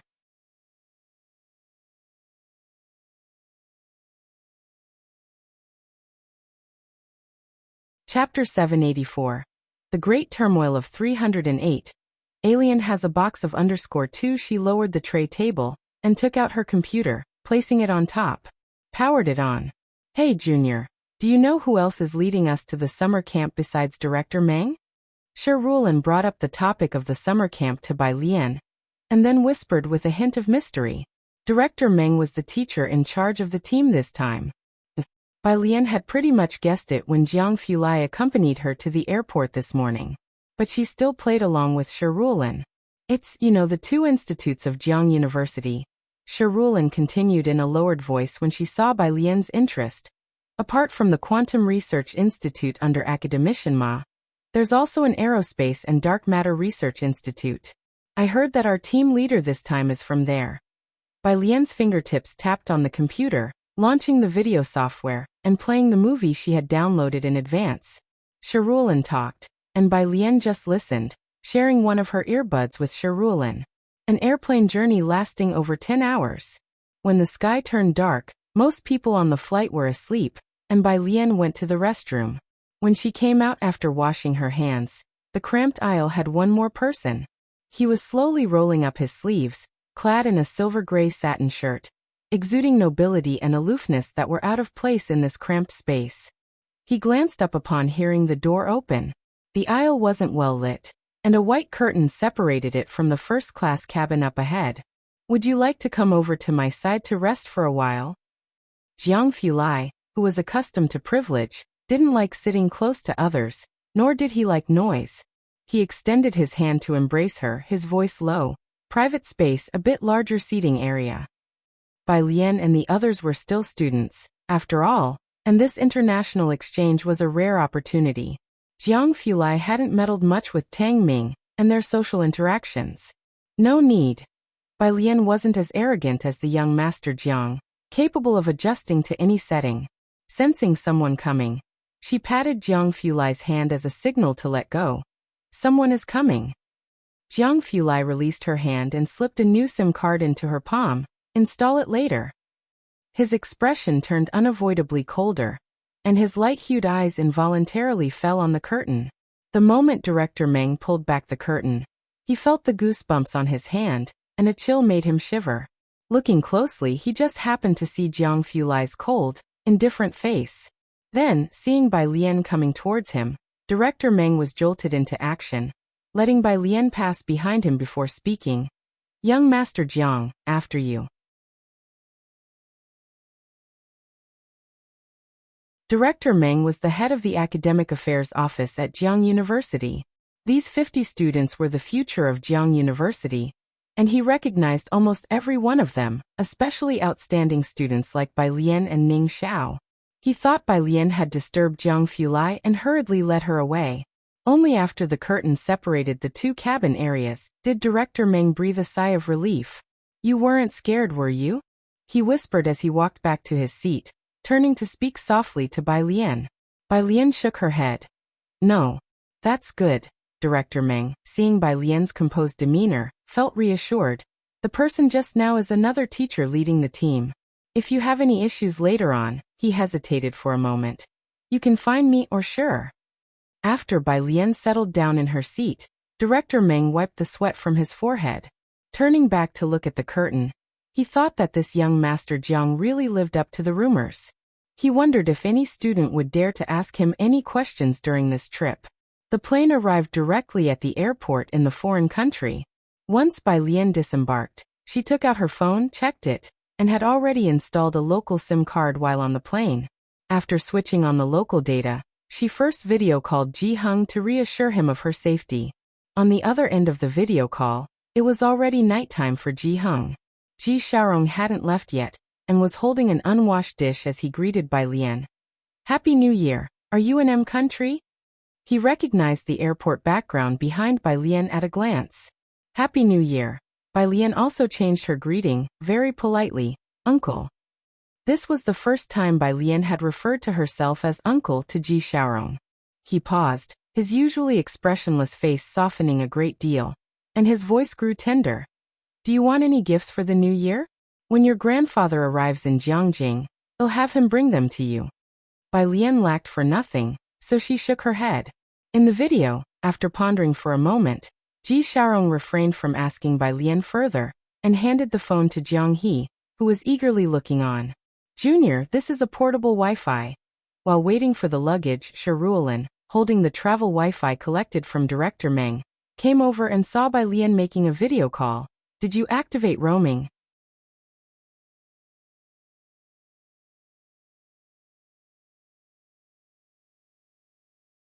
Chapter 785.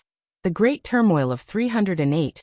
"Alien has a box of _3 no," Bai Lian told Jiang He, and after hanging up the video call, she explained to Hu Yu, "I'm using a local SIM card." A local SIM card? This could only be obtained locally. Shiruolin had visited once and hadn't bothered to get one herself. Seeing the phone card in Bai Lian's hand, she assumed Bai Lian had traveled here recently and didn't ask further. "Alright, if you need Wi-Fi, just connect directly." She showed Bai Lian the password. Several people arrived at the summer camp. It lasted for a month, and every student stayed in the temporary dormitories on-site, separated by gender, usually 3 to 4 people per room. Bai Lian hadn't brought much, just some clothes for daily change and a black cloak. Upon reaching the dormitory, she didn't go outside to play but instead took out her phone to swipe through questions on the app. The preparatory camps app led to a challenge question bank that was essentially like defeating one opponent after another. Each question was interesting and required a specific method to solve, but the points awarded were quite generous. The more succinct the solution, the more points awarded. Bai Lian now faced a 6th-degree function problem, which could be solved even with brute force. She ingeniously substituted the variable, and her approach to the problem instantly became clear.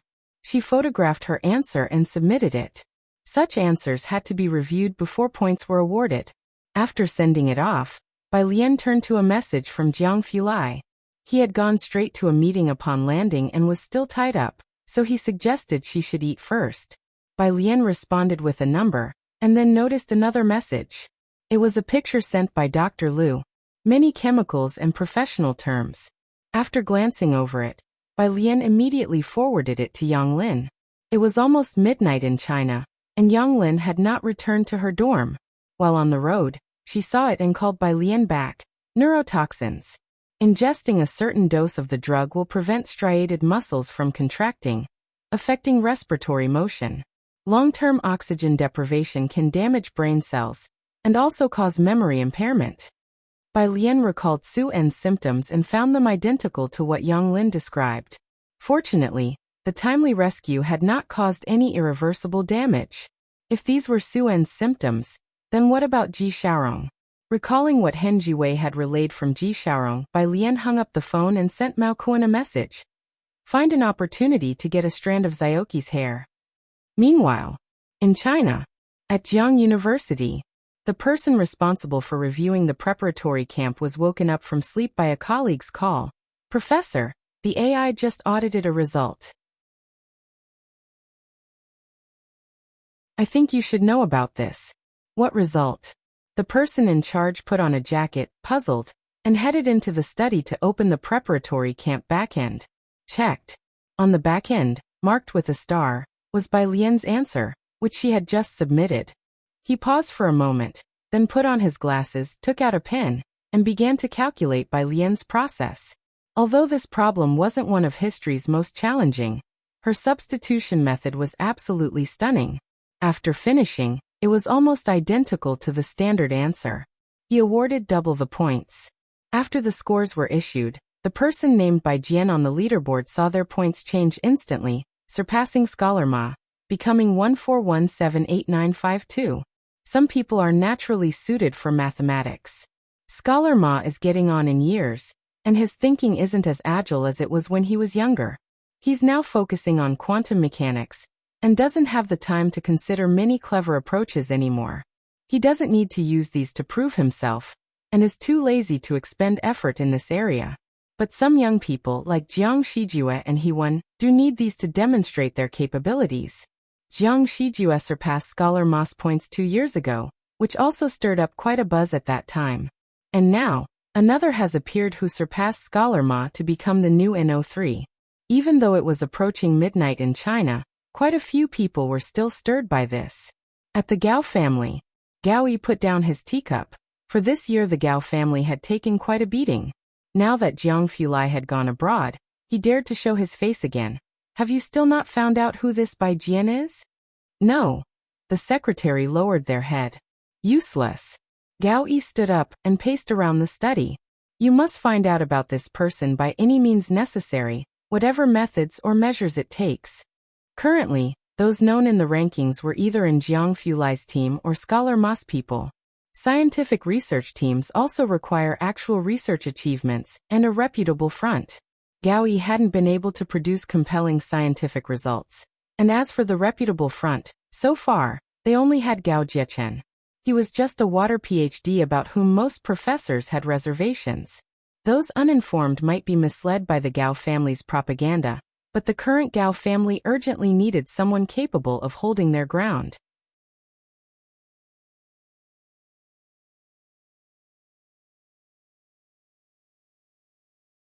Chapter 786. The Great Turmoil of 308. Alien has a box of _4 clearly. The suddenly emerged Bai Jian was a perfect fit. An hour later, Bai Lian was eating at the training camp's cafeteria. Ning Xiao, Tang Ming, and the others had already gotten their meals in the cafeteria, and Shi Ruolin joined Bai Lian and Su Jiyue for dinner. Due to the time difference with the domestic time, they were having dinner. During the meal, Shi Ruolin kept introducing the winter-summer camp to the junior students. Lectures from various professors. There might be a lot of content you might not understand, so remember you can record it if necessary. Shi Ruolin explained while eating and browsing her phone. These academic overachievers handled multitasking with ease.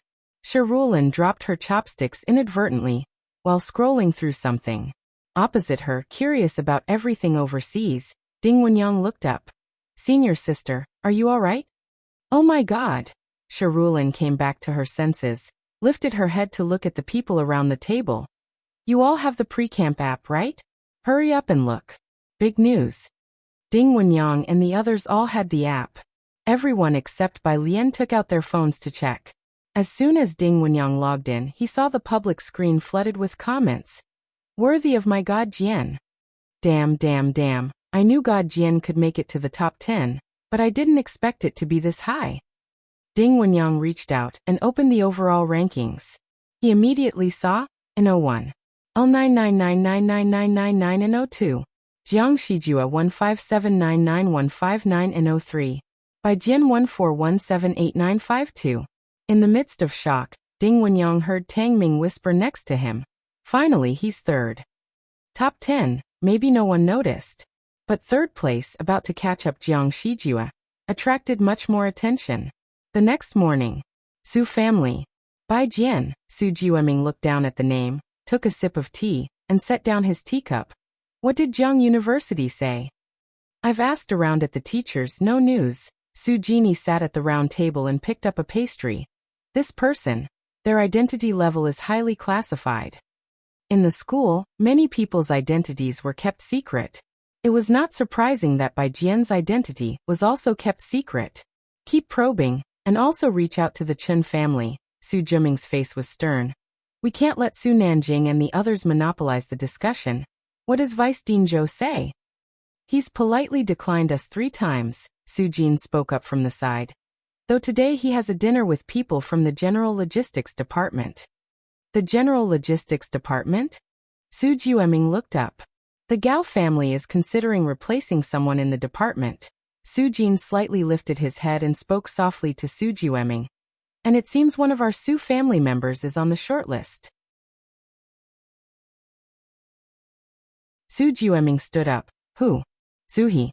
Su Jiweming braced his hands on the table, then after a moment said, let's approach the Gao family. Elsewhere, Su Nanjing, Chen Beixian, Jiang Shijue, and Chen Yongquan, a few people who didn't often gather, were having a meal together after the new year. This time, Ming Dongheng was absent. Ming Dongheng had gone overseas with Jiang Fulai. At the table, Chen Beixian inserted a gun into her knee holster, casually tied up her hair with an elastic band. He's really lucky. Wherever Jiang Fulai went, he took that person with him, indeed very fortunate. Has Chen Lupang been reactivated recently? Jiang Shijue turned towards Chen Beixian to ask about Chen Lupang's situation. Chen Beixian crossed her legs. You know Yu Hongyi is with Eastern Armed Forces, her senior brother is familiar with people on Bacter Street, and the Chen family is now trying to negotiate with Wang Yufeng. She helped make the connection. That Professor Zhou, you guys help me set up a meeting. Jiang Shijue remained his gentlemanly self. That's a job for Jiang's heir, we're not capable of that.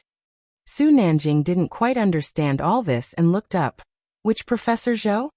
Chen Beixian poured herself a drink, explaining, Deputy Dean of Physics at Jiang University, just promoted because of a project. Last month he managed to collect 30 gene of palladium in just 3 days, coincidentally during the time Dawson family members were in Jiangjing. This Vice Dean Zhou is not simple. Palladium. Su Nanjing was puzzled. The last blow from Ming Dongheng had been too much. Are you sure it's palladium?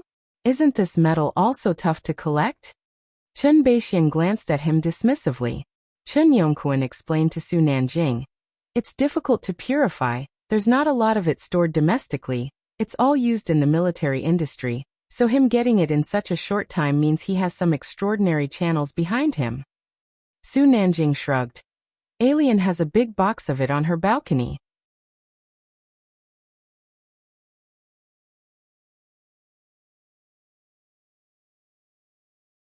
Chapter 787, 309 Brother Jiang.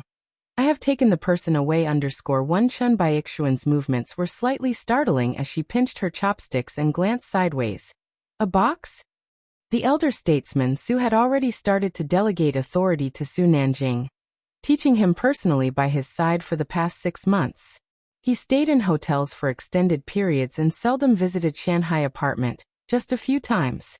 Chief Chen looked down and poured tea methodically, not appearing surprised in the least. He clearly remembered the rare metal that almost caused Su Nanjing an embarrassment. Are you questioning my memory? I'll take you to see it. He bowed his head to message by Lian. It's morning in China.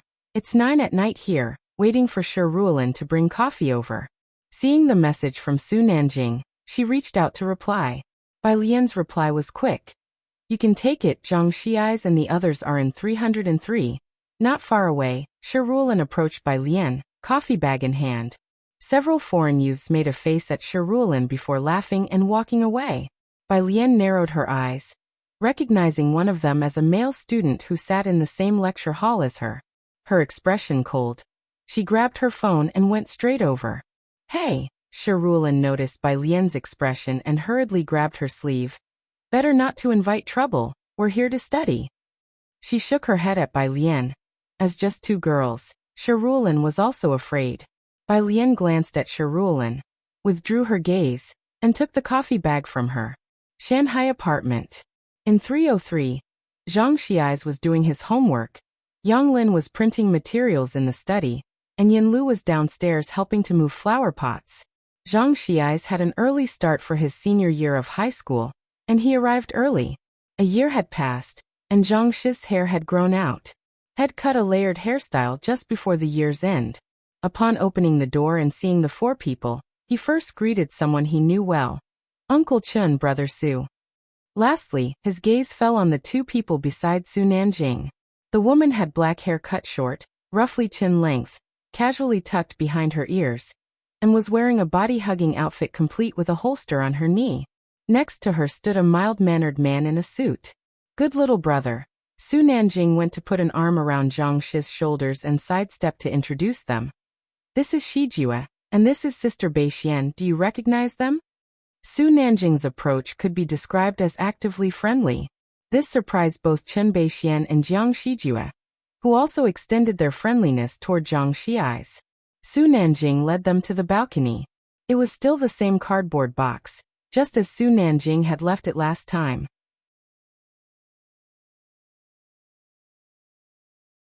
He lifted the seal and took out a piece of palladium, showing it to Chen Beixian. This is it, right? Alien said she gave it to me. Sunlight streamed through the glass, shining off the cold, silvery metal in Su Nanjing's hand. The paw on it was clearly visible. Chen Beixian took it for a glance, exchanging looks with Jiang Shijue. Her eyes then fell on the box of palladium in the corner, slipping into thought. Such a large box. Was it about 50 pounds or more? Su Nanjing went upstairs to 403, with Chen Beixian and Jiang Shijue following him. They ascended only one flight of stairs. At the top, they saw a middle-aged man descending. Dressed in just a long t-shirt and a coat in the dead of winter, he had a rugged look but a warm smile on his face. Upon seeing Su Nanjing and the others, the man gave a slight smile. Su Nanjing was just pondering that this building probably wasn't open for renting or selling anymore when he saw Zhang Xiais open the door to 303, poking his head out. Dad, hurry over, Yang Lin's books are packed. Coming. Zhang's dad rolled up his sleeves. Chen Beixian observed Zhang's dad's retreating figure thoughtfully as she continued upstairs with Su Nanjing. Are you sure that was Miss Bei's classmate? Once upstairs, Jiang Shijue questioned Zhang Xiais, perplexed by Su Nanjing's behavior toward him. Chen Beixian was still holding a square piece of palladium, and upon hearing the question, she too turned to look at Zhang Xiais. Bai Lian was just a freshman. Her classmates should also be first years. Su Nanjing's cordiality towards Zhang Xiais was somewhat excessive. Even if that was Bai Lian's friend, he shouldn't be so friendly. That wasn't just Bai Lian's classmate, it was also Qi Yunde's student, Qi Lu's second generation. Possibly to prevent the Chen family and Jiang Shijue from jumping the gun and poaching him. Su Nanjing smoothly deflected. It's nothing, the Professor Zhou you mentioned might have some connection with Alien. Chen Beixian nodded and, after Su Nanjing finished speaking, asked, So where did this palladium come from? Did you ask? It's not that she didn't want to ask, it's just that she and Jiang Shijue still hadn't added Bai Lian as a contact.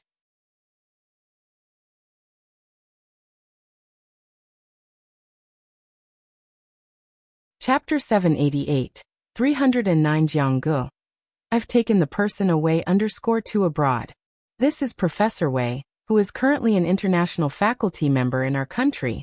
Director Meng introduced to a group of students in front of the middle-aged professor.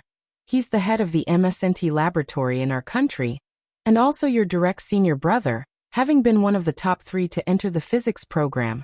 Professor Wei, in his 40s, glanced over the group of students from Jiang University and interrupted Director Meng's effusive praise. I've specially come to listen to your 2 lectures. No one could question Jiang Fulai's expertise in dark matter. The news of his lecture drew more than Professor Wei to this place. You all stay here and wait for the others to gather. I'll take Professor Wei upstairs first. When Wei Lan interrupted, Director Meng wasn't surprised and led him away. The rest looked at each other in confusion. Beside Bai Lian, Shi Rulin finally breathed a sigh of relief. Professor Wei really puts on a lot of pressure. Indeed, Ding Wenyang spoke up from the side. His gaze made me uncomfortable. Ning Xiao and Tang Ming remained silent. With just a glance at Bai Lian, they actually all knew that Bai Lian seemed not to like foreigners, especially people from our country. Speaking of pressure, some seniors who knew a bit of the inside story said, the professor leading our group this time is also said to be under a lot of pressure. Our teacher mentioned in the group chat before that we should talk less and do more. Shi Rulin had said the same thing to Bai Lian and the others.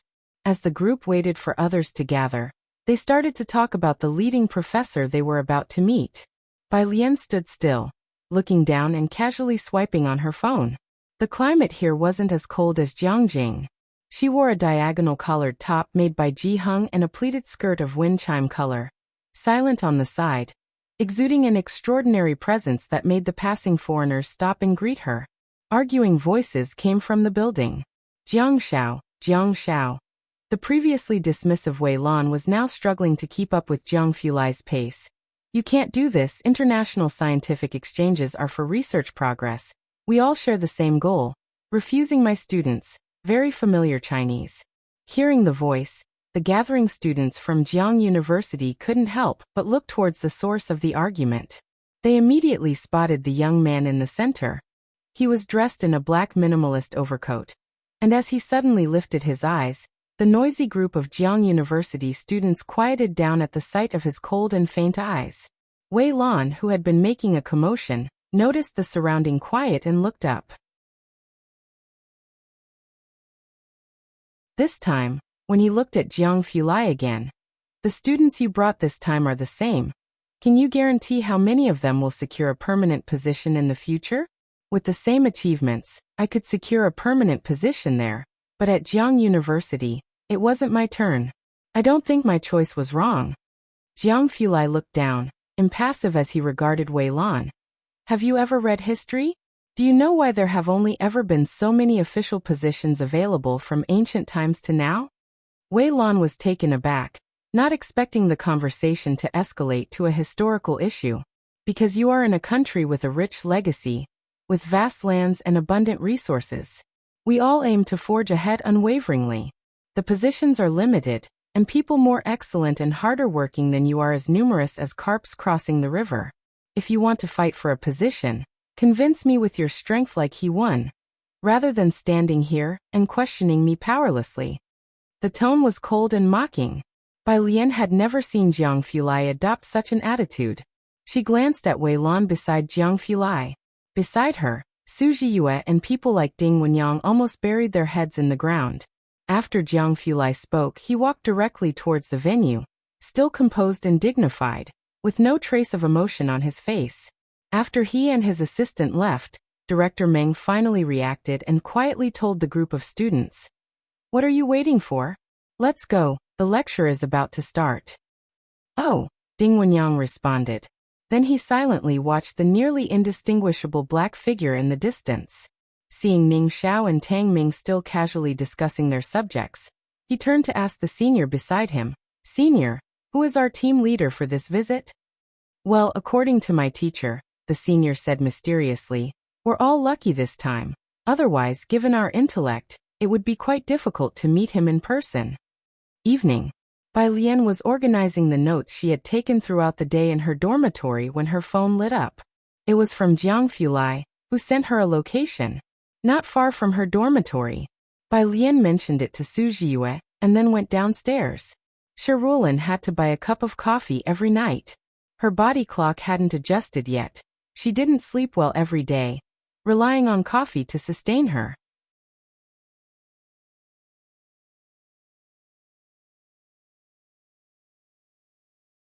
Chapter 789. 309 Jiangge. I've taken the person away _3. She hadn't walked many steps downstairs when she saw Sherulin approaching from the direction of the dormitory. Bai Lian stopped at the intersection, her eyes narrowing slightly. Not far away, Sherulin, holding a coffee, frowned, wanting to avoid the blue-eyed boy in front of her. The boy continued to make provocative gestures at Sherulin.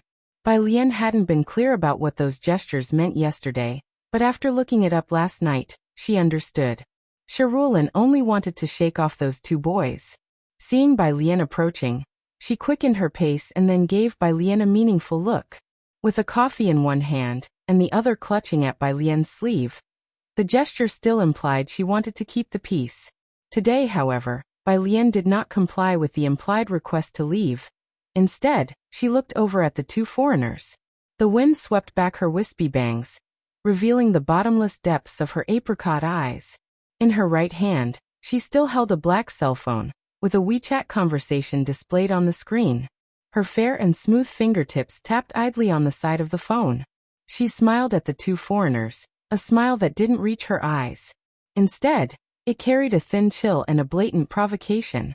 Dada?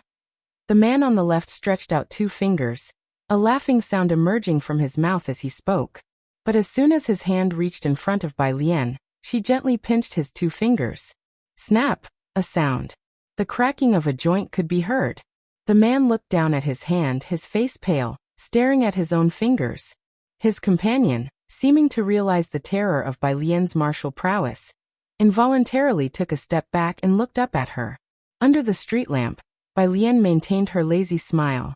She put her hand back into the pocket of her pleated skirt, and took a napkin from Sherulin's coffee bag, wiping her fingertips that had touched the man at a leisurely pace. Her tone was light and breezy. Sorry, I might have been too strong. She still spoke in Chinese. The two foreign men took several steps back, their eyes wide with shock and fear as they retreated while pulling out their phones to make a call. It was unclear if they were calling the police or their own teacher. Junior sister. Sherulin finally reacted, grabbing Bai Lian's wrist. Her gaze searched for nearby surveillance cameras. He's a local, and he will definitely call the police. The school might deport us at that point. Senior sister. Bai Lian ignored the screams of the two men, simply pushing the coffee into Sherulin's hand with a pair of pitch-black eyes looking at her. Don't worry, go back and review properly. I've organized today's notes. They're on the table. You and Jiue can go through them before sending them to Ding Wenyang and the others. Perhaps it was her naturally reassuring tone, but it was only after Sherulin returned to the dorm that she realized. Sitting at Bai Lian's desk, she recognized the neat handwriting in the notebook, feeling a sense of familiarity, but then she immediately remembered the evening's incident and took out her phone to call Director Meng. Jiang Fulai's lounge. When Bai Lian arrived, Jiang Fulai was sitting by the window with a computer in front of him. His brow was cold as he stared at the screen, obviously in a meeting. Include him? He scoffed, not saying much afterwards, but his mocking expression was evident. At this time, there weren't many people inside the coffee shop.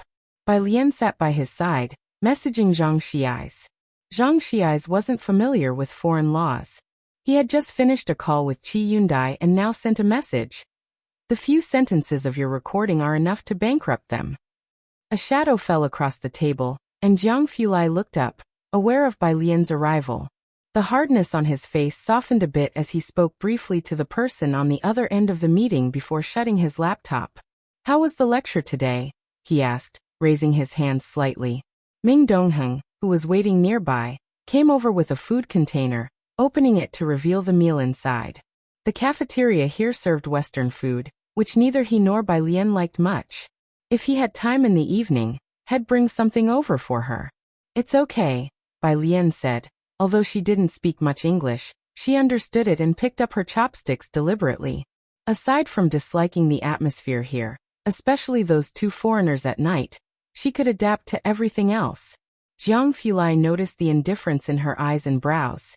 He leaned his hand on the table and asked in a steady voice, Did something happen on your way here? Two guys who can't see straight, Bai Lian said indifferently, recounting the incident on the road. The senior was alone, trying to keep the peace, but I couldn't hold back and I took action. And it wasn't just action. She was going to demand compensation for her emotional distress. Upon hearing this, Jiang Fulai had a pretty good idea of what had happened. Don't worry, he said, knowing that some international students often encountered ill-intentioned foreigners.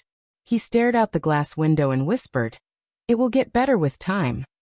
The next day, at 8 in the morning, Director Meng received an official email from the summer camp first thing in the morning, asking him to bring 2 students to the office. This was not a small matter. Principal, Bai Lian and Shi Ruolin had just arrived when Director Meng, accompanied by 2 other school teachers, was calling Shen Yu. "Principal, this is the situation. The other party has 2 broken fingers, and now the officials want us to talk. It looks like they want to send the 2 students back to their country." He stood at the entrance of the office, his face filled with anxious urgency. This was no small matter, and Shi Ruolin dared not conceal it. She had informed Shen Yu last night. On the other end of the phone, in Shen Ye's office. It was 8 or 9 o'clock in the evening, and he hadn't left. Inside the office, Gao Yi's voice came through the phone to Director Meng. "Principal Shen, are you still sending Gao Yuan and his group after hearing this? Such a great opportunity, and Tongfeng class is causing trouble again. Are they trying to reduce the quota for next year's summer camp?" The voice was so loud that Shi Ruolin could hear everything clearly. Her face turned pale. Director Meng hung up the phone, looked at the 2 girls in front of him, and sighed. "Morrison, the student involved, is inside. Remember to be polite and try to get his forgiveness." Morrison was the foreigner who made discriminatory gestures at them last night. Shi Ruolin hastily agreed, her voice filled with trepidation. Bai Lian remained as composed as ever, standing tall and straight, her spine never bending no matter the situation. Director Meng pushed the door open and went in. In the office, Morrison had a plaster cast on his finger and stood in front of the person in charge. Upon seeing Bai Lian, he shrank back for a moment before looking her way again. Director Meng smiled and said a few polite words to the person in charge, including mentioning Jiang University's compensation. Seeing Director Meng's softening demeanor, Morrison became emboldened and refused to accept the apology. "You stupid jerk." Director Meng gave a forced smile to Morrison. Bai Lian crossed her arms and gave Morrison a nonchalant look. You, Morrison, seeing Bai Lian's expression, wanted to say something else. The door was knocked, and then someone came in without waiting for a response from inside. Ming Dongheng, dressed in black, stood tall and large at the doorway, his stern gaze sweeping the office before stepping aside so others could enter. Jiang Fulai came in wearing a coat, casually holding an envelope behind his back. As soon as he stepped in, Morrison, who had just begun to speak, seemed as if he was choked mid-sentence. The room fell silent. The person in charge of the base, who had been speaking English to Director Meng, was taken aback when he saw Jiang Fulai, but then stood up and said in very standard Mandarin, "Mr. Jiang, what brings you here?" Jiang Fulai didn't look at him but simply placed the unmarked envelope in front of the person in charge and spoke indifferently. "I'm taking the 2 of them away. If there are any follow-up issues, contact my assistant directly."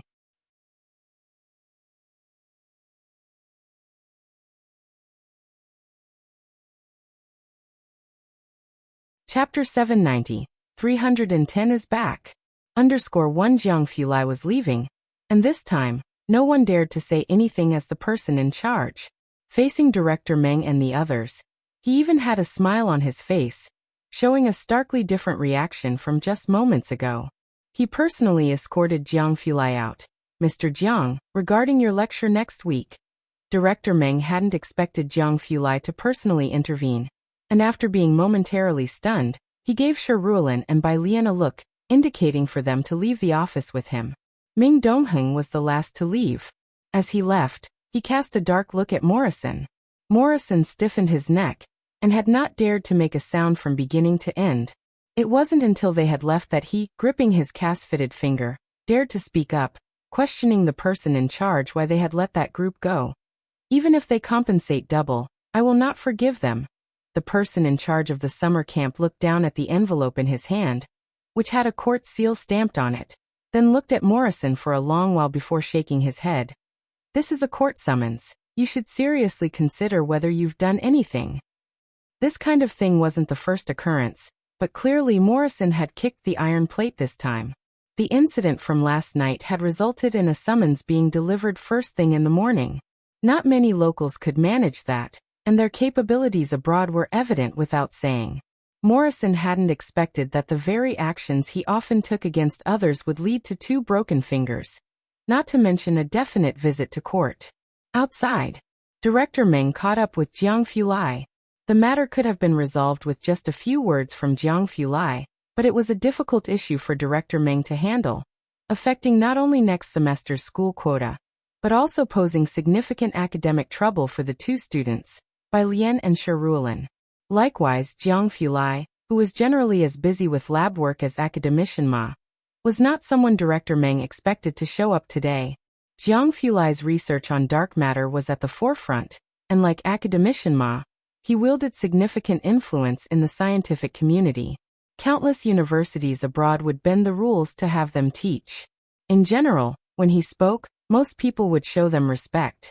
"Director Meng, even if I were not leading the team this time, you would still have to report this incident to the embassy." Jiang Fulai stopped, his features shaded as he stood with his back to the sunlight, his black coat billowing. "When they encounter such issues abroad, at the end of the day, it's our responsibility." He continued walking forward.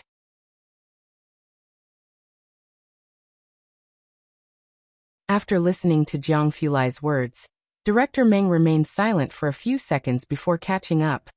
"Things are much better now than before. Thanks to you and academician Ma, we have the confidence to confront them." The 2 walked ahead in silence.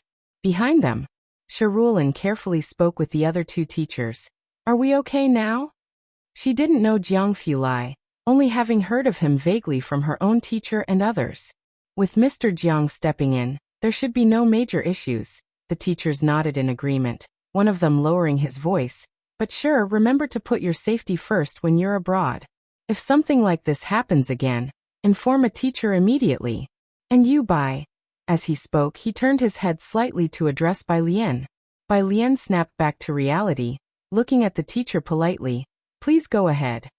She possessed a traditionally classic beauty with almond-shaped eyes and finely arched eyebrows, neither warm nor fiery but gentle and bright.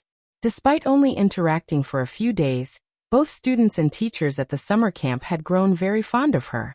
Seeing her like this made it hard for the teacher to imagine how she had broken Morrison's 2 fingers.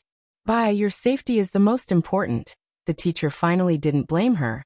"You were lucky this time with Mr. Jiang leading the team. Otherwise, we might not have been able to protect you."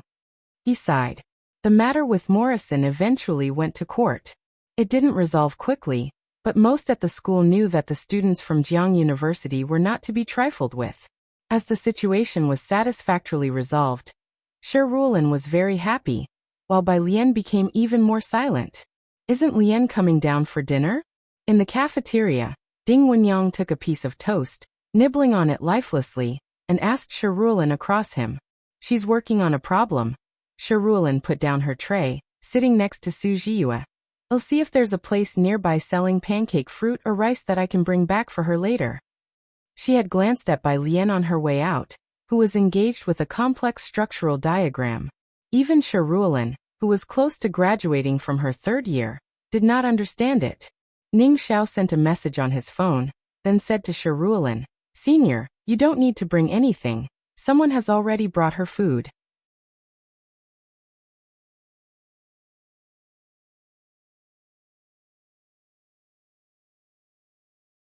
Chapter 791, 310 is back. _2 Shi Ruolin nodded, not asking more questions. Across from her, Ding Wenyang and Tang Ming began discussing the issue of uranium mines. In the past few days, Ning Xiao and others had noticed that Bai Lian was working even harder than before, especially after the incident with Morrison. Ning Xiao and Tang Ming were easily influenced by Bai Lian. When she became more focused, they naturally didn't slack off for even a moment.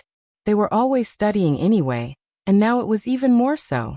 Tang Ming used to chat with Ding Wenyang about the surroundings during meals, but now that had all turned into academic and professional questions.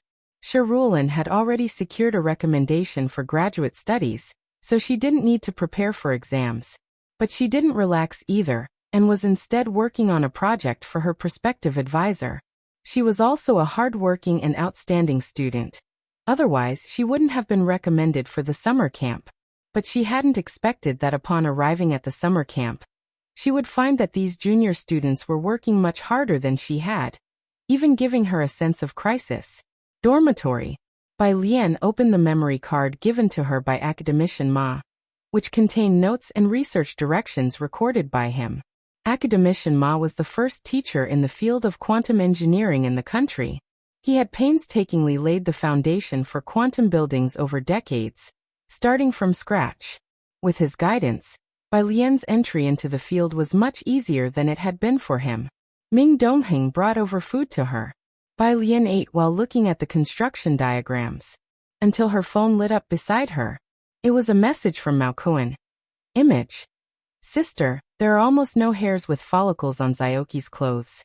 It took days to find just one. Xiaoqi was much cleaner than Mao Kuan and Xiaowu, more like an artist, who couldn't stand being sloppy. Mao Kuan preserved this strand of hair in a transparent bag.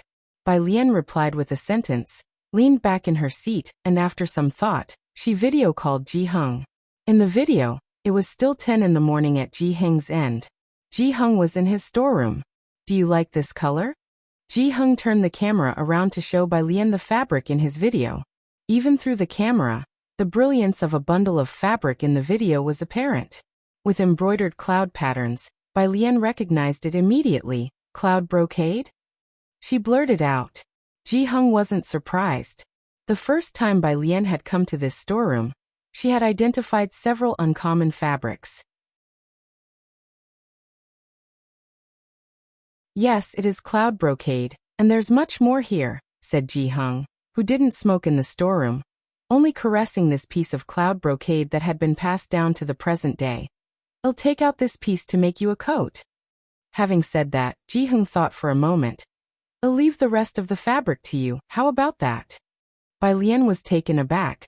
A patch of cloud brocade was as precious as gold, especially the cloud brocade from Ji Heng's storeroom, which was obviously hereditary. Grandpa, I don't know how to preserve these. You don't need to keep them in any special way, Ji Heng smiled. Purist Street is almost becoming Embroidery Street. I do feel reassured leaving them with you. What are you calling me for? He stepped out of the storeroom, closed the door behind him, and turned the video to face Jiang He sitting in the yard. A very abrupt change of subject. Are second uncle and the others still there? Bai Lian didn't continue to inquire. This was something she'd have to discuss with Ji Heng in person. Ji Xiaorong was often not at home. He returned to his post a couple of days ago. Ji Heng said as he filled his pipe with tobacco, surprised. What do you need him for? Jiawei seems to have gone to Xiqing to negotiate a deal, and will probably be on a business trip for over half a month, and then she plans to visit Jiangjing. Bai Lian estimated the time. Her return to Jiangjing was around the same as Jiawei's. She suspected that Xiaoqi's identity was not unfounded. Ji Xian's reaction had been one of surprise when he first saw Xiaoqi. Even Ji Heng, who was usually so indifferent, treated Xiaoqi differently from others. A month passed quickly. In that time, Bai Lian and Ning Xiao and the others were busy absorbing the knowledge from this summer camp. The day before their return, the 50-something students went to visit the local scientific research base and science museum. Compared to Jiangjing, there was certainly a gap in technology.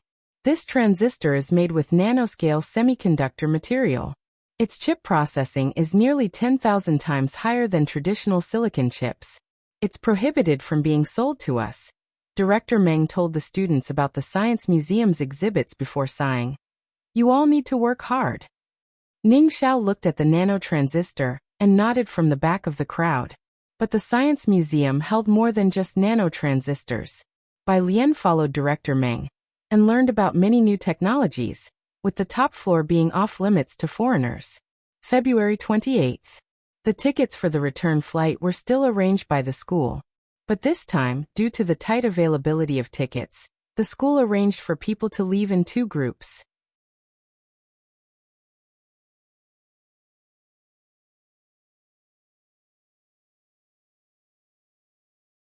Chapter 792. 310 is back. _38 in the morning, 2 in the afternoon. The last wave was the next morning at 8. Bai Lian and Ning Xiao were among the first group to fly back to their country at 8 in the morning. The group had their luggage packed early, and Bai Lian had also contacted Ji Heng, who was set to return to Jiangjing today. Ming Dongheng went back 7 days earlier to pick up Jiang He. However, just before departing, there was someone in the Jiang University team who had to go back a day early to attend a lab interview. Bai Lian thought about it and let him go back ahead of time. Then you leave tomorrow. Director Meng had grown familiar with Bai Lian over the nearly 1-month camp. He was leading the last batch of students home. We'll be on the same flight. Bai Lian sat on her luggage. That's fine. Then I'll contact the airport staff now to change it for you. As long as the students hadn't left, Director Meng couldn't rest easy. If anything indeed happened, Shen Yu would have to fly over here overnight to find him. You come with me. I'm not reassured with the afternoon flight. VIP lounge. Jiang Fulai saw the message sent by Tang Ming, turned off his phone, and told his assistant, change to the 11 o'clock flight. He too was booked for the 8 o'clock flight, but hadn't checked in yet. The 11 o'clock flight had a smaller plane, which wasn't suitable for bulk ticket purchases, so Jiang University hadn't booked this flight. He looked down and flipped to Bai Lian's WeChat, asking where she was. The assistant and the bodyguard followed close behind. Young Master Jiang, where are you going? The assistant anxiously scanned the surrounding crowd. Jiang Fulai didn't speak, he just stood in the crowd and scanned around, quickly spotting Bai Lian in black knitwear sitting on her baggage. He quickened his pace towards her. When she saw him, Bai Lian stood up. Director Meng was still chatting with Bai Lian about how she shone brightly at this summer camp. Thinking that she was indeed worthy of surpassing Liang Wuyu as the top scorer in the college entrance examination. Have you ever considered joining us in the materials science department? While he was talking to Bai Lian, he quickly noticed that tall figure in the crowd, with an aura of pristine coldness, recognizable at a glance. Director Meng thought, wasn't Jiang Fulai also on the 8 o'clock flight? Why hasn't he checked in and taken the shuttle yet? Ice relaxed back instantly stiffened, and before he could speak he heard his student Bai, surprisingly asking beside him, why haven't you left yet? The tone was very familiar. Director Meng saw the chill in the young Jiang's light-colored eyes, and alarm bells rang in his head. This new student was really as fearless as a newborn calf not afraid of tigers to speak to Jiang Fulai like that. Could Jiang Fulai chat casually and amiably with people like that? Yet Jiang Fulai didn't answer Bai Lian. She had stayed behind without telling him, and he was somewhat emotional. Young Master Jiang, Director Meng was both embarrassed and nervous. Why haven't you left? Jiang Fulai glanced at Bai Lian, speaking this time. Change flights. You change flights too? Director Meng was surprised. Yeah, Jiang Fulai responded indifferently, noticing Bai Lian was still sitting on her luggage. After a moment of silence, he handed her a piece of cake he had brought from the VIP lounge. Come with me. The 8 o'clock flight was still only at 7:30, and since it was early, everyone was waiting for their in-flight meal, having skipped breakfast. Bai Lian accepted the cake. Jiang Fulai reached out to pull her suitcase, probably not having ever pulled his own before. Director Meng and the assistant watched as the suitcase was handled by Jiang Fulai's slender fingers. Feeling the scene was incredibly surreal. They had yet to react. Being able to leave earlier, Bai Lian didn't refuse. She left with Jiang Fulai and bid Director Meng farewell. Director Meng, I'm leaving now, see you back in the country. Jiang Fulai also paused, slightly turned his body. His gentle phoenix eyes lowered respectfully as he bid Director Meng goodbye. The startled Director Meng finally came to his senses and said his goodbyes repeatedly. It was only then that Jiang Fulai's assistant caught up and said, Director Meng, farewell. Leaving only Director Meng standing there, watching Bai Lian leave with Jiang Fulai, his long-held suspicions were finally confirmed. Why Jiang Fulai had come over as a team leader. At the end of February, The scores for the postgraduate entrance examination were also released. Jianzhe topped the humanities exam with 479 points, while Su Wenyao scored 486, entering the interview phase as the number one in the science exam. These exam results caused quite a stir at Jiang University. Jianzhe arrived in Jiangjing yesterday to prepare for his interview, knowing Bai Lian was returning. He and Su Wenyao were both waiting for Bai Lian at Shanghai apartment. Bai Lian was about to return to her country. Ji Heng reached Jiangjing a day before her. Not only did he bring luggage, but he also brought a whole bunch of fabrics from the storeroom over. Mu Yining knew Bai Lian wasn't in Jiangjing, but upon learning Ji Heng was arriving, personally took time off to pick up Ji Heng in advance. You're tuning in to the Echoes of the Heart YouTube channel. Don't forget to subscribe and join us on this journey to catch the most captivating stories.